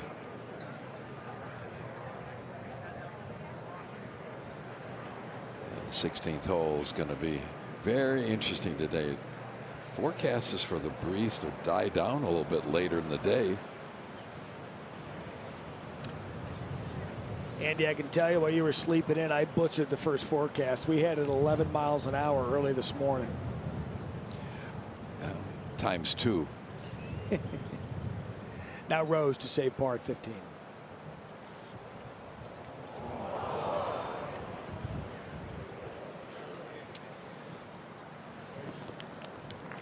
It started on 10 when he left it in the bunker, and the struggles continue as we move up to 17. Robert McIntyre from the greenside bunker. Good lead, good shot. Really good shot there with the water on the other side. Takes a little guts to hit that one. Now Young with his 3rd. Yeah, it looks like he's just going to hit a little low-flighted trajectory shot in here. The wind is just gusting like crazy at the moment. Little shot that might just check on the front and release forward. Quick, we'll go back to Scotty's par putt.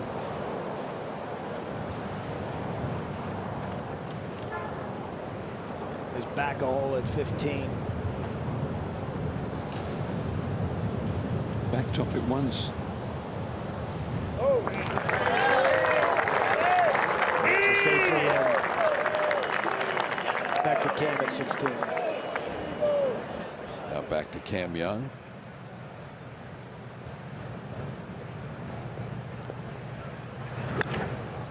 Got it up and down from about the same distance yesterday for birdie. And just overspun it right off the green.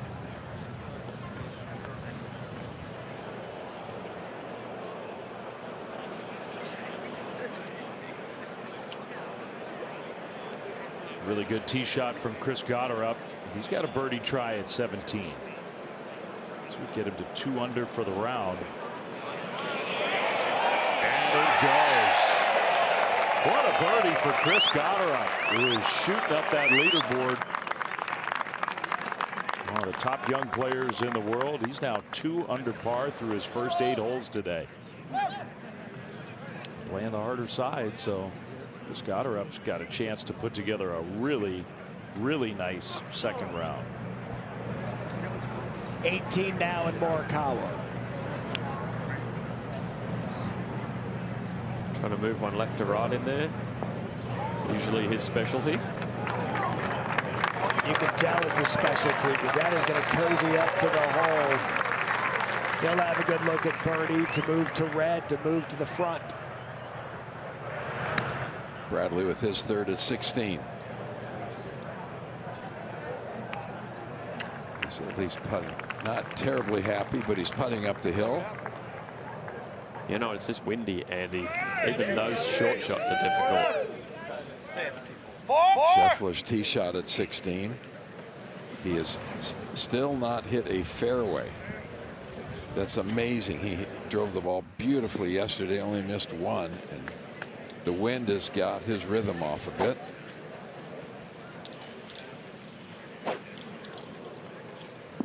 How about 0 for 6 after going 13 for 14? Amazing.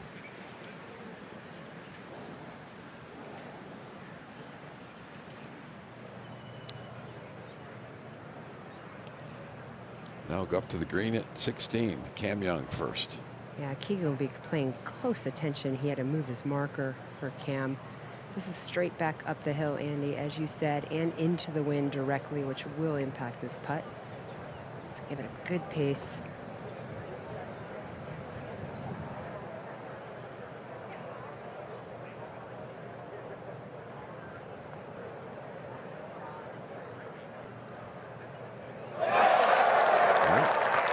Another birdie at 16.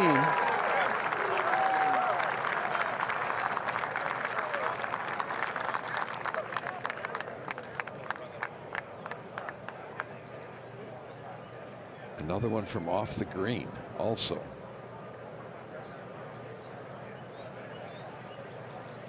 This is just about patience today. You make a birdie once in a while, make a bunch of pars. McIntyre to try to save his par at 17. Oh, too bad. Didn't break the way he thought it would. After an excellent bunker shot, that's a bogey. Now on the other side, Hideki Matsuyama, who played the back nine really well. Second shot at the third. Spin right back toward the hole. Hideki's got a chance to really gain some ground today with the way he's playing.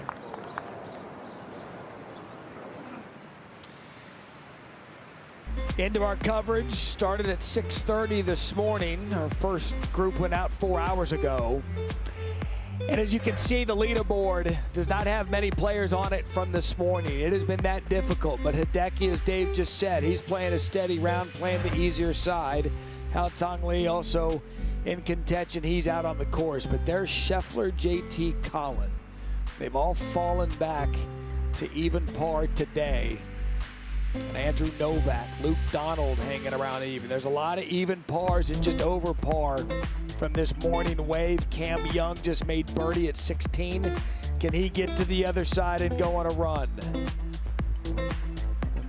Got a whole page of afternoon players. Dustin Johnson trying to make the weekend. He's +2. There's now Justin Thomas back at 16. Yeah, Matt, after missing the first 4 greens, he's hit the last 3 in very close proximity on all 3, but has only converted 1 of them.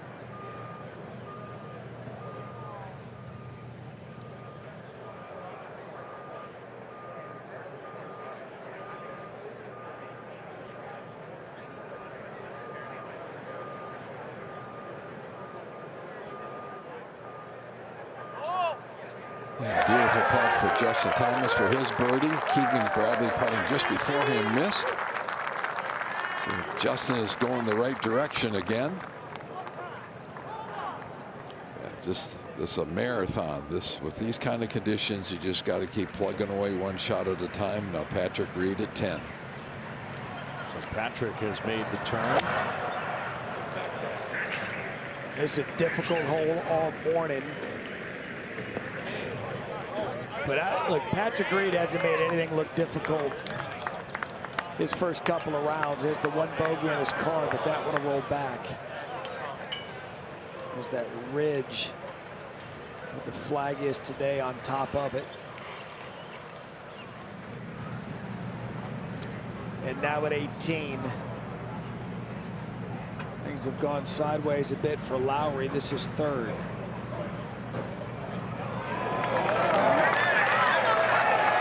for Shane Lowry. Still just 5 shots off the lead after one of the more head-scratching tee shots, the par 3 17th.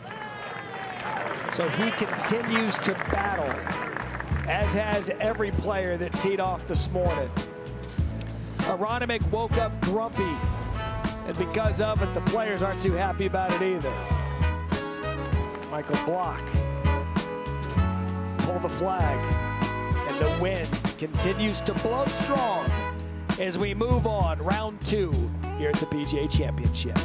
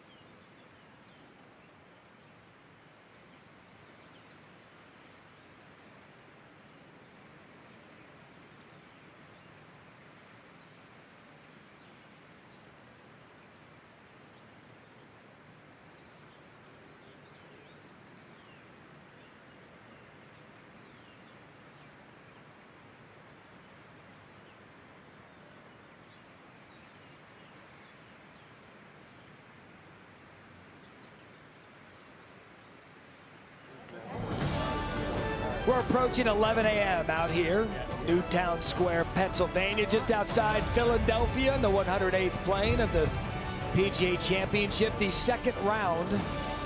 Don't be fooled by the sunny, beautiful pictures, because the afternoon guys are walking in. And Aldrich Potgieter, one of the young stars on tour, 21 years old, he was able to have breakfast, sit and watch his lead be safe at 3 under.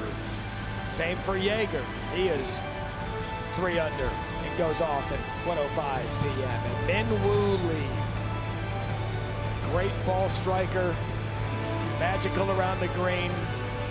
Not sure they know what they're walking into this afternoon, because this place has been difficult as we get back to the golf and Scheffler at 16. Well, he's drawn an unbelievable lie at 16.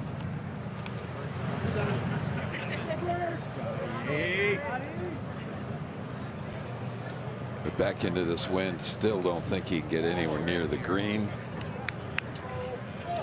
Get it up there somewhere in that 40 or 50 yard range. That'd be a fantastic play.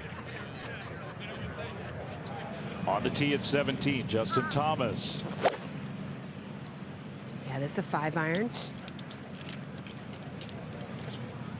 Sit. Sit. Sit. Sit. Vehemently asking it to get down, and it just trickled off the green. Smalley now at 15, his second. So thick just off the edge of the fairway. If you're just joining us, Smalley and Patrick Reed, the only players out on the course right now for the morning wave that have been able to sustain where they started the day. And for Smalley, that would be a tie for first. Now Cameron Young on the tee at 17. Cameron also going with 5-iron. That one headed left. Uh-oh. Stays up. Okay. He's going to lock it now. Yeah. A lot better than he thought it was going to be about 10 seconds ago. So we saw the great approach from Colin Morikawa, this to make the turn at 1 under. Often the issue.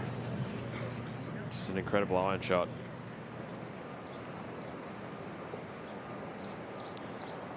Now Hideki Matsuyama, and he pours one in at the 3rd. So Hideki, 2 under par, no bogeys, handling the tough conditions, and he's 1 shot off the lead. Meanwhile, Patrick Rogers, we mentioned his name earlier because he's got a really good round going, 2 under par. Looked like driver off the deck there. And what a shot choice that was. Beautiful shot. He's got a chance to make up some more ground, trying to fight and climb and make the cut and play on the weekend. Now Patrick Reed at 10 for birdie. We saw how slow this putt was this morning. Bad.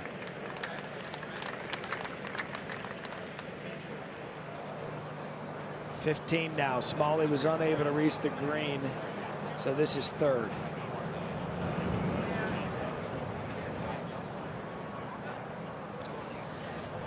For the first time today, he's just kind of been steady as they go. A little bit of adversity for Smalley at the 15th to make that putt to remain tied for the lead at 3 under. 18 and McIntyre. Trying to turn one in there. Hole all the way in the back right. Didn't turn it.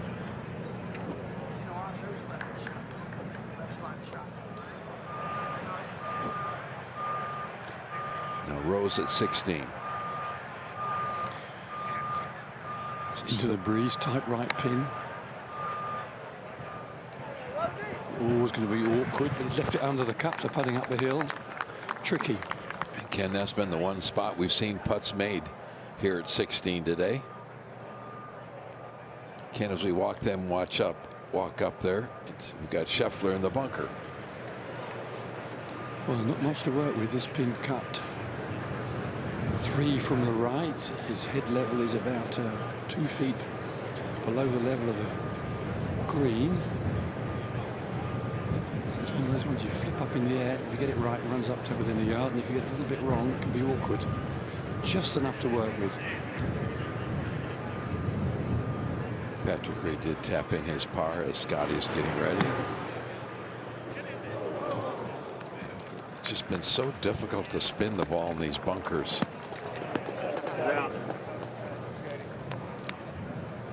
He's by far the longest player to get it up and near the green in 2.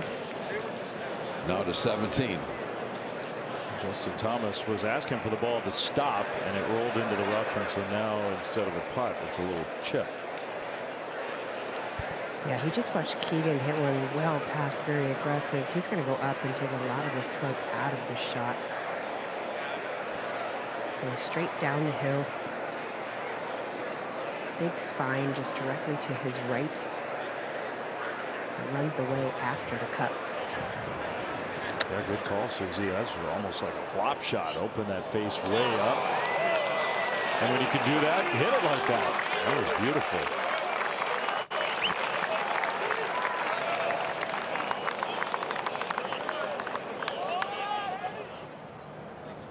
One of those days where you have to be imaginative. Now Smalley to stay tied for the lead. Never a doubt. So first bit of adversity for Alex Smalley. And he answers the test, all pars to start his second round.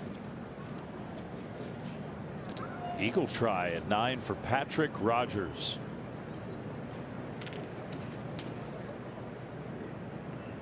Will it keep going?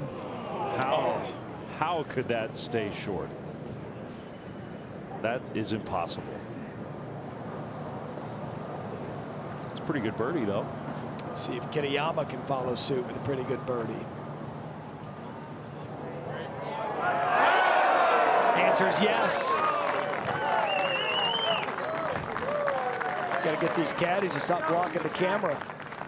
Kitayama 2 under, 1 shot off the lead.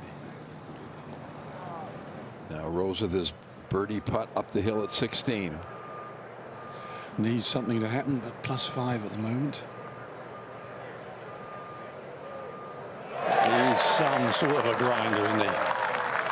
Big putt. Get something going. Plenty of holes left. Put all those squares behind you. Up to 17. Cam Young got away with it off the tee a little bit. Yeah. Now very aggressive down the hill. Uh-oh. Got away with the tee shot, but that putt kind of got away from him. It just seems like there's nowhere on the golf course you can relax.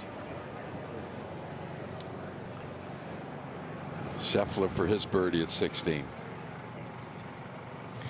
Very shiny from behind the hole here. Quick, slippery, not inviting.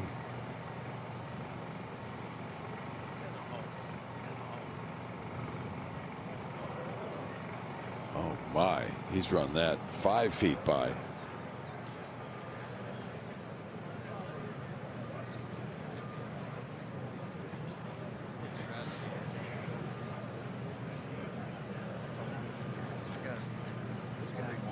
This is why the game of golf is so difficult. In an NFL game, you don't play the first quarter on Thursday, the second quarter on Friday, and so forth.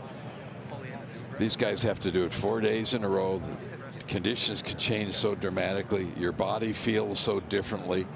So it makes this game so difficult. Andy, don't give the NFL any ideas. I think that'd be really cool to do it once, just to see how it went.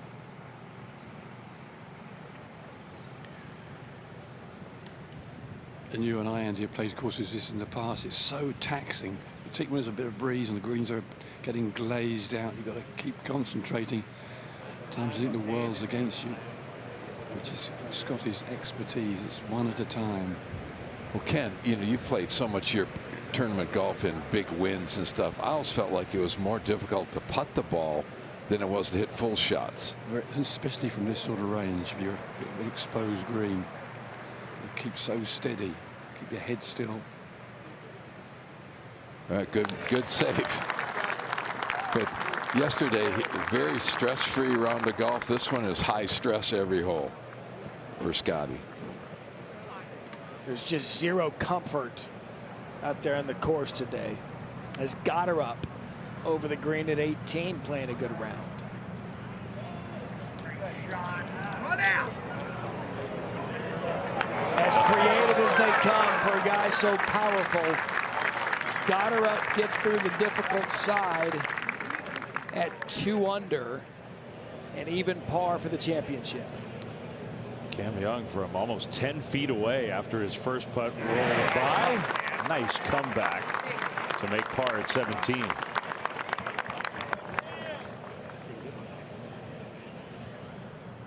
All right, now McIntyre from a mile for birdie at 18. One of the flatter greens on the course, but from 60 feet or so. Tough to get the speed.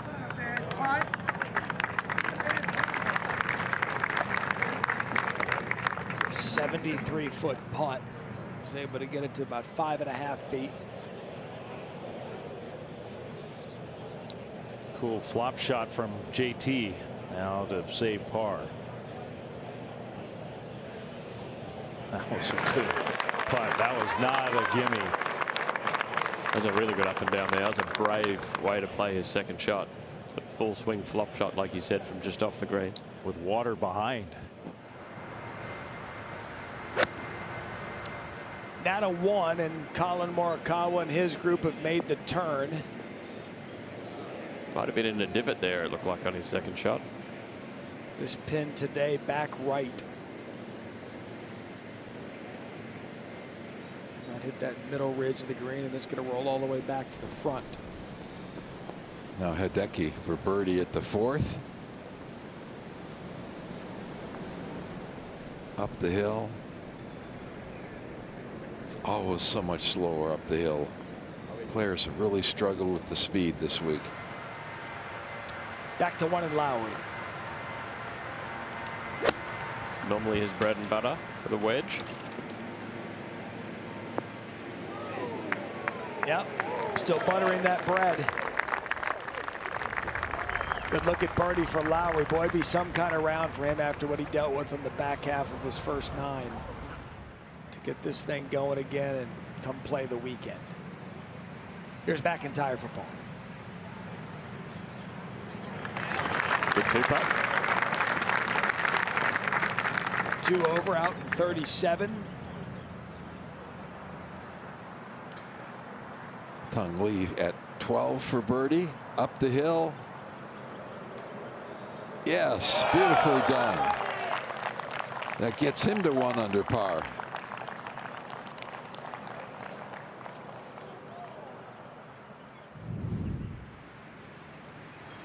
'18 long par 4 up the hill.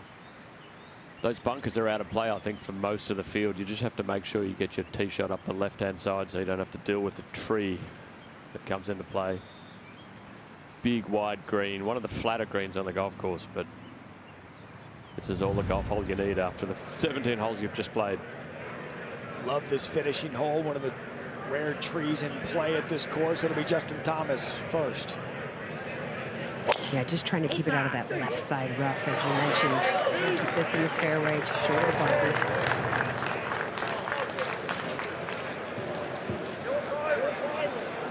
Justin Thomas has battled back remarkably today in the front 9 of his second round over to 17. Well, Scotty Scheffler, with a big group of Philadelphia golf fans gather around 17. John McGinnis early on pointed out maybe the best spot to watch golf here at Aronimink. You can see so many different shots.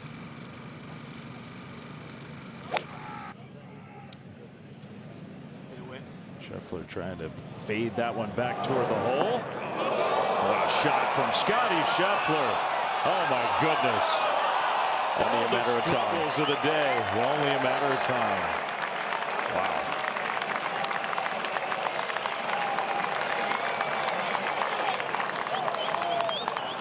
Now he's Philly's favorite after he pull off a shot like that.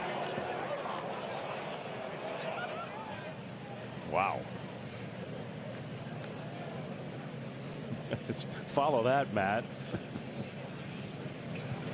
Such a dangerous pin, really is too. Yeah, you gotta have real conviction to take it on, and both these players. What a pair of shots from Scheffler and Fitzpatrick. Dave, they may have found a birdie hole. Who knew it was going to be 17? Exactly. A little smile between those two, just as good as you could get. And that wide shot shows you what Ken was talking about. You bring danger into play when you hit those shots. Can Cam Young find the fairway at 18? An emphatic yes. You just have to withstand the punches of this side, stay in the tournament, and see if you can't go on a little bit of a run. To 11.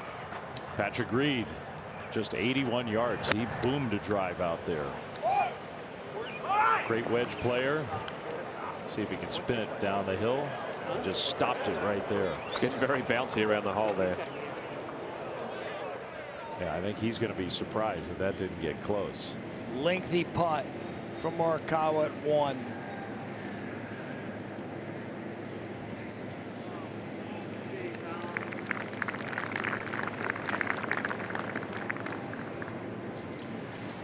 To 5. Another par 3. Matsuyama wants it to get down. He did.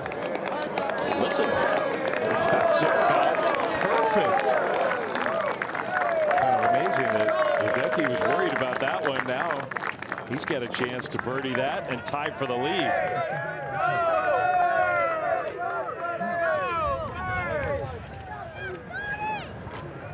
You hit 2 shots like that, you should talk about them as you walk up to the green.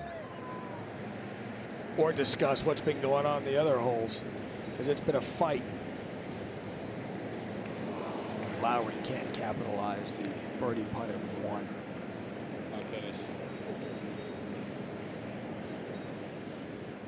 You know, every round, Scotty will do something, Dave, where you can get the sense he's about to turn the corner. You wonder if this tee shot at 17 and the ensuing putt are it. Might be the one we look back on.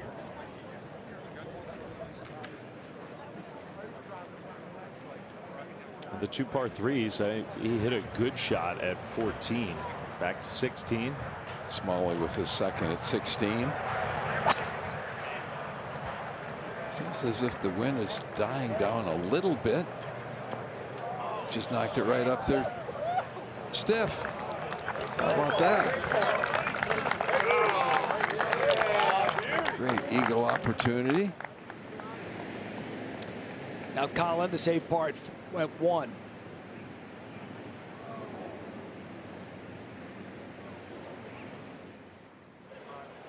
So Morikawa's going to drop a stroke at the first. Down the hill. Can he hit it hard enough? Usually don't say those two things together, but that's a good putt. I've seen a bunch of players at 11 come up short coming down that hill.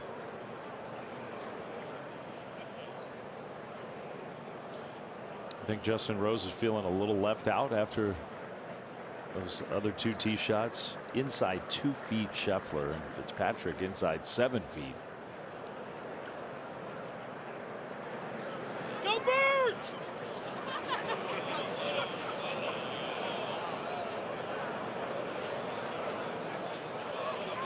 Good lag putt.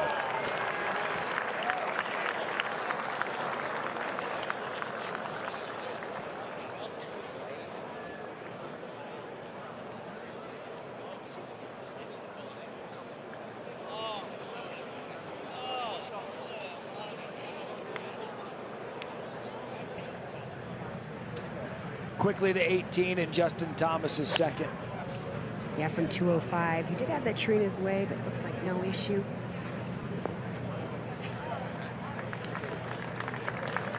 Appeared unhappy after the strike. Safely on 18 at 1 under par. As we go back to 17. At the great amphitheater.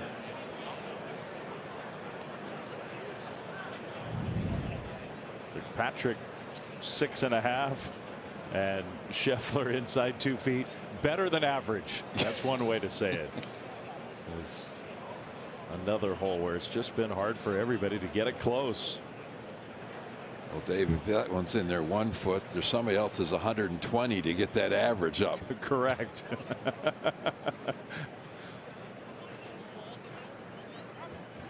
we didn't get out the measuring tape and see where Shane Lowry's, how far he was. So Fitzpatrick, who had the disaster at the last par 3 that he played 14. It's certainly a manageable putt, this one, up the slope. It looked to me as it has a little bit of left to right. It certainly would steady the ship. An odd 2.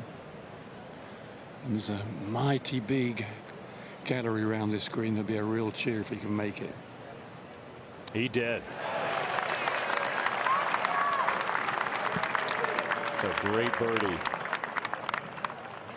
Bogey at 10, double at 14, but a big time shot, and cashed it in with that putt at 17.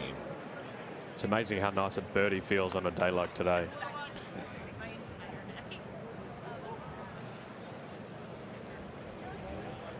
Scheffler still has to wait.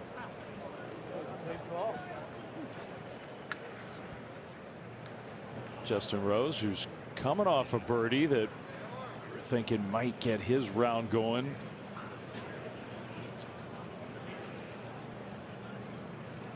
He's got 5 feet, Ken. Again, up the slope, which makes life a lot easier. These greens are drying out. They're getting that sort of khaki colour, particularly if you're putting down grain into the grain. It doesn't look quite so wild and treacherous. So up the slopes make it a huge difference now. Always tucks his shirt in under his left shoulder to get that feel of connection here. Left arm isn't getting away from your body. Let the putter swing. Okay. Solid 2-putt par.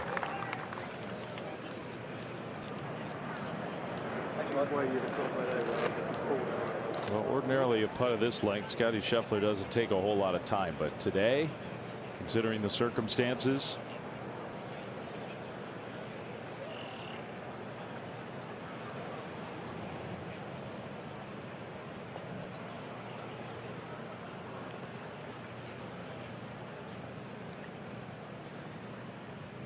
what a birdie.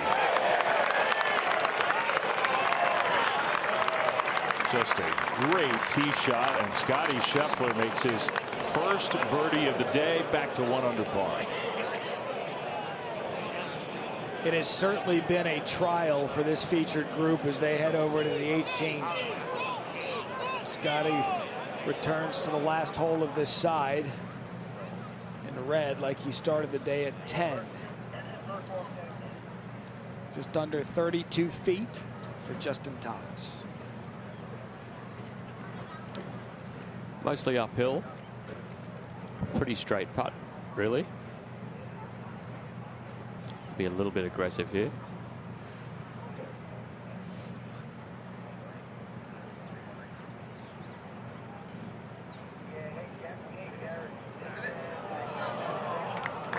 So all in all, JT's got to be happy with his front 9. I think you've got a red number next to your name. You're very happy at the moment. He was able to calm down after what happened on 11. Now back on the tee. It's Scheffler after the closest shot we've seen this week at 17. But the story with Scotty Scheffler, just pristine off the tee yesterday, 13 of 14. He's missed them all here on the... Yeah, we call it army golf, don't you? And I've just got it. He's had a left, a right, a left, a right, and a right and a left so far. Can he get a center? Well, coming off that birdie, if he hits the center of the fairway here, you got to imagine some momentum's coming on his second 9.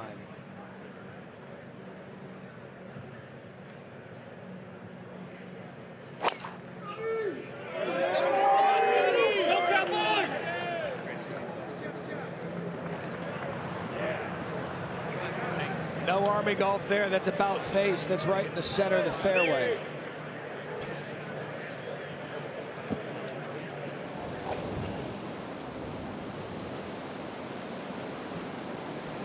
Hideki Matsuyama to tie atop the leaderboard.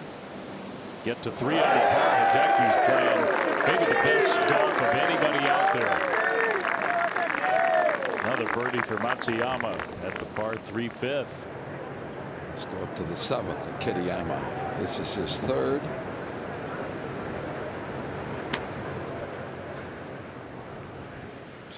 Get it just on and let it release.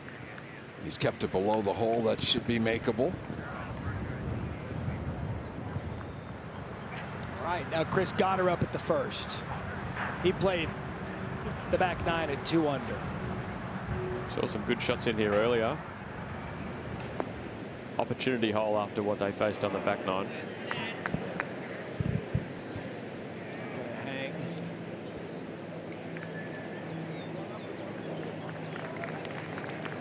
All right, so got her up a putt at 1 to get to 1 under. And how about Alex Smalley? This for eagle and a 2-shot lead. It's going to slide down the hill, moving from his left to right, and it will be very, very quick.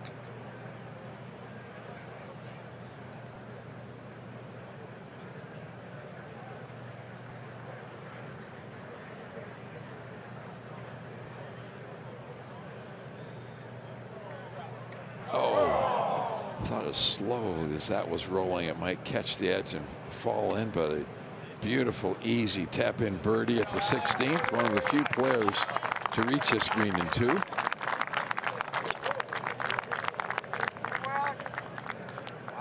Six pars, 1 birdie. What a beautiful way to get the day started when you're co-leading overnight. Yeah, Andy, and the first time today we've had a solo leader. It's been a bunched leaderboard overnight. 7 players were at 3 under. It's been that way all morning, and now Smalley moves to 4 under. Here's Young for birdie at 18. Slightly downhill, moving left.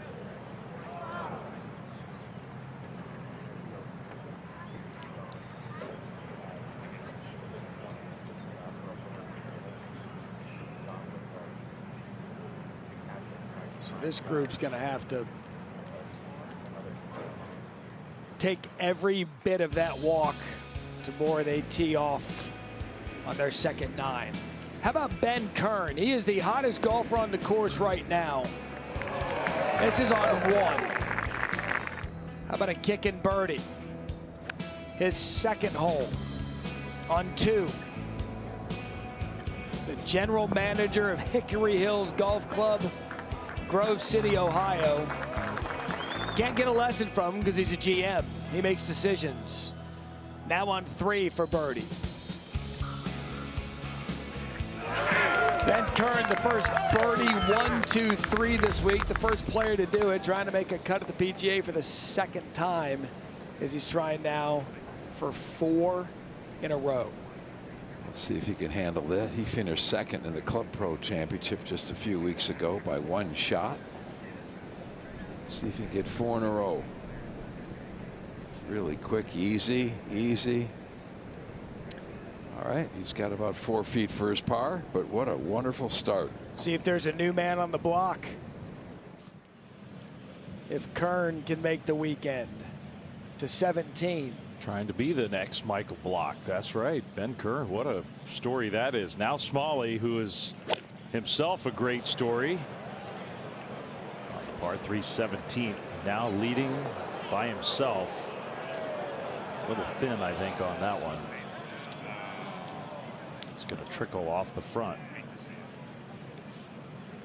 But on dry land. A little more ball than Shane Lowry found on 17. Just enough. Now Kitty on him for par at this par 4 7th, putting up the hill. Got to be firm with it. Just leaking off a little bit. That moves him back to 1 under par. As we go to the first.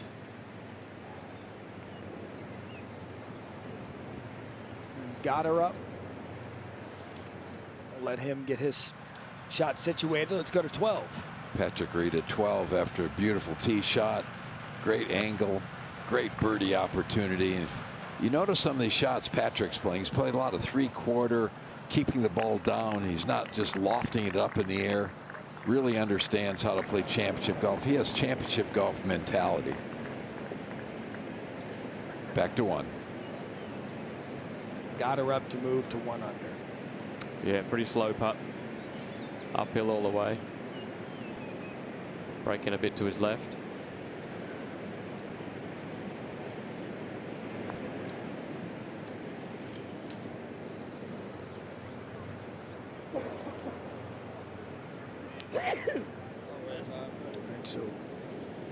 short. Putt to remain at even par. To the fairway at 18 in Fitzpatrick. Great angle. 190 yards left, pin towards the back of the green, so you have got some landing area. Although standing back down here on the fairway, you wouldn't have thought so. Bunker between him and the hole. And the pin cutting again on a bit of a knoll. Not as bad as the 14th, but still an awkward spot.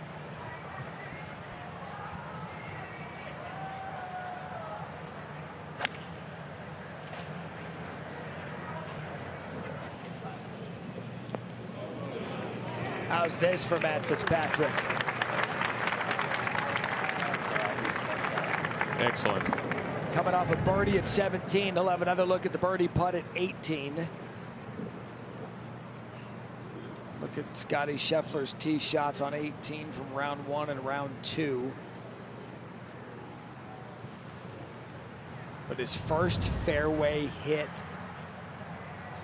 today on his front 9. The key, both of them were down the left side, gives you a look at the green, otherwise the tree gets in your way. Scheffler 187. Difficult to pick the wind here. It's a bit sheltered from the trees, but it's still blowing up there. Off his left and a little into him.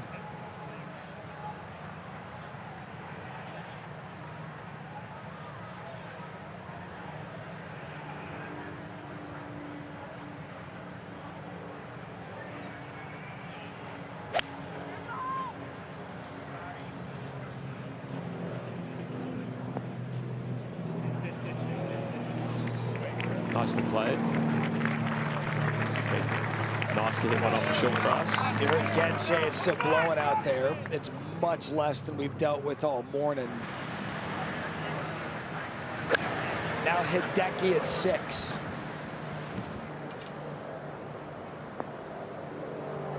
One shot off the lead. He had tied the lead for a brief moment until Smalley made birdie to go to 4 under.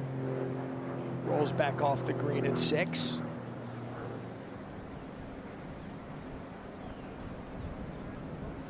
Now the third shot for Colin Morikawa off the green at 2.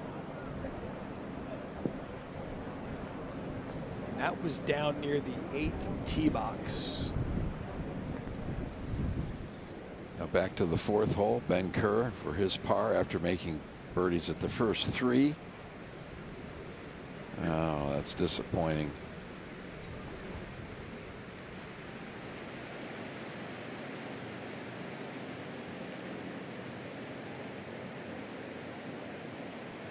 All right, got her up, cleans up his par at 1. Probably a bit unhappy after his tee shot. Gave him a wedge into this green as we were just past 11:30 here. In the East with Andy North, Dave Fleming, Jeff Ogilvy, I'm Matt Berry. It has been some kind of morning here as Alex Smalley has battled the back 9, which was his first 9 today, to take a 1-shot lead. As Hideki also 3 under with some of the groups that'll tee off this afternoon. Scotty Scheffler had fallen back to even par, but now he's 1 under with a chance to birdie the 18th. And then you look at the afternoon wave. Garrick Higo will keep an eye on his time. In about a half hour's time, we will move our coverage over to ESPN. We'll take you from noon until the conclusion of play here at the second round of the 108th PGA Championship. These afternoon players have to be sitting around wondering what on earth went on this morning. And if they can get the good side of Mother Nature, and a complete opposite of what we saw yesterday. So Justin Rose now getting ready to play at 18. Good recovery to get to here from the right-hand rough, so chipping up the full length of the green. Little ridges and runoffs. It's like a sort of small Toblerone he's got to play over. Just a question whether you're hitting the downslope or the little upslope. Get that just right. Back foot. Jab it lowish. Release up the green.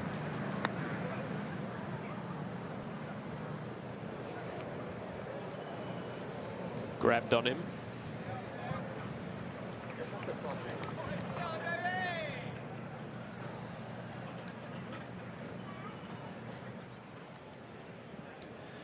Well, the leader of this PGA Championship, the North Carolinian Duke grad Alex Smalley, 4 under par. Will pitch shot up. Left himself, even though he really didn't hit a great tee shot, left himself in a good position and now should make par. He left it where you could get it up and down. Patrick Reed with his birdie putt coming down the hill. Easy. Trickles by 3 or 4 feet. Patrick 1 bogey so far in this championship. All right, Morikawa now for par at the second. They'll drop one to fall to 2 over. There's 6 shots off the lead. 2 bogeys to start his back 9 on 1 and 2. Now Hideki off the green at 6. His third.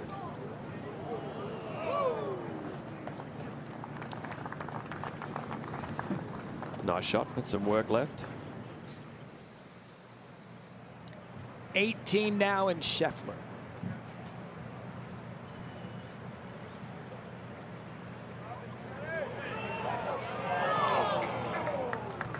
All right, so after all that for Scheffler on the back 9, which is his front, Jeff, he goes to play the front side at 1 under par.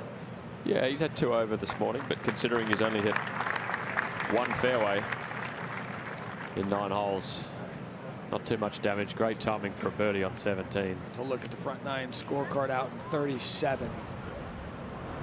He's 3 shots off the lead. Now Justin Thomas in the rough at 1. Yeah, 131 out of the rough, but I think he'll be able to manage it. It's not too difficult. Anything a hair left of it? Would you agree with that? Yeah. Yeah. Yeah. Get it. Yeah, from a good lie, we've seen a lot of balls spin back from the fairway here, Susie, so the rough might not be the worst spot to be. Yeah, I agree. This tree is no problem for him at this whole location. That ridge just shy of half the depth of this green. You could even hit it a little shy of that coming out of here. It's going to be a little hot. Downwind as well. Significantly warmer out here, at least 10 degrees than about an hour ago.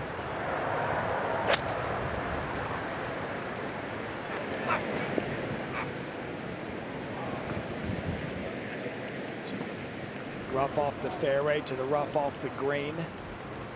Justin Thomas was able to stay afloat at his first 9 to be a 1 under par. Now Cam Young. Yeah, Matt Cam hit it in the narrowest part of this fairway, dead center. He would have went closest to the line at his local club today. Just 90 paces from that whole location. Slope 2 up. It is time for him to pounce with one of these wedges.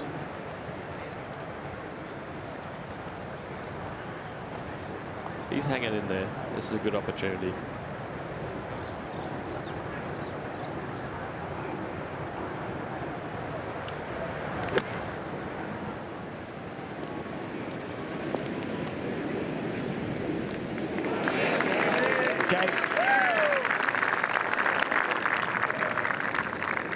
Cam Young looks to get to even. Now Rose at 18 for par. How about Justin Rose? 4 over to start his day at 39. Justin Rose just does not give in. Smalley for par at 17. Good up and down for him. He maintains a 1-shot lead. So Rose was able to save par, kind of stop that bleeding he got into. Now Fitzpatrick for another birdie. Here we go. Back-to-back birdies for Matt Fitzpatrick.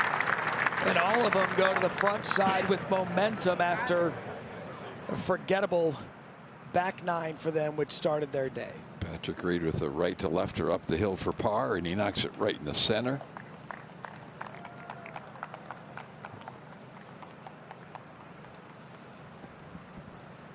Stays a couple shots behind. There they are. Where's your tire? There's one of Fleming's ancestors, and Stanford Steve. For par at 6. Hated it straight away. You don't want to see that creep in there after the round he's put together today.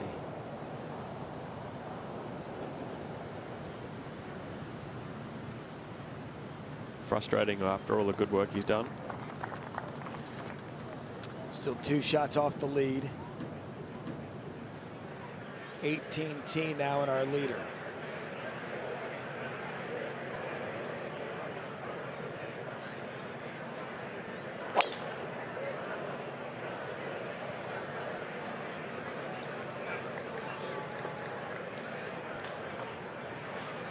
When it's going, it's going. When it's going, it's going. He's going to have to deal with that tree, but he's much happier off the fairway than he would have been out of the rough. Just a steady round for Smalley. We take a look at the difference in shots, back 9 to front 9. As our featured group, Scheffler, Fitzpatrick, and Rose leave the backside to start the front side, which, to no one's surprise, playing a bit harder.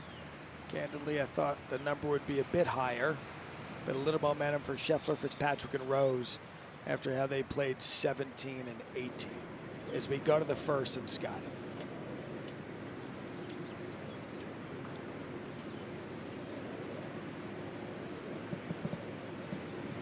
See if he can hit 2 in a row.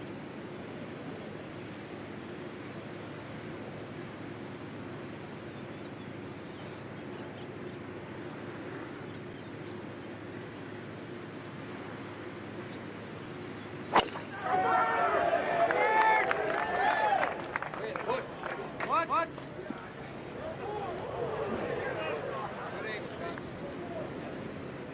Another missed fairway for Scheffler. It's got a 5. Well, Ben Kern, the club professional who went on an incredible run, birdied 1, 2, and 3. Bogeyed 4, bounce back birdie at 5. That's not a boring scorecard for Ben Kern. Who says there's no birdies out here? He's birdied more holes than anybody in this PGA Championship. Damn right he has, Ben Kern. He's the GM of Hickory Hills Golf Club in Grove City, Ohio. GM going low. Got her up second at the second.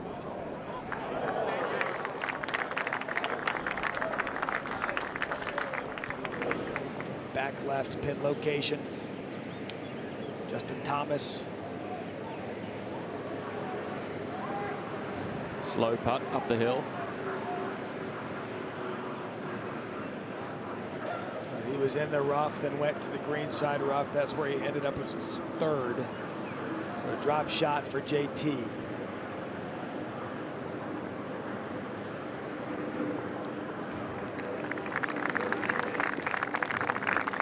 The word we've been using in our coverage all morning has been patience. Some of these guys weathered the storm a bit to stay patient within the round to stay in contention. As Patrick Reed now tees off on the short par 4 at 13. Get down. Set. Quit rolling. Set.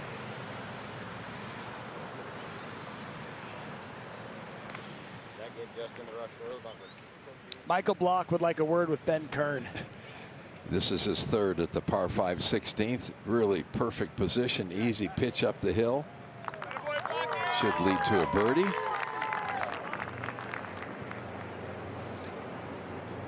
For birdie at 1.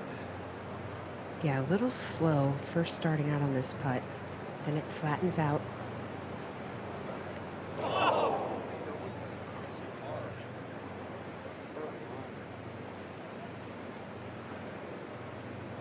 Continuing to be perplexed. The Players Champion.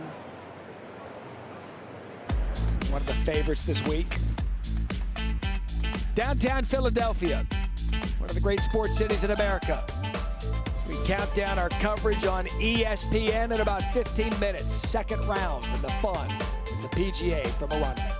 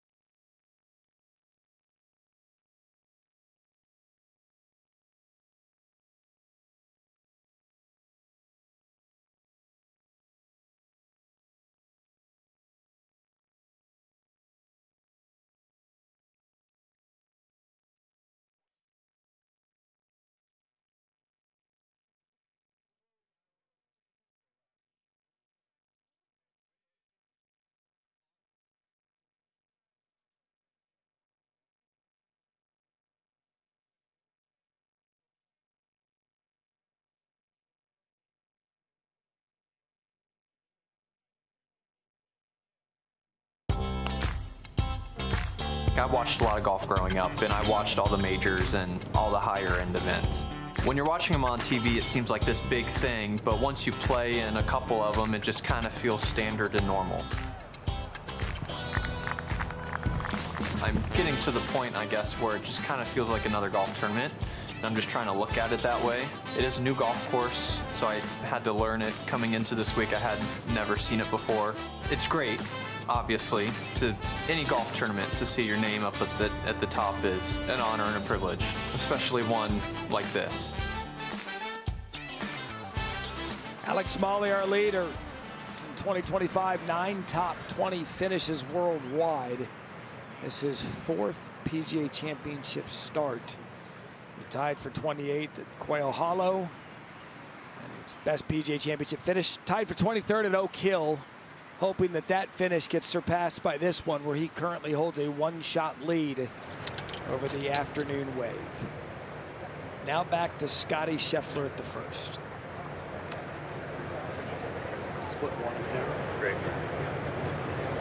Ball settled down a little bit above his feet, but he's certainly get the club on the ball. Some landing area, a ridge, bluff runs across this green, so he's going to just run it up over that or carry it all the way.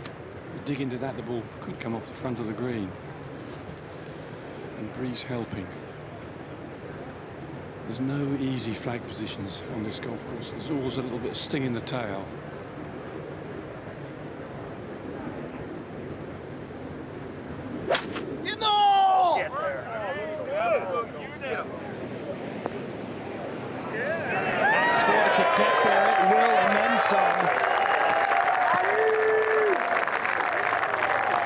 Scheffler, excellent look at birdie at the first.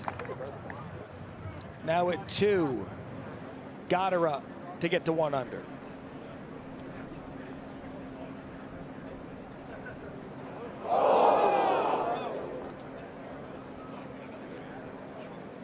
An aggressive pace for got her up as it lips out as we go to the 7th. Par 4 7th deck with a beautiful tee shot on top of the hill. This is really a birdie opportunity from here. Should spin left.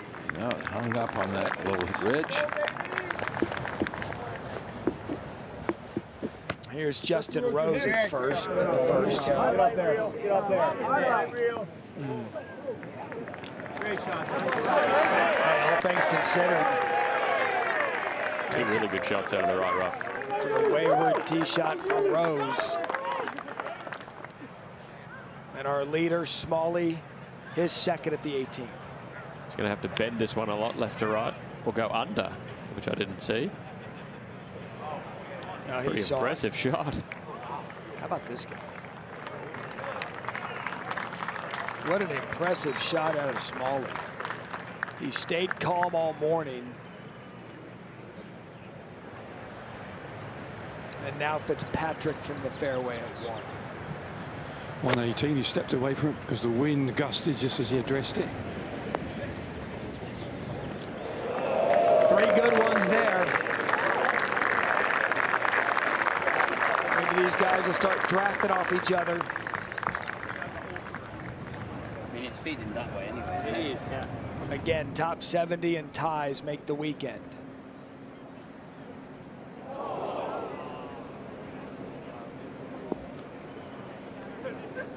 That was for par, and Goddard's going to give one back to move to 1 over. Meanwhile, Colin Morikawa, he needs this one. He is going in the wrong direction. And that's a nice par save putt for Colin. Back-to-back bogeys, but a par saver. Enough block for his birdie at 16 after that nice pitch up the hill. Rolls it right in. Gets him back to +3. It'll be, the cut's probably moving around a little bit today, so it'll be interesting to see what it ends up. This half of the field may have gotten the worst of it.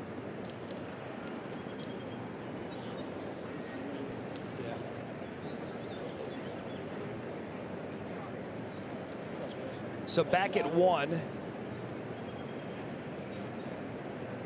Scheffler, Fitzpatrick, Justin Rose. Scheffler's approach was just outstanding. He pitched it in the little upslope. The only way he could kill it. If he'd carried a yard shorter, it would have just tiptoed over the ridge and just killed it and let it run out. Superb shot. Yeah, Ken, just under 10 feet for Scheffler to birdie, and just like that, moved to 2 under. It's just a little bit of patchy grain around this hole. Where the cup is cut today. Makes reading the greens a little bit more tricky. You're asking yourself questions exactly where the grain is going.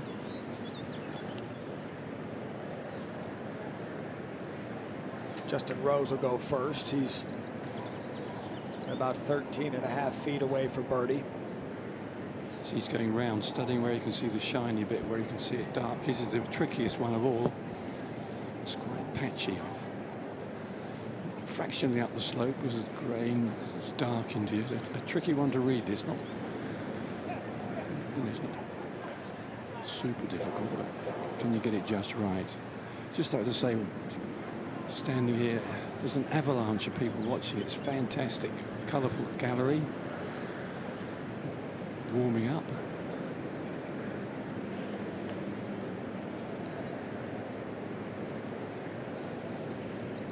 Can something start going right for this man? You mentioned when he was playing his first 9 holes, what a grinder he is, what a fighter he is to stay in it. Still not sure about this one. Adjustments.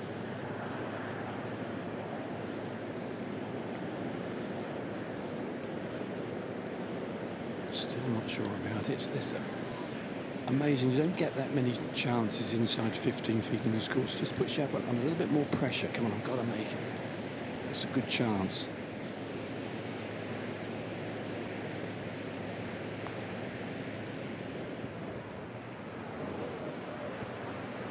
So the extra work didn't pay off for Rose. He's going to remain at 4 over. Now Hideki.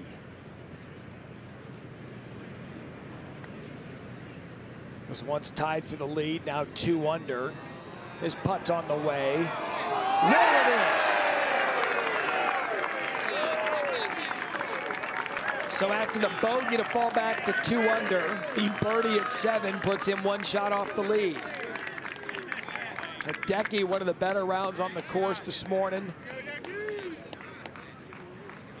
And with 2 holes to play, he's going to be a factor going into the weekend.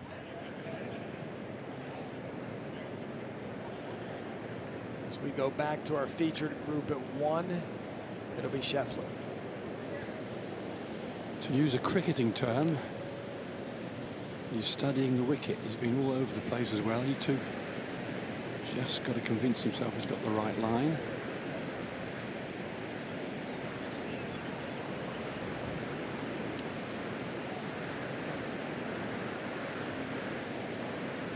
Well, he did it as well. He did exactly what Justin Rose did moments ago.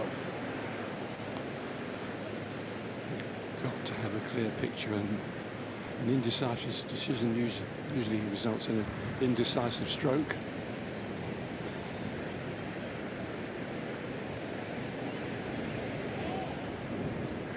Never moved.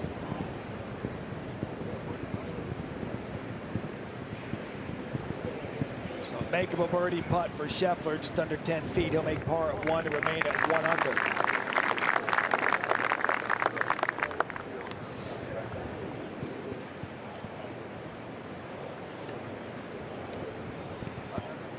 Continue our coverage with Scotty Scheffler when ESPN, and we take it top of the hour. Scott Van Pelt will take over. Curtis Strange will be in the booth. Dave Fleming will be calling holes as well as we march through the second round here at Aronimink. And Matt Fitzpatrick, after all of this, can get back to even par.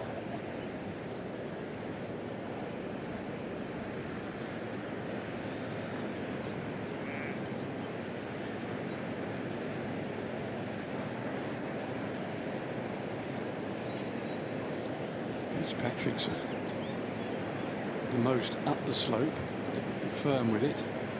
Surely one of them's going to make it, surely.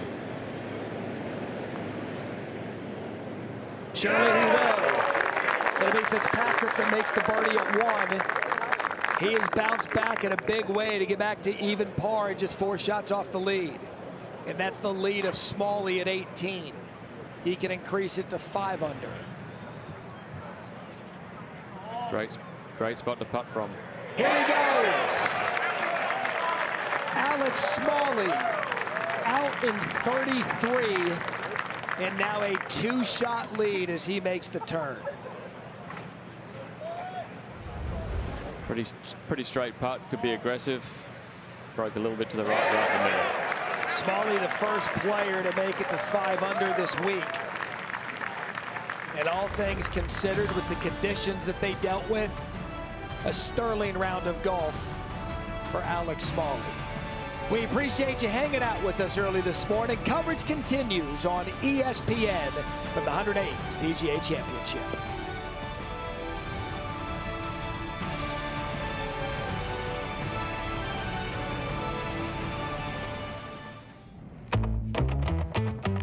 No one's out of it yet after a wild day 1. It's okay, fellas.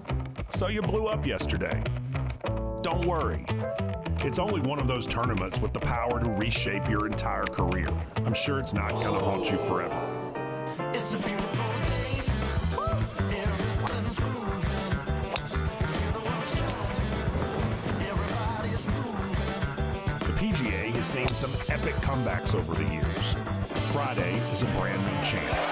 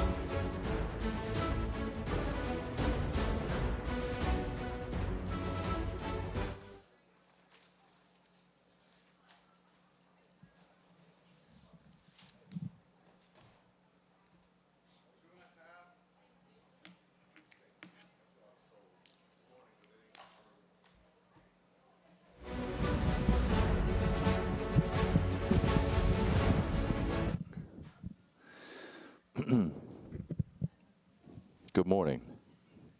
Good. And you? Yeah, feels like it's changing just now. Feels like the afternoon wave, early late got a big break.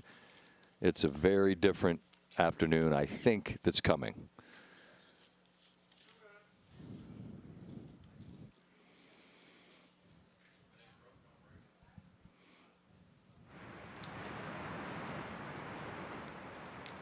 Mm-hmm.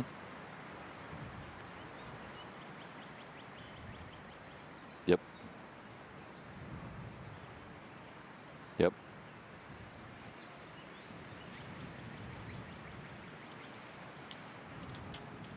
Gotcha. Gotcha.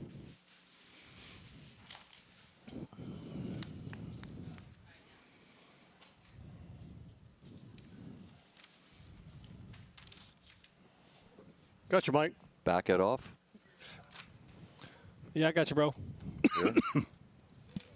Hello, hello. My man. McGinnis, DeChambeau.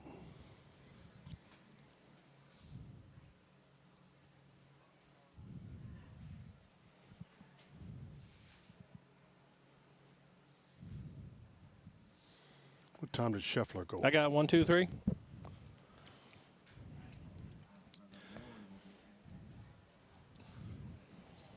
Yeah. Yep. Carp, how you doing?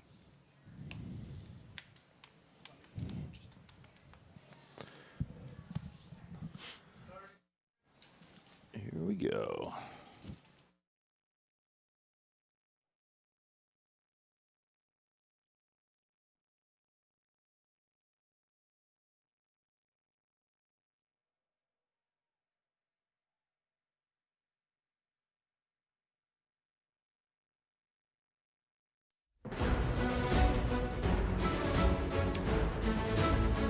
Welcome to the afternoon as the second round of the 108th playing of the PGA Championship continues.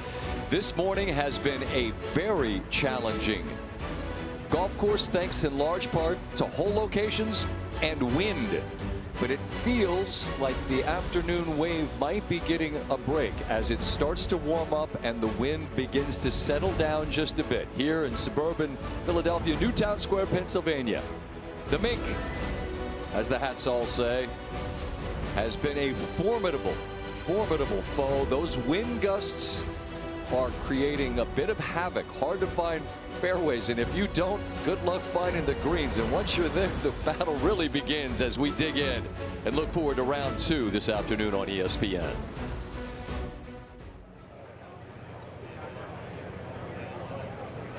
Greetings from Aronimink Golf Club, just outside of Philadelphia.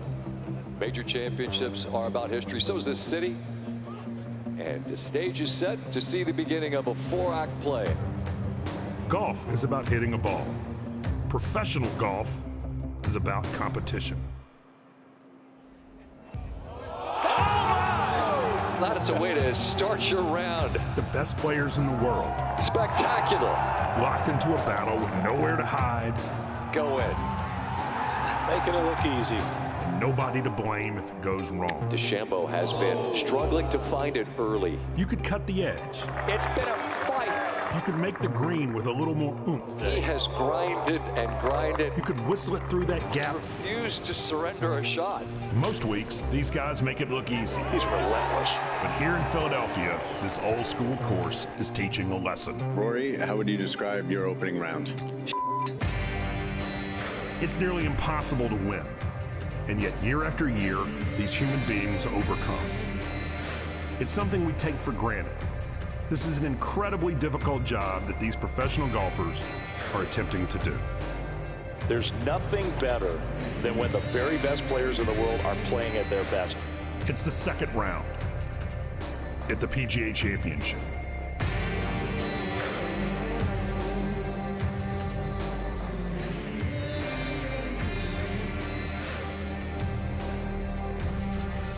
A beautiful look from above. Aronimink.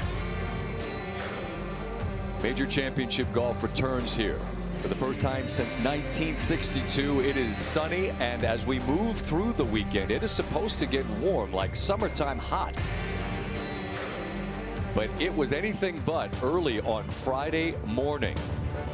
While we're at it, how about a hat tip to Ben Kern, doing his thing and making the folks at Hickory Hills Golf Club in Ohio raise their voices.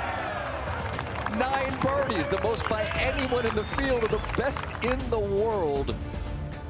Big Ben doing his thing. Patrick Reed, a man that certainly shows his best. David Duval, when the best is required. He shows up at the big time events, doesn't he? He just seems to have that toughness, that grit, and more importantly, that patience. Some old school follow-throughs that are a little bit abbreviated. Whatever the shot requires, he's got it. So too does Hideki Matsuyama. He's ready to grind and fight hard, and he is ascending on this leaderboard. After a bogey, he gets it right back with a birdie putt there, as he will play the front side as his second 9. Alex Smalley had a piece of that first round lead, and he continues to play well, arriving with a bit of momentum, playing excellent golf this last month. Went out and followed up his first round 3 under par with a opening 9 holes of 2 under, just solid golf. On 18. plays another. And Smalley is now 2 clear of Matsuyama, who is playing at the moment. You see Lee, Potgieter, Jaeger, and Hisatsune are waiting to get out there this afternoon. Patrick Reed there at 2 under par. Again, it feels a bit like the afternoon wave perhaps will get the better of it. You went early, late. That might be the recipe this week. Scotty Scheffler, after he was a fairway hitting machine round 1, David, struggled from the jump. Well, great illustration of our discussions throughout the week of getting the ball in play, getting it in the fairway. It makes it so much easier trying to access these quadrants on these greens. Looking for birdie on 11. And not quite. One more half roll and he would have put a circle on the card. But here, struggling for par. And these massive greens have so many spines and so many hole locations that are right on challenging spots, aren't they, David? They have put them on some crowns. They've put them in some tight spots. You're marrying big breaks with excessive speed. It's a very difficult task. Then here on 16. In the bunker, not much green to work with. And bunker shot after bunker shot we've seen, they just chase out. They don't check at all. Now 17, the whole location, a little bit more gettable than it was in round 1. Not nearly as lengthy as it was, and Scotty gets... What a shot. Gets one back. Exactly.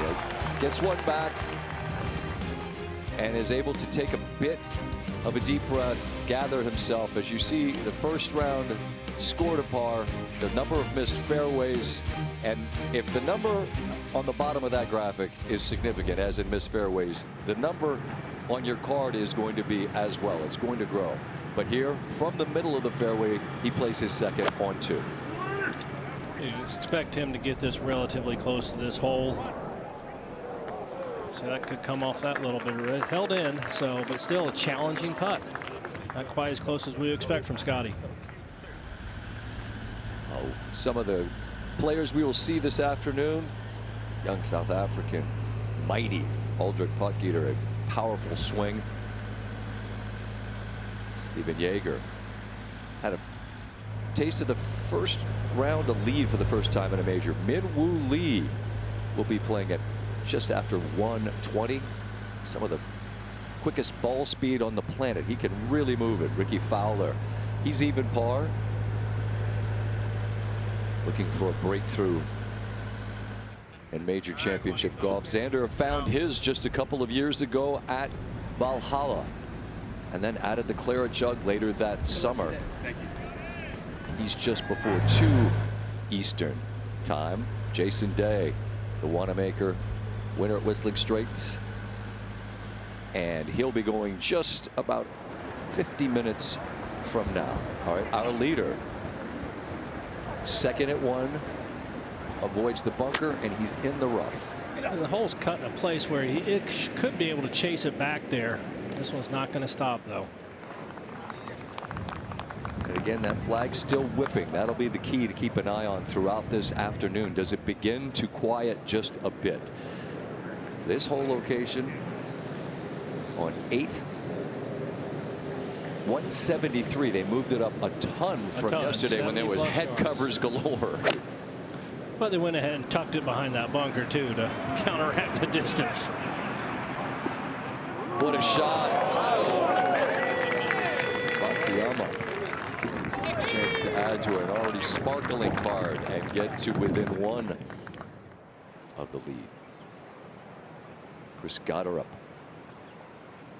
had a short miss and had a bogey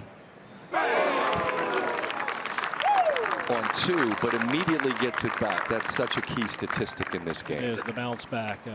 Not getting too flustered by mistakes because they are inevitable. So Smalley continues to lead at 5 under as you say hello alongside David Duval, Scott Van Pelt here. Our position on 18. How would you describe for folks that are seeing the sunshine and what looks like a lovely day? What was the morning like out here for that wave? Just absolutely treacherous. I think the story yesterday along through this morning has been the difficulty accessing the proper locations on these greens because of the excessive wind. Especially when you get so many crosswinds, crosswind down, crosswind into you, it's hard to get it into the sections of the green you're really required to. And the greens are such that if you're in the wrong spot, as we have seen, that combined with the wind, many folks, I think, and I was one of them, thought that perhaps we'd see low numbers here this week just on the ability to hit driver and short clubs.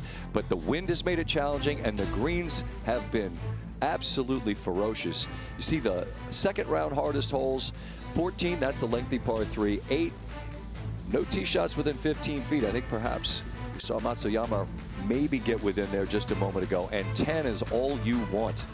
Not a single putt hold outside of 15 feet. As for the scoring, again, the afternoon wave all to come.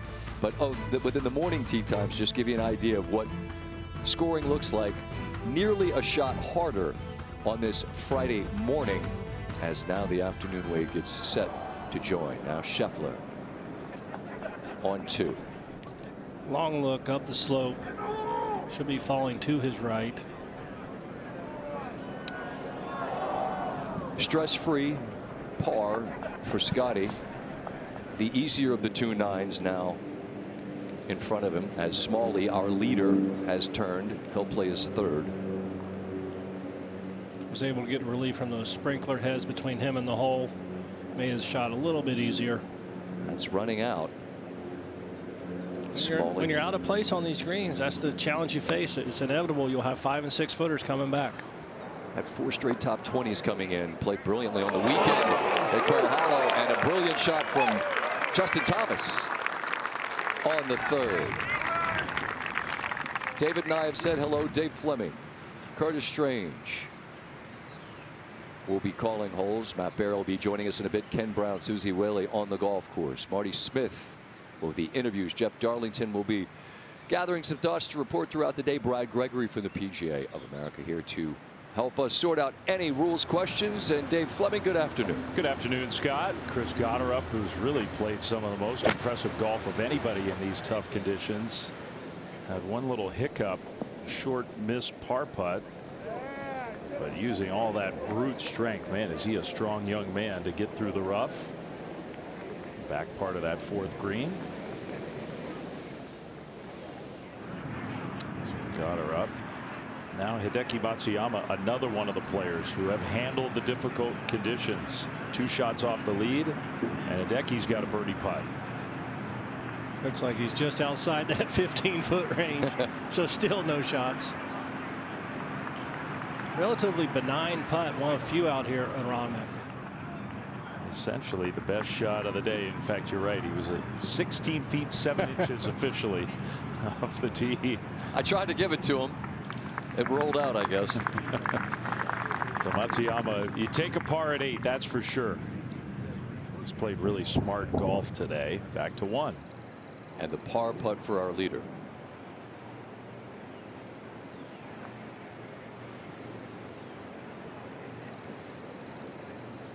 In the rough, off just the off tee. The green, wrong section. There you go. Didn't seem particularly penal, but it adds up slowly but surely. And so he will give one back here at 1. 1 ahead at 2. Definitely not the hole where you expect a drop shot. Number 1's been one of the easiest today, even in these windy conditions. Fitzpatrick, par putt at 2. Well, Matt has fought so hard. He just had a disastrous 14th hole. Had gotten back to even, but now he's going to drop a shot. It's a 3. Cam Young from Tricky Lie up against the first cut. Yeah, I went through multiple practice swings to see if he wanted to just blade it over that little knoll he just crested. But gets well away from him. Not bad, though. Oh, that's a good shot, Curtis. I mean, it's just so difficult.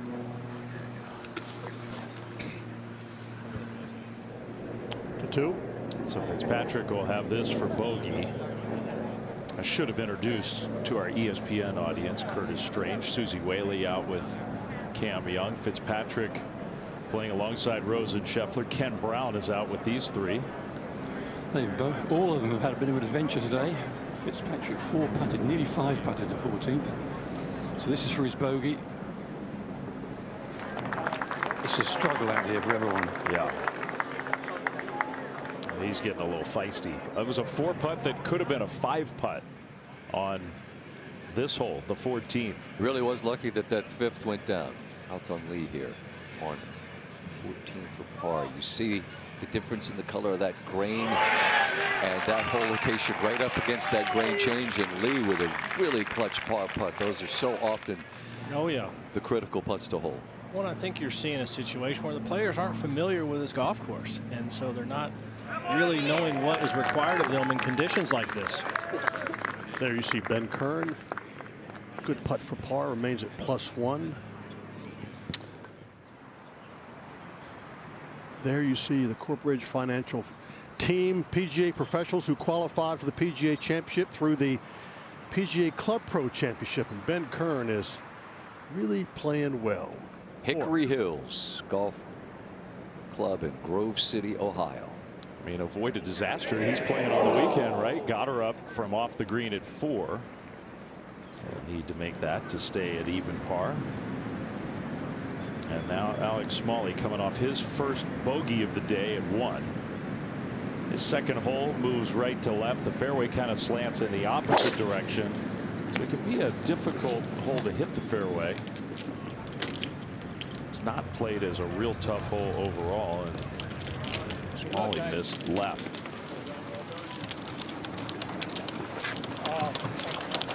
Very impressive though for the Duke grad, who's only playing in his 5th career major championship. Now Scheffler. Go Cowboys! At the straightaway 3rd hole.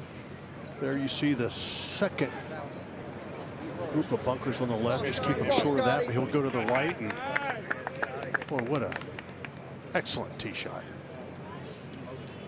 What a difference the fairway will make. Absolutely this week. Now up at the green, Cam Young for par. Uphill a little bit from right to left.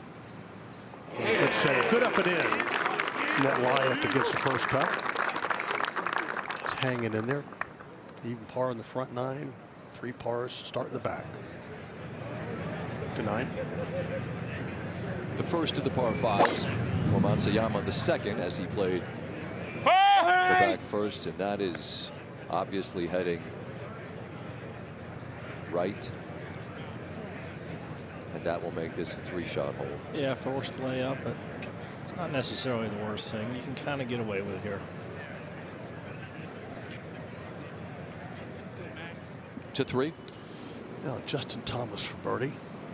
Yeah, after a beautiful shot from 114 yards that he spun right close to the hole. You can't let chances like this slip away.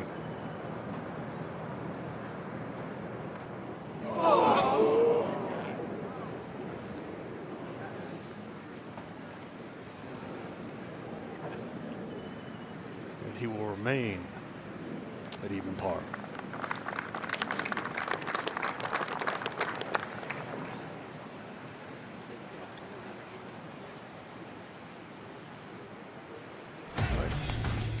Just getting started here on our coverage. We'll be with you until this round concludes. And Rory McIlroy, who spent a prolonged period of time on the range trying to sort things out after a struggle in day 1, will be part of the afternoon. And it's cut time, and there are some big-time names that will be working hard to be part of the storyline, but they got work to do. Plenty of fight in Philadelphia, especially its closing holes at Aronimink, sizing up holes 15 through 18 and what they demand of these players. You see the tee times, some of your favorite players, including the Masters champ Rory. He'll go just after 2 o'clock. Let's enjoy this afternoon here together.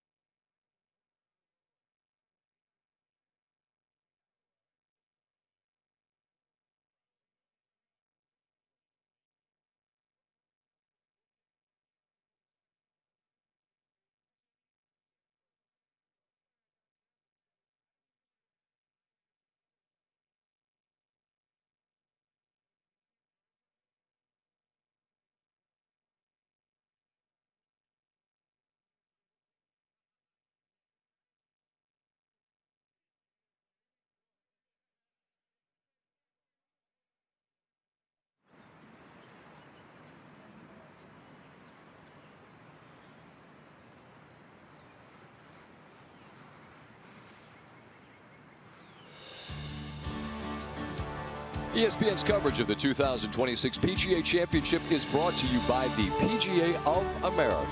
We love this game. And so do we. Such a treat to cover this great championship. To the action on 2. Smalley, fairway bunker at 2.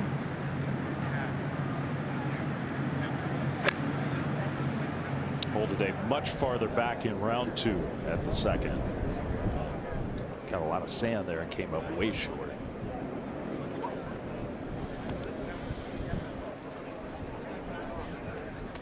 Now back over at 3, the second for Matt Fitzpatrick. Off an upslope, not a terrible lie, but not a great one. Straight down breeze. Keep going, keep going. Flag's taking a much easier position than yesterday. Well played, Ken. 5. That's more than satisfactory given the lie. Here our first look at the beautiful par 3 fifth. Got her up an abbreviated follow through. Does that qualify as a follow through? Stop through.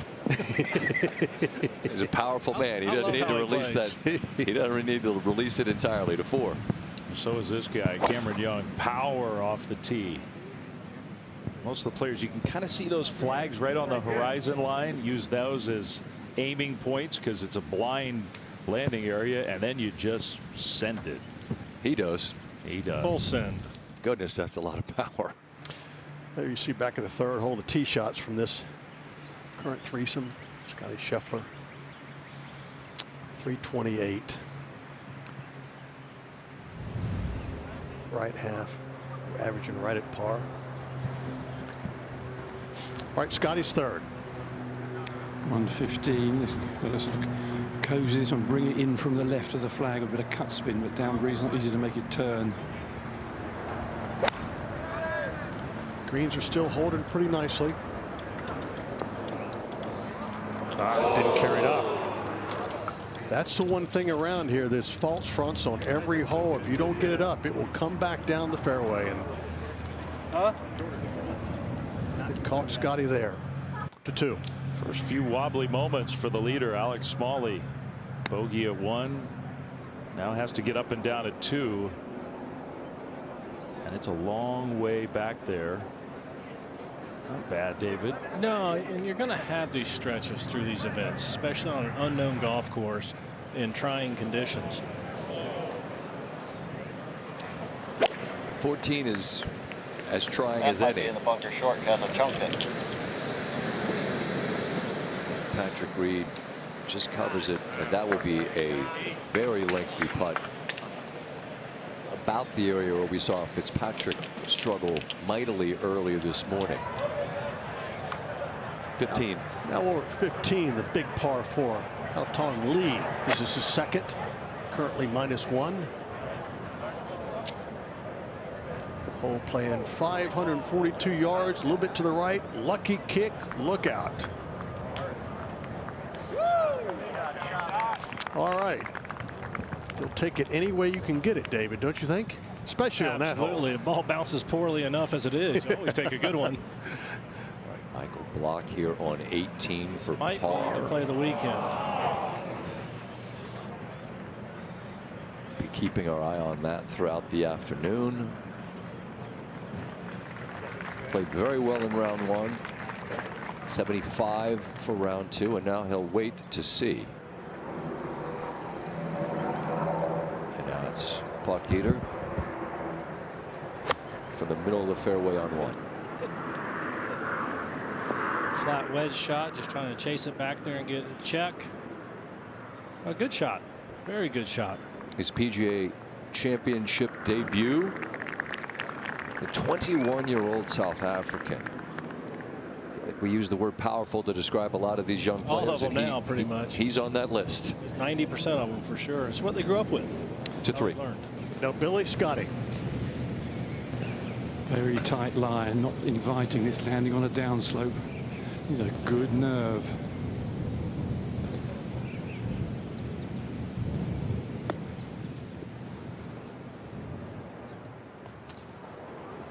Called Ken Brown's Billy Cratchit there. I apologize. I'm sure he's been called worse before, but not many times.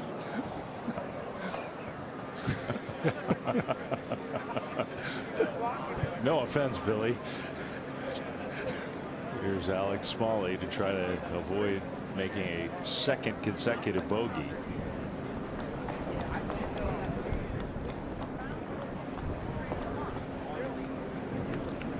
So we played the back nine, which is seemingly much more difficult, so well in really tough conditions, and now he's made the turn, the scoring holes, and he's gone bogey bogey 1-2 after a booming drive. Cam Young at the fourth.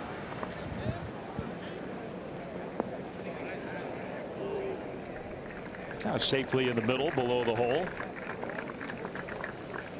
He's been a little frustrated, I think, with some of his approach shots today. He's hit a few loose ones.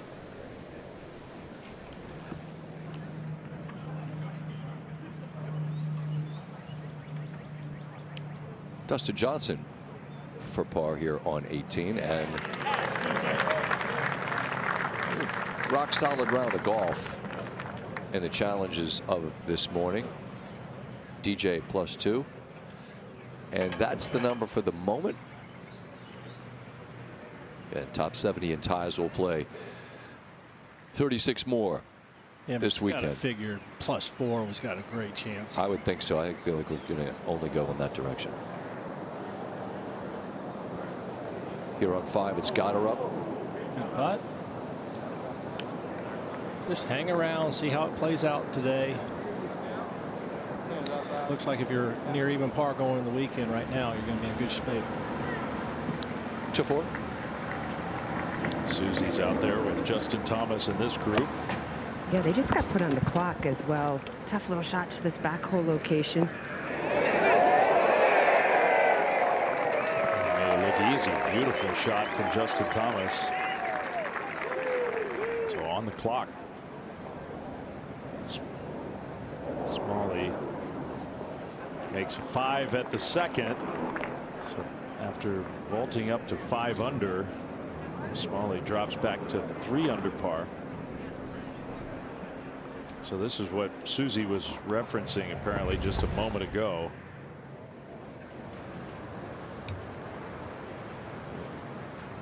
I don't think the players are real happy with the fact that they've been put on the clock.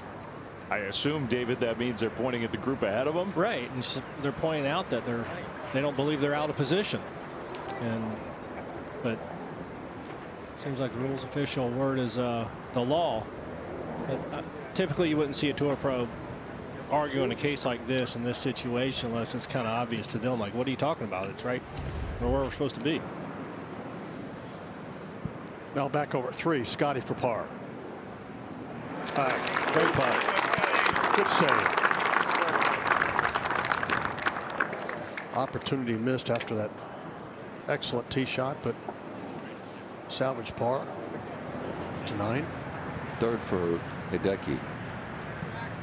How challenging is it, David, when it's right there on that sort of seam? Well, that one got into the rough enough, but that can certainly be some concern if it rolls up against the edge of it, because it can wrap the shaft, the hosel. That was a great shot to control it up the hill out of the rough. He'll have that for the lead. And now Reed from long distance here on 14.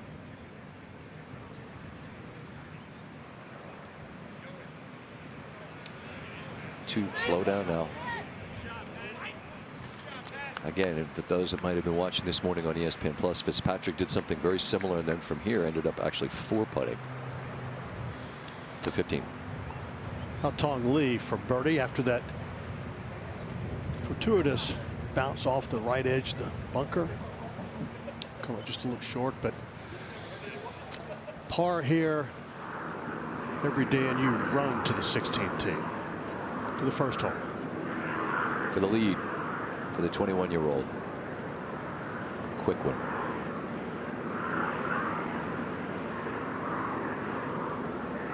Even that one keeps sneaking by, just even showing it all the respect you can. So Rory McIlroy, who had the worst round of his PGA Championship career, and came home really leaking oil. Spent quite a lot of time on the range. He'll head there before he heads out just after 2 o'clock to 4. Now Young's birdie putt up the hill. Greens seem to be running a little bit more today than they were yesterday.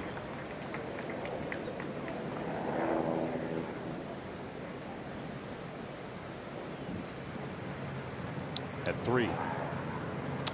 Smalley's tee shot, right center would be perfect.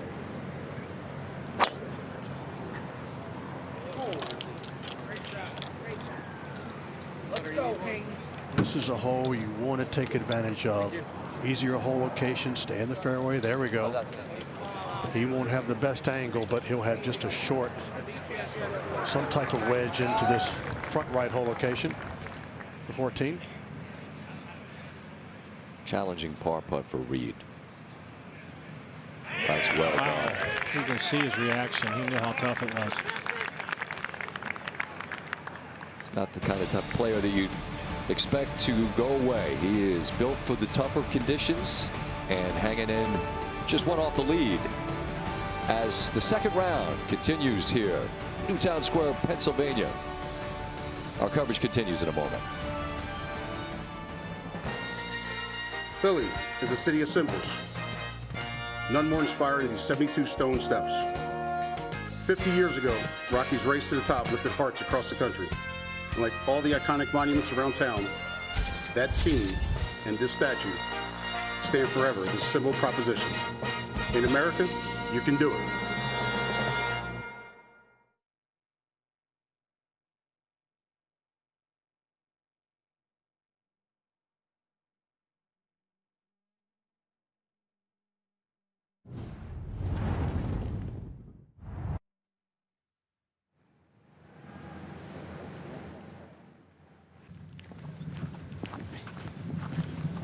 You know you're late to the tee. Yes, sorry. 2 shots. Thank you.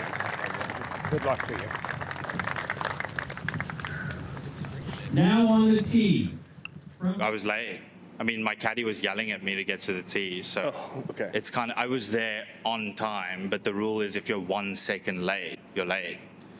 So if you think about it, I was there on time, if you know what I mean.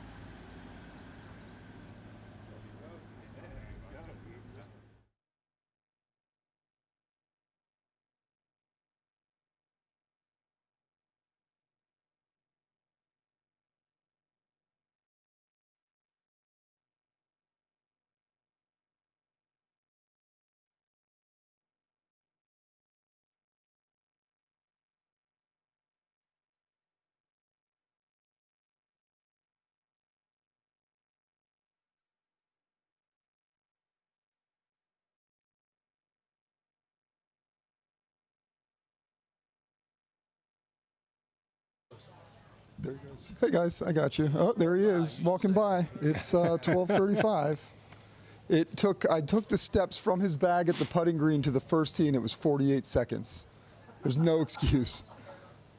I feel like I'm talking about my wife right now, huh? Yeah.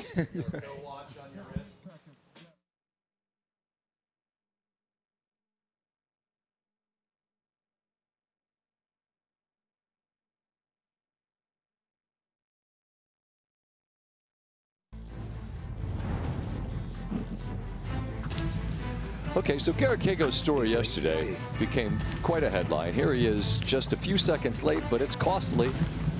You know you're late to the tee. Yes, sorry. 2 shots. Thank you. Good luck to you. I was late. I mean, my caddy was yelling at me to get to the tee, so it's kind of, I was there on time, but the rule is if you're 1 second late, you're late. So if you think about it, I was there on time, if you know what I mean. Well, No. I don't actually know what you mean. I mean, if you're late, you're late. And I mean, 7-18, he's still in the putting green. And if you follow the tour week in and week out, you know him, talented South African lefty, couple of wins on tour. But I mean, he certainly became a cause celeb given what happened yesterday, because he, after that, played awfully well. Now, 12:43 is the tee time here. Got plenty of time. Plenty of time to get there.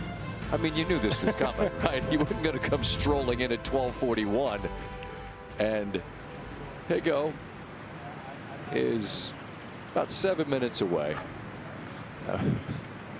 Now this is more normal right here. You go, get a pin sheet, make sure you got a couple of tees. I mean, I think all of us are creatures of habit to some degree in life, but you all, David, professional golfers, no one more creature of habit than you all. You have Most to be. work through their bag in the same way, do the same things every day.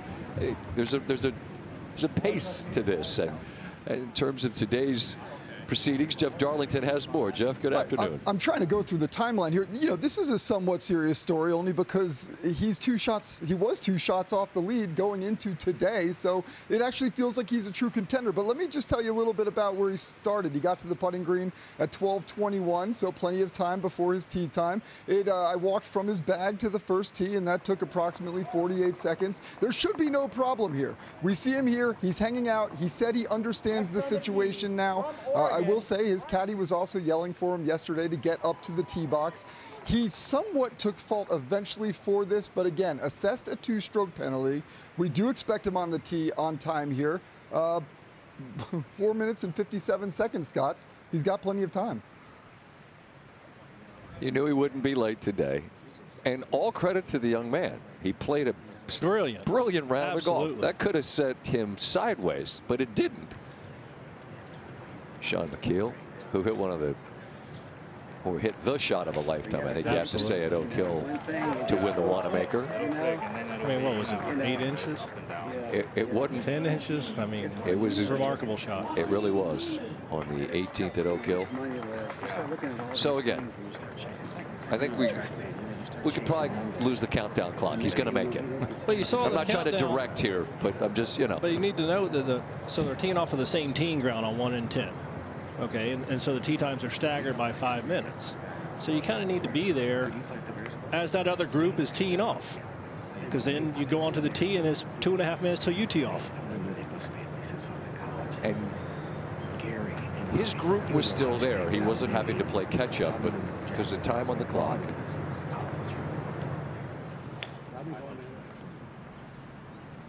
He'll be there. Back to golf.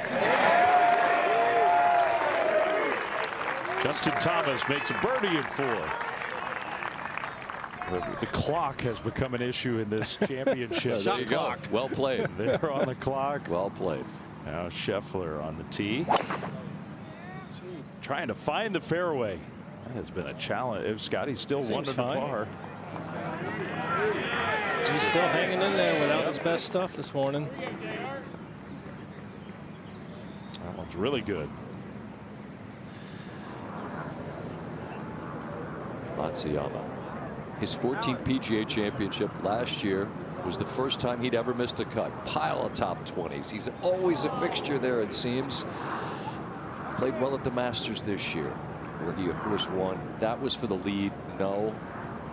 But still, Matsuyama will head into the weekend, David, very Prime much position. in contention. Absolutely. His toughness with his ability to hit the golf ball. He's rolling it well on these big greens. You imagine he'll be a factor throughout Saturday and Sunday. So knocks that in for par. Round of 67. His first round in the 60s in the PGA Championship in the last 5 appearances to 3. Now Alan Smalley, his second. Only 105 yards. Unforced error there. After bogeying the first 2 on this side. Going south. Kind of an awkward little spot there. Somehow one-armed it to 15 feet. What a shot. That was a great shot. Shots you don't practice. No. But he's got the strength to pull that off. So does this young man. Aldrich Potgieter, one of the youngest players to share a first-round lead in PGA history. Beautiful approach. Another wonderful look for birdie. Chance to get to 4 under for Potgieter. Fellow South African like Garrick Higo. We saw Smalley get to 5, but you said he got wobbly. You just don't want the wheels to fall off. Here's Thomas. Look at this on 5. Throw it back up the hill and then let it come back.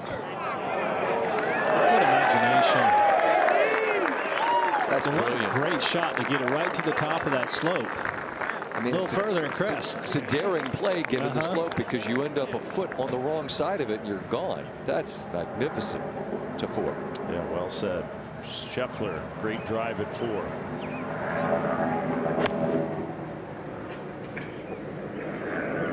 Lower ball flight there. Just perfect. Scotty's starting to turn it up a notch, as we knew he would.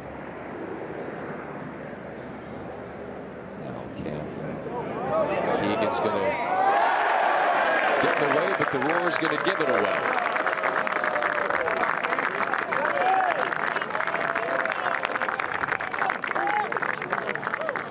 One of the easier holes today. 3rd easiest thus far. Another birdie to 3. Important shot here for Smalley. Get it up and in. But again, the ball will not check out of the bunkers, and you short side yourself. There's nothing you can do. It just keeps running. Well, in a lot of these bunkers on the green, it's down slope, so it's very tough if you're on a tight short-sided yourself. Got to right the ship.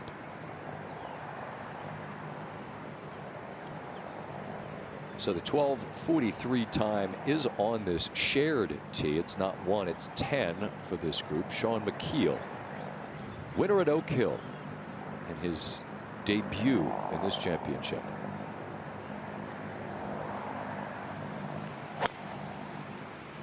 Now 57-year-old proud IU graduate. Never imagined he'd see his Hoosiers win a football championship, but that's what they did. Next on the tee from Virginia, please welcome Michael Brennan. Brennan, talented 24-year-old. Durham Demon Deacon. I see you over there, Curtis, doing your dance. Go Deeks. His first PGA Championship appearance. And he can launch it.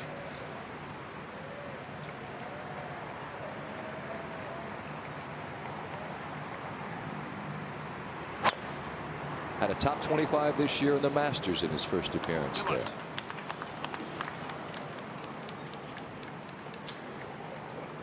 The thing is just gone. They make it look so easy, don't they, David? They're just perfect built for balance. Built Perfect for speed. balance. You grow up Next on the doing it. tee, please welcome from South Africa, Garrick Higo. So for all the talk of I was on time, but I wasn't, and this, that, and the other, he's in the red in a major championship, and 2 off the lead at the moment. I mean, prime position. Sure.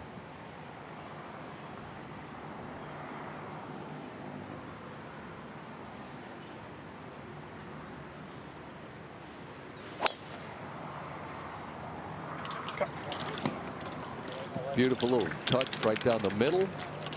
That's what you want. Yet another full send from the tee. The 26-year-old as it runs out. And we'll be keeping tabs on Higo's progress throughout this second round. 15. Patrick Reed second.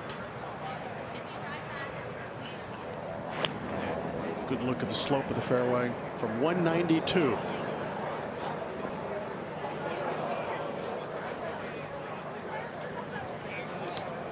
That will be a tough up and in.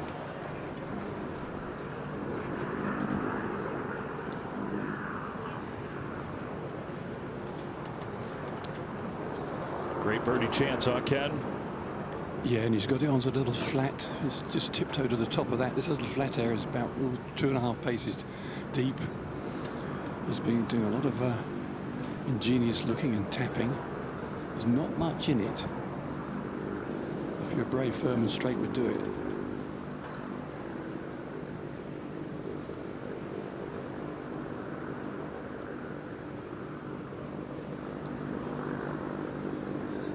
That's a birdie. And for all the trials of his early second round, Scotty Scheffler is 1 shot off the lead.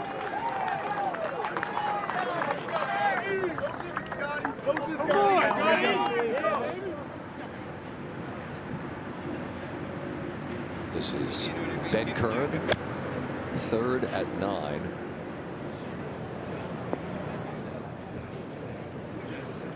Looks like he'll be playing the weekend. Keep playing like this, you're going to be on the first or second page of the leaderboard heading to the weekend. To 3. This is for par for Alex Smalley. He has hit his skid after getting to 5 under par. His bogey the first 3 on his backside, the front side here at Aronimink. And they are the 3 holes you want to try to take advantage of. Absolutely.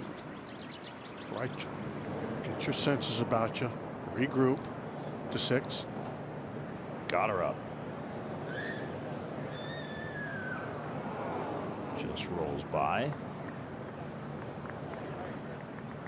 After that really cool, almost one-arm finish from a really difficult spot. Here's Potgieter, who was in the middle of the fairway, hit a really nice wedge to here. And he did not take advantage of it. That's 2 birdie putts on the first 2 holes. This is the guy who was #1 strokes gained putting in round 1, Potgieter. Par 3s are a big part of the character, Scott, of this golf course.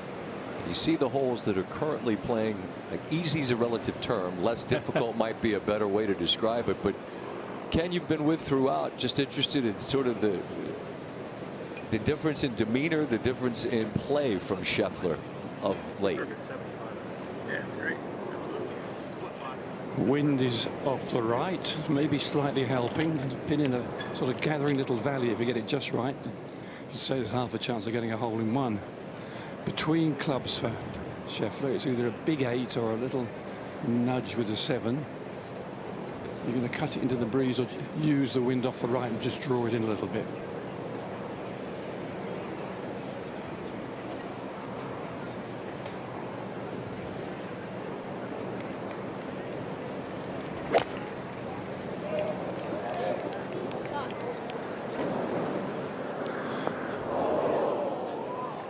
Just settled down. That's going to be tricky right up against the taller cut. As Ken mentioned, in between clubs. Yeah, I think they've turned the curve, all these 3, because it's been a real struggle on the front 9. And Scott is just cruising along as usual. Justin's fighting like anything. Good recovery from Fitzpatrick after a really wobbly start, that 4 putt at the 14th.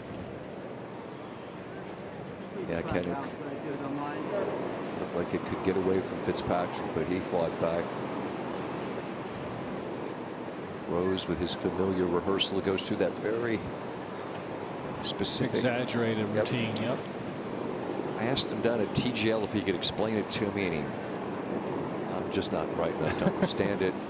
Involves trying to keep your backside up against the wall, the idea of spine angle and this and that. Yeah. Just get your body just to hang tight down. Wind is just freshening all of a sudden. I can see the flags behind the 6. They say it's from right to left and slightly helping. Almost straight across. So you've got to get your shape right when the wind's straight across. You're going to use the breeze or just cut the ball into it.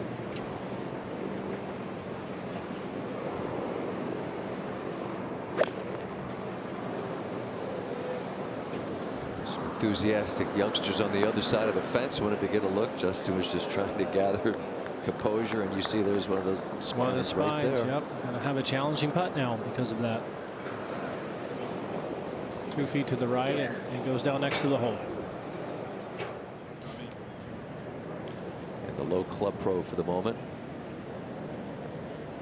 41-year-old, Grove City, Ohio, Ben Kern. You know the folks are gathered around in Hickory Hills. It'll be his second weekend and his third appearance in this championship. It's a wonderful round. To Thomas. Bunker off the tee. Yeah, has a perfect look at this. Just a face full of sand, most likely. This is really great. Almost made it. You know, he hit an unbelievable bunker shot to start his second shot of his day on 10 in really difficult conditions, and that was even better. Now we're up 15. Patrick Reed's tough third. You can even see the ball. Even for somebody like Patrick, who's so wonderful around the greens, just incredibly difficult. Well, you have to hit it hard enough to keep speed to get it out, and then it comes out a little bit hot, and you've got 15 feet. Back over at 11, Gerard's shot from 118. Should spin to the right. Using the slope nicely. Well done.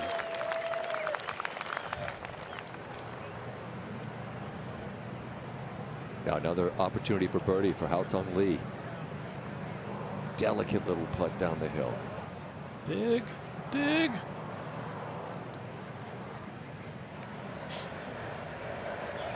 Second for 10. Second at 10, I should say, for Higo. Hole's cut in the back left on the 10th day. Try to bounce it up to that plateau. Just so careful not to get over these greens. You're going to see them coming up 20, 25 feet short. Big drive for Cam Young at 6. Yeah, such a gettable hole location today. Don't want to give this one up from 84 yards. He's not going to love that. Still has a chance for birdie, but he was trying to get that one real close. Back to 15. And Pat Reed for par.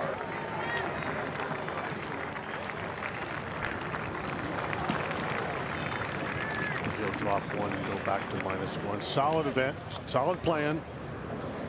It's a hard day. You got to stay patient. Make a few par putts. It's not easy. It looks pretty innocent from here. Wind blowing.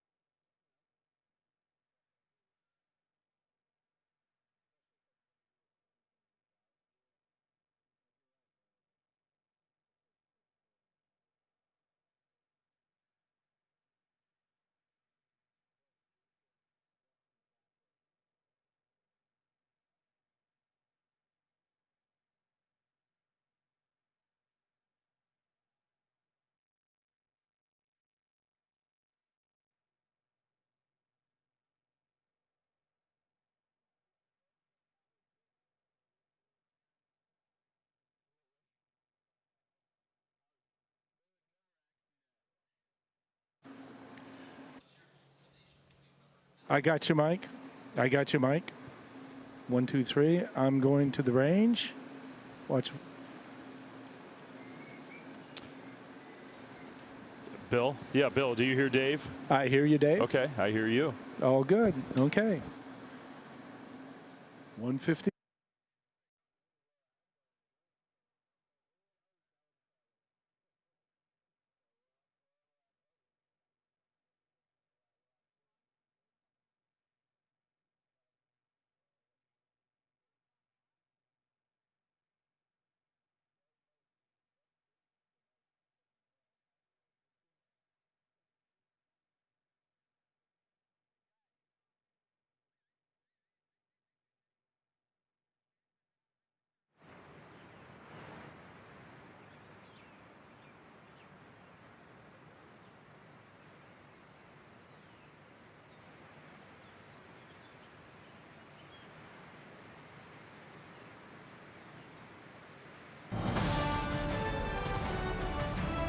just before 1 o'clock here on the East Coast. Beautiful look from above Aronimink. Newtown Square, Pennsylvania. 67 for Hideki Matsuyama. Lead in the clubhouse as the others that went to 3 overnight are getting ready to begin their second rounds. Patrick Reed there on the board. Justin Thomas has been battling very difficult and challenging conditions in the early morning hours. Curious to see if the afternoon the wind settles a bit, things warm up a bit. Scotty Scheffler got off to a very uneven start, but now here he is after some birdies to fight back with a tough one on 5. That was incredibly well played. He made it look a lot easier than that was. That rough is awfully sticky. Well, it's such a short shot too, and we've talked about having to keep up the momentum and hit on the club through that grass. You see bogeys in 3 of his first 4 holes. Hasn't dropped a shot since. He's gotten 2 of them back. Currently just 1 off the lead to 4. Alex Smalley, who needs a par. He is struggling on this side from the rough. He might do a lot better than a par. That gave it a look as it rolled by. Back to 3. And Potgieter's second shot from the left rough. Good angle, bad lie. You could just hear the muff coming out of the stuff. But look at this. David, that'll do, huh? Wow. Just such good judge of the bounce, the race up onto the green. Birdie putt for Cameron Young. Good effort. He's hanging around, maybe without his best stuff, to 7. Got her up second after a wonderful tee shot down the hill. Looking right down on top of this whole location and taking advantage of it. Great shot. Gotta get him to red numbers.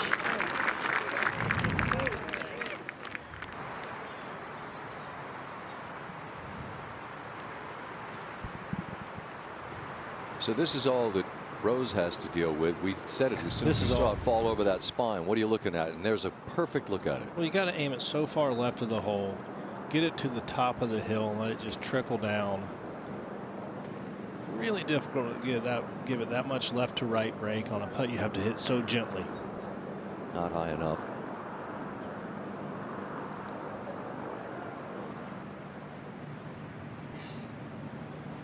That was such a terrific shot out of the fairway bunker. Cashes it in for a birdie, and look who's 1 shot off the lead, Justin Thomas. Okay, he's 2 shots off the lead. There you see Potgieter tapping in for birdie over at 3. He goes tied for the lead by himself. I'm sorry. -4. Well played second out of the heavy rough. Now at the 4th, Smalley. For birdie, got it. Big time. He needed that.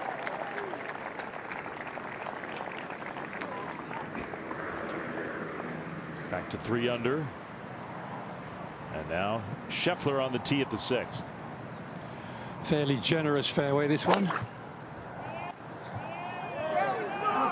This is a big time scoring opportunity if you can put it in a good place off the tee. And that's exactly what Scheffler did. So he's course corrected. He was all over the place off the tee in his first 9 holes.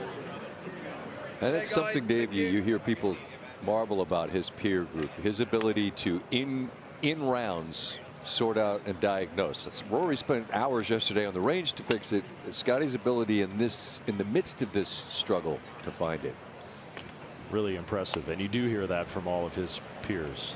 That's part of owning your golf swing and knowing it so well that you can self-correct mid-round.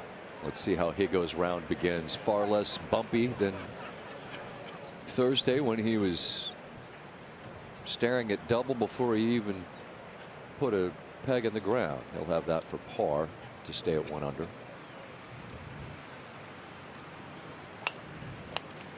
David, yesterday, Rory just said that he takes pride in his ability to drive the ball, and he just feels he's not doing it well at the moment. You see, he ties his worst score to par in 67 career PGA Championship rounds, and it was 4 squares on the card to find its way in. And this is the real issue. That driver put him in trouble more often than not off the tee. Here's how he diagnosed things afterwards. Rory, how would you describe your opening round? All right, thank you. Made that birdie on 5 to get back to even par after the soft bogey on 4, and then just got on that bogey train at the end. I'm just not driving the ball well enough. I mean, it's been a problem all year. I miss it right, and then I want to try to correct it, and then I'll overdo it and I'll miss it left. That's pretty frustrating, especially when I pride myself on driving the ball well. It's the breezy conditions that are making the scoring what it is. I honestly thought I'd figured it out.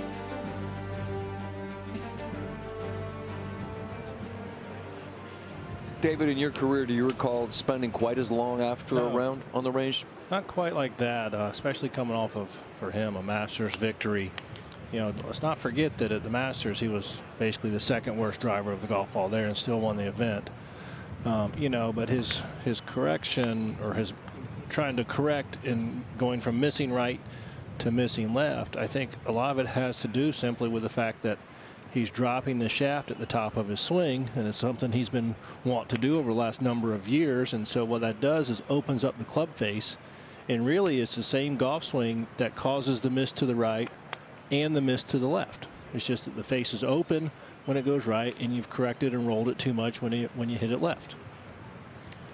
Well, he was out there for quite a long while trying to get it fixed, and the point to be made is that there are 54 holes remaining for him, and he's 8 off the lead. Play 1 solid round of golf and put yourself right back in there. In major championship golf, 67 rounds at the PGA, the worst he's ever shot is 4 over. That's still remarkable. Right. He's got perhaps some work to do to be part of the weekend. Ben Curran's going to be playing and representing the folks back in Ohio in fine fashion. He's with Marty Smith. Ben Kern, Club Pro from Hickory Hills Golf Club in Ohio. 3 under par. More birdies than anybody else in the field. How do you describe what this moment is for you, Ben? It's pretty special. I've got game. I know I've got it in there. I probably don't practice enough to play with these guys week in, week out, but it's really nice to have it pop out at the perfect time, which was today. And in front of the world. I mean, at a major championship, we're watching some of the best players in the world struggle mightily today with the wind and the elements, and yet here you are shooting 3 under. Yeah, I think I got a pretty simple golf swing. There's not much going on. I don't swing it too hard or too soft. It's yeah, the game clicked today. Hit a lot more fairways today. I rolled it really good, and that was the key today. Everybody has a story and a journey. Just keep your head down and keep going. Keep your head down and keep going. Congratulations, my friend. Fabulous Thank you. effort, guys. That's just awesome. Yeah, those are the great stories. Well, the weight of the moment clearly landing in his lap, realizing what he's accomplished. Now, Smalley needed that birdie, got it. Let's see if he gets to the right side. Here we go.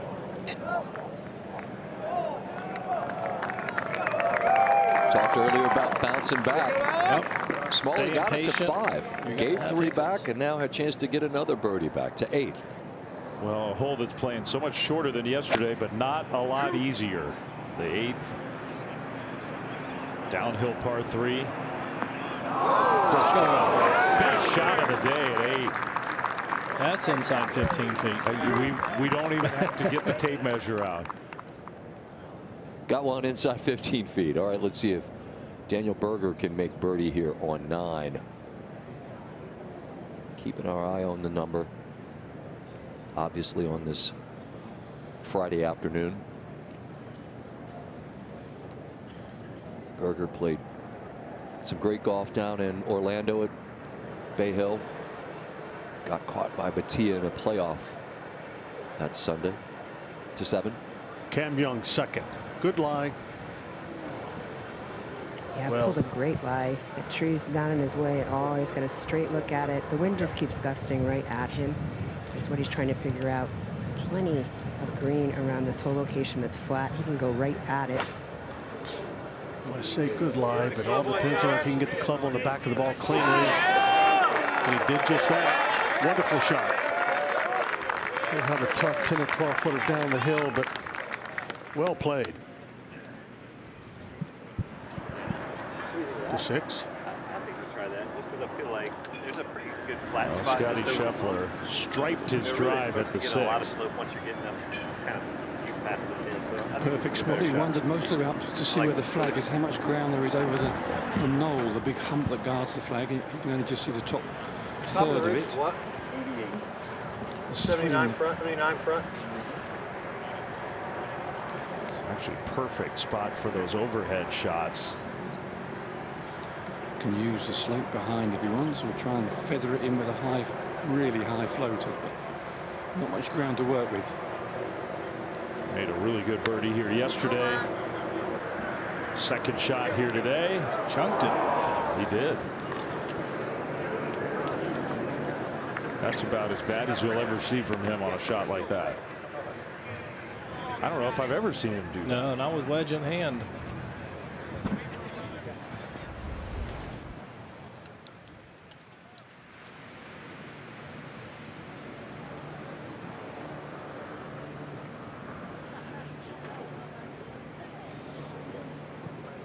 That bugged him. JT from the left rough at 7.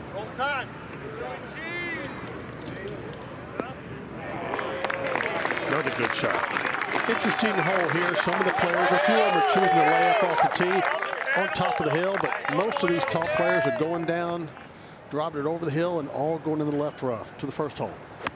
Some credit to him as well for grinding through this round. Here's Jason Day beginning his round on 1. That's going to roll back and give him a quick look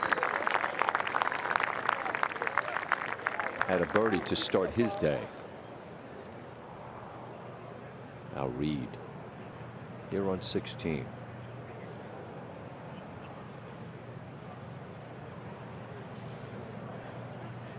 So I tapped the ground in front there, coming through that little collar on him a little bit. To 12. Gerard for birdie, and watch this. Up to the left. Quite the challenge. Down, easy. Had the proper line, just when it's such a severe upslope and then down, it's just so tough to get the touch. 16. And Reed's par putt.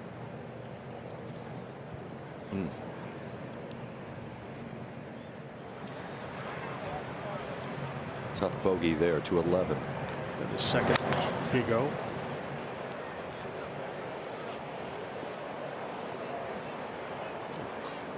Carrying it far enough, that will come back and stop in the rough.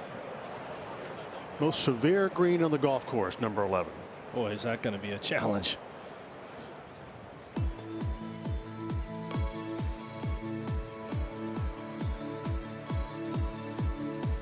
Bryson's a meticulous guy, trying to get everything figured out, and he has a lot to figure out at the moment.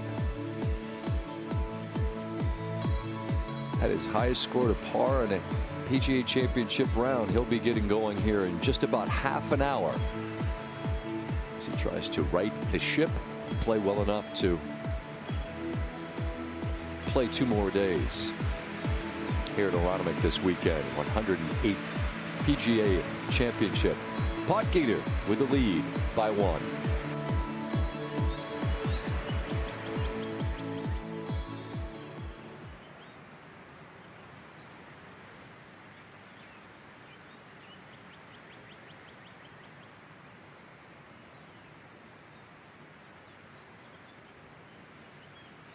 there's no art involved. No.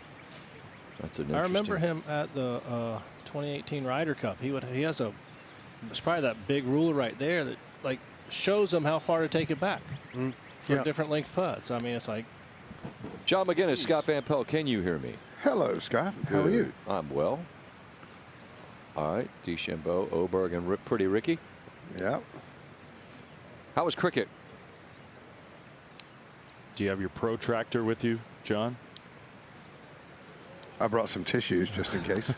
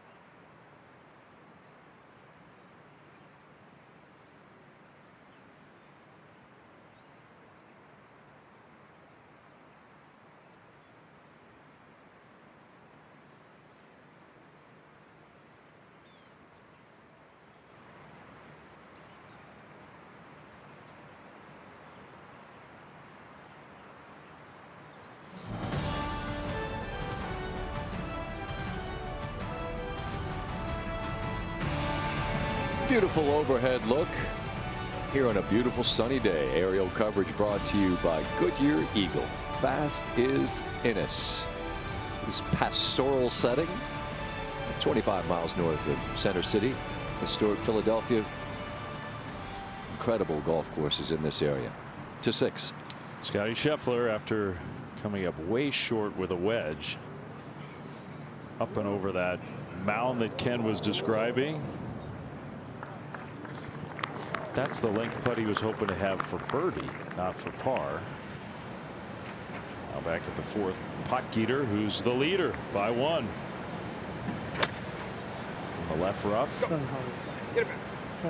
Trying to chase it up there out of the rough. Not bad at all.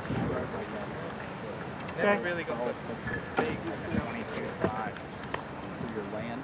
Yeah. See if Day can begin with a birdie here. Beautiful. He's walking it in. Jason Day to 2 under par. To 7. And after the wonderful second shot for Cam Young on the par 4, this for birdie. Pretty quick. Just not enough.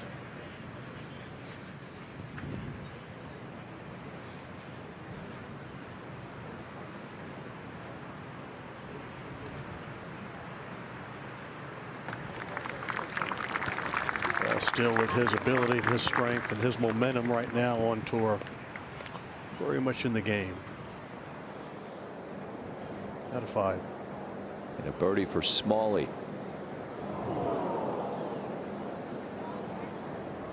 Had it to 5. Had quite a bit of trouble at the beginning here on the front. Unable to get back-to-back birdies. But 3 under. Yeah, great start to his second round, but even par for this round. Doing quite well. To 8. We did confirm inside 5 feet, closest of the day for the 4th birdie of the day at number 8. Got her up, gets to 2 under. Really playing well today. Just a terrific tee shot. Now to 7, Justin Thomas down the hill. Just have to be careful sometimes. If it falls in, it falls in, but that's not the putt you can try to make. Okay. 1 under on this side. Good look high above. Cut a lot of trees down since the renovation. Can see from hole to hole just about the entire property. Par putt, Scheffler. Wow, that is massive mistake. Impossible to believe.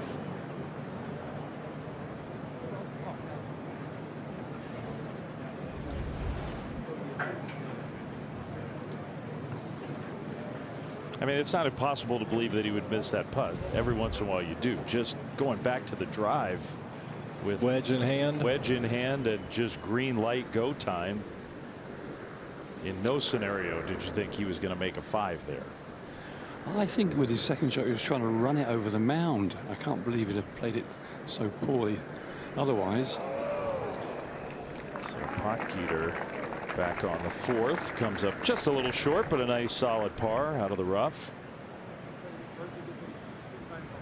Colin Morikawa, the champion 2020 in Harding Park, finishes with a birdie here, a round of 72.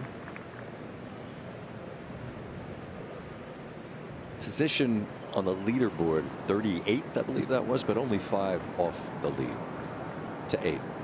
Justin Thomas, remember the shot he hit here yesterday. Justin's going with 7-iron here. Wind's blowing directly at him at the moment. Different shot today with it playing so much closer. Still solid. I mean, there's still been 20 bogeys, 4 doubles, and 1 other on 8 today, even playing it all the way up at 173. Got Gerard for par 12. A lot of mistakes on some of these shorter par 4s today. Now Higgos 3rd at 11. Really throw it up in the air. Almost impossible shot he had coming out of the rough. To 1. Cam Smith, he had it to 3 under early in his round. Just good to see his name back up on a leaderboard in the major. He has played poorly of late in the biggest stages in the game. So much talent. One of the more memorable final rounds there at St. Andrews, where he chased down Rory, and here out of the rough. Look at this. Oh, it's spectacular. Start for Cam. To 8. Another Cam. Cam Young at 8.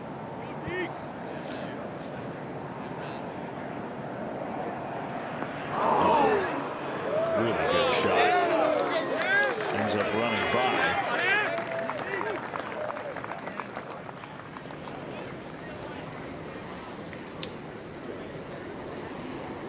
At shared tee box 1 and 10. Folks waiting now for the 121 tee time. Good afternoon, ladies and gentlemen, and welcome to the 108th PGA Championship. This is the 121 starting time. Please welcome to the tee from Florida, Patrick Cantlay.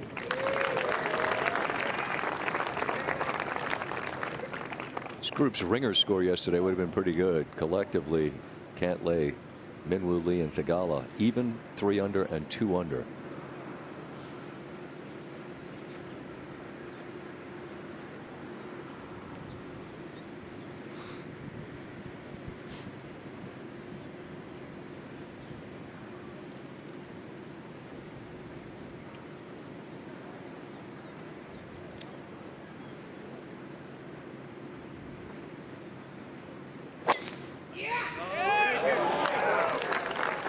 Cantlay in his 10th PGA Championship appearance.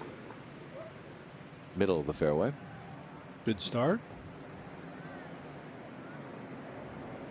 Unless it rolled right into a divot. Now on the tee from Australia, Min Woo Lee.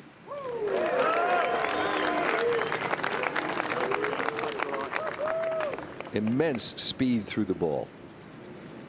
Played beautifully out on the West Coast earlier this year. 5th PGA Championship, looking for a breakthrough.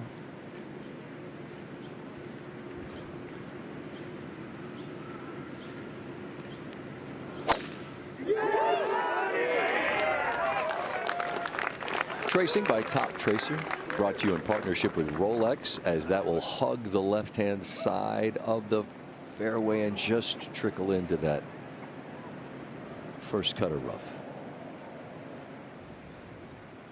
Now on the tee, please welcome from California, Sahith Theegala.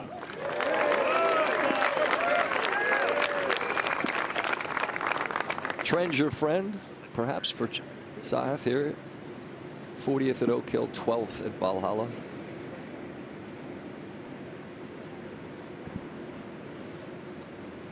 He's early this morning, that wind was howling. It is not laid all the way down, but it is a much different golf course at the moment.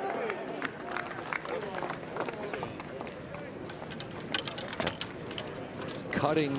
Oh, baby, cut into the slope. Exactly. Let the gravity and the slope do its thing and bring it right back to the middle of the fairway. So the 121 group is off. Out of the man who started his round with a birdie. Jason Day just a couple shots off the lead from 140 out. With that hole all the way back today at 2. And he got it all the way back there. Chance to go birdie to start his round. Shane Lowry for a much needed birdie.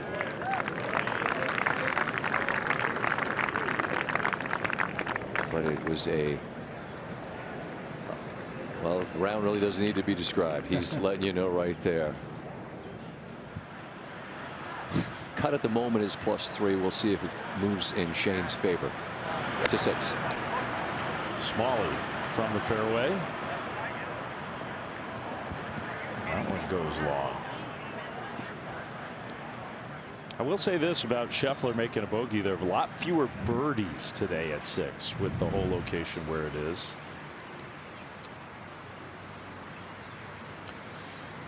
There you see the tee shots on 7. If you're left, only 65% regulation. Important to hit the fairway. Difficult to hit the fairway. Go Birds! Birds! Right past the corner, he goes straight away and to the left. Perfect. Well, somebody told me a long time ago the only perfect shot goes in the hole, but I'm going to say that's pretty damn perfect. Okay. Settle down there, Curtis. All right, Puck Eater, our leader. On 5. To the right. Oh, nope. That goes the other way. If it stays up there. We saw Rose's putt earlier. Quite a bit of break for his birdie putt. Now Jaeger, who had his best opening round in a major, to share the lead.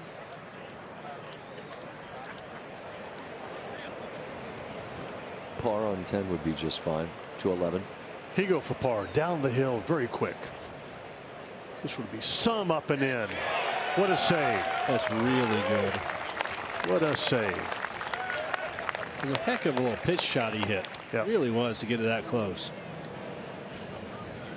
Patrick Reed, who was talking to his caddy about how poorly he hit his tee shot at 17. Hit a very nice little chip shot for a tap-in par.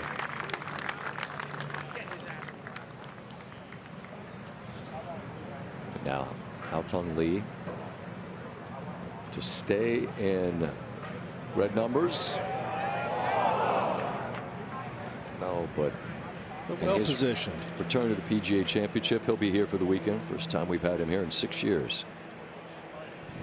Let's see if Jaeger can make that putt. Attaboy, Jaeger!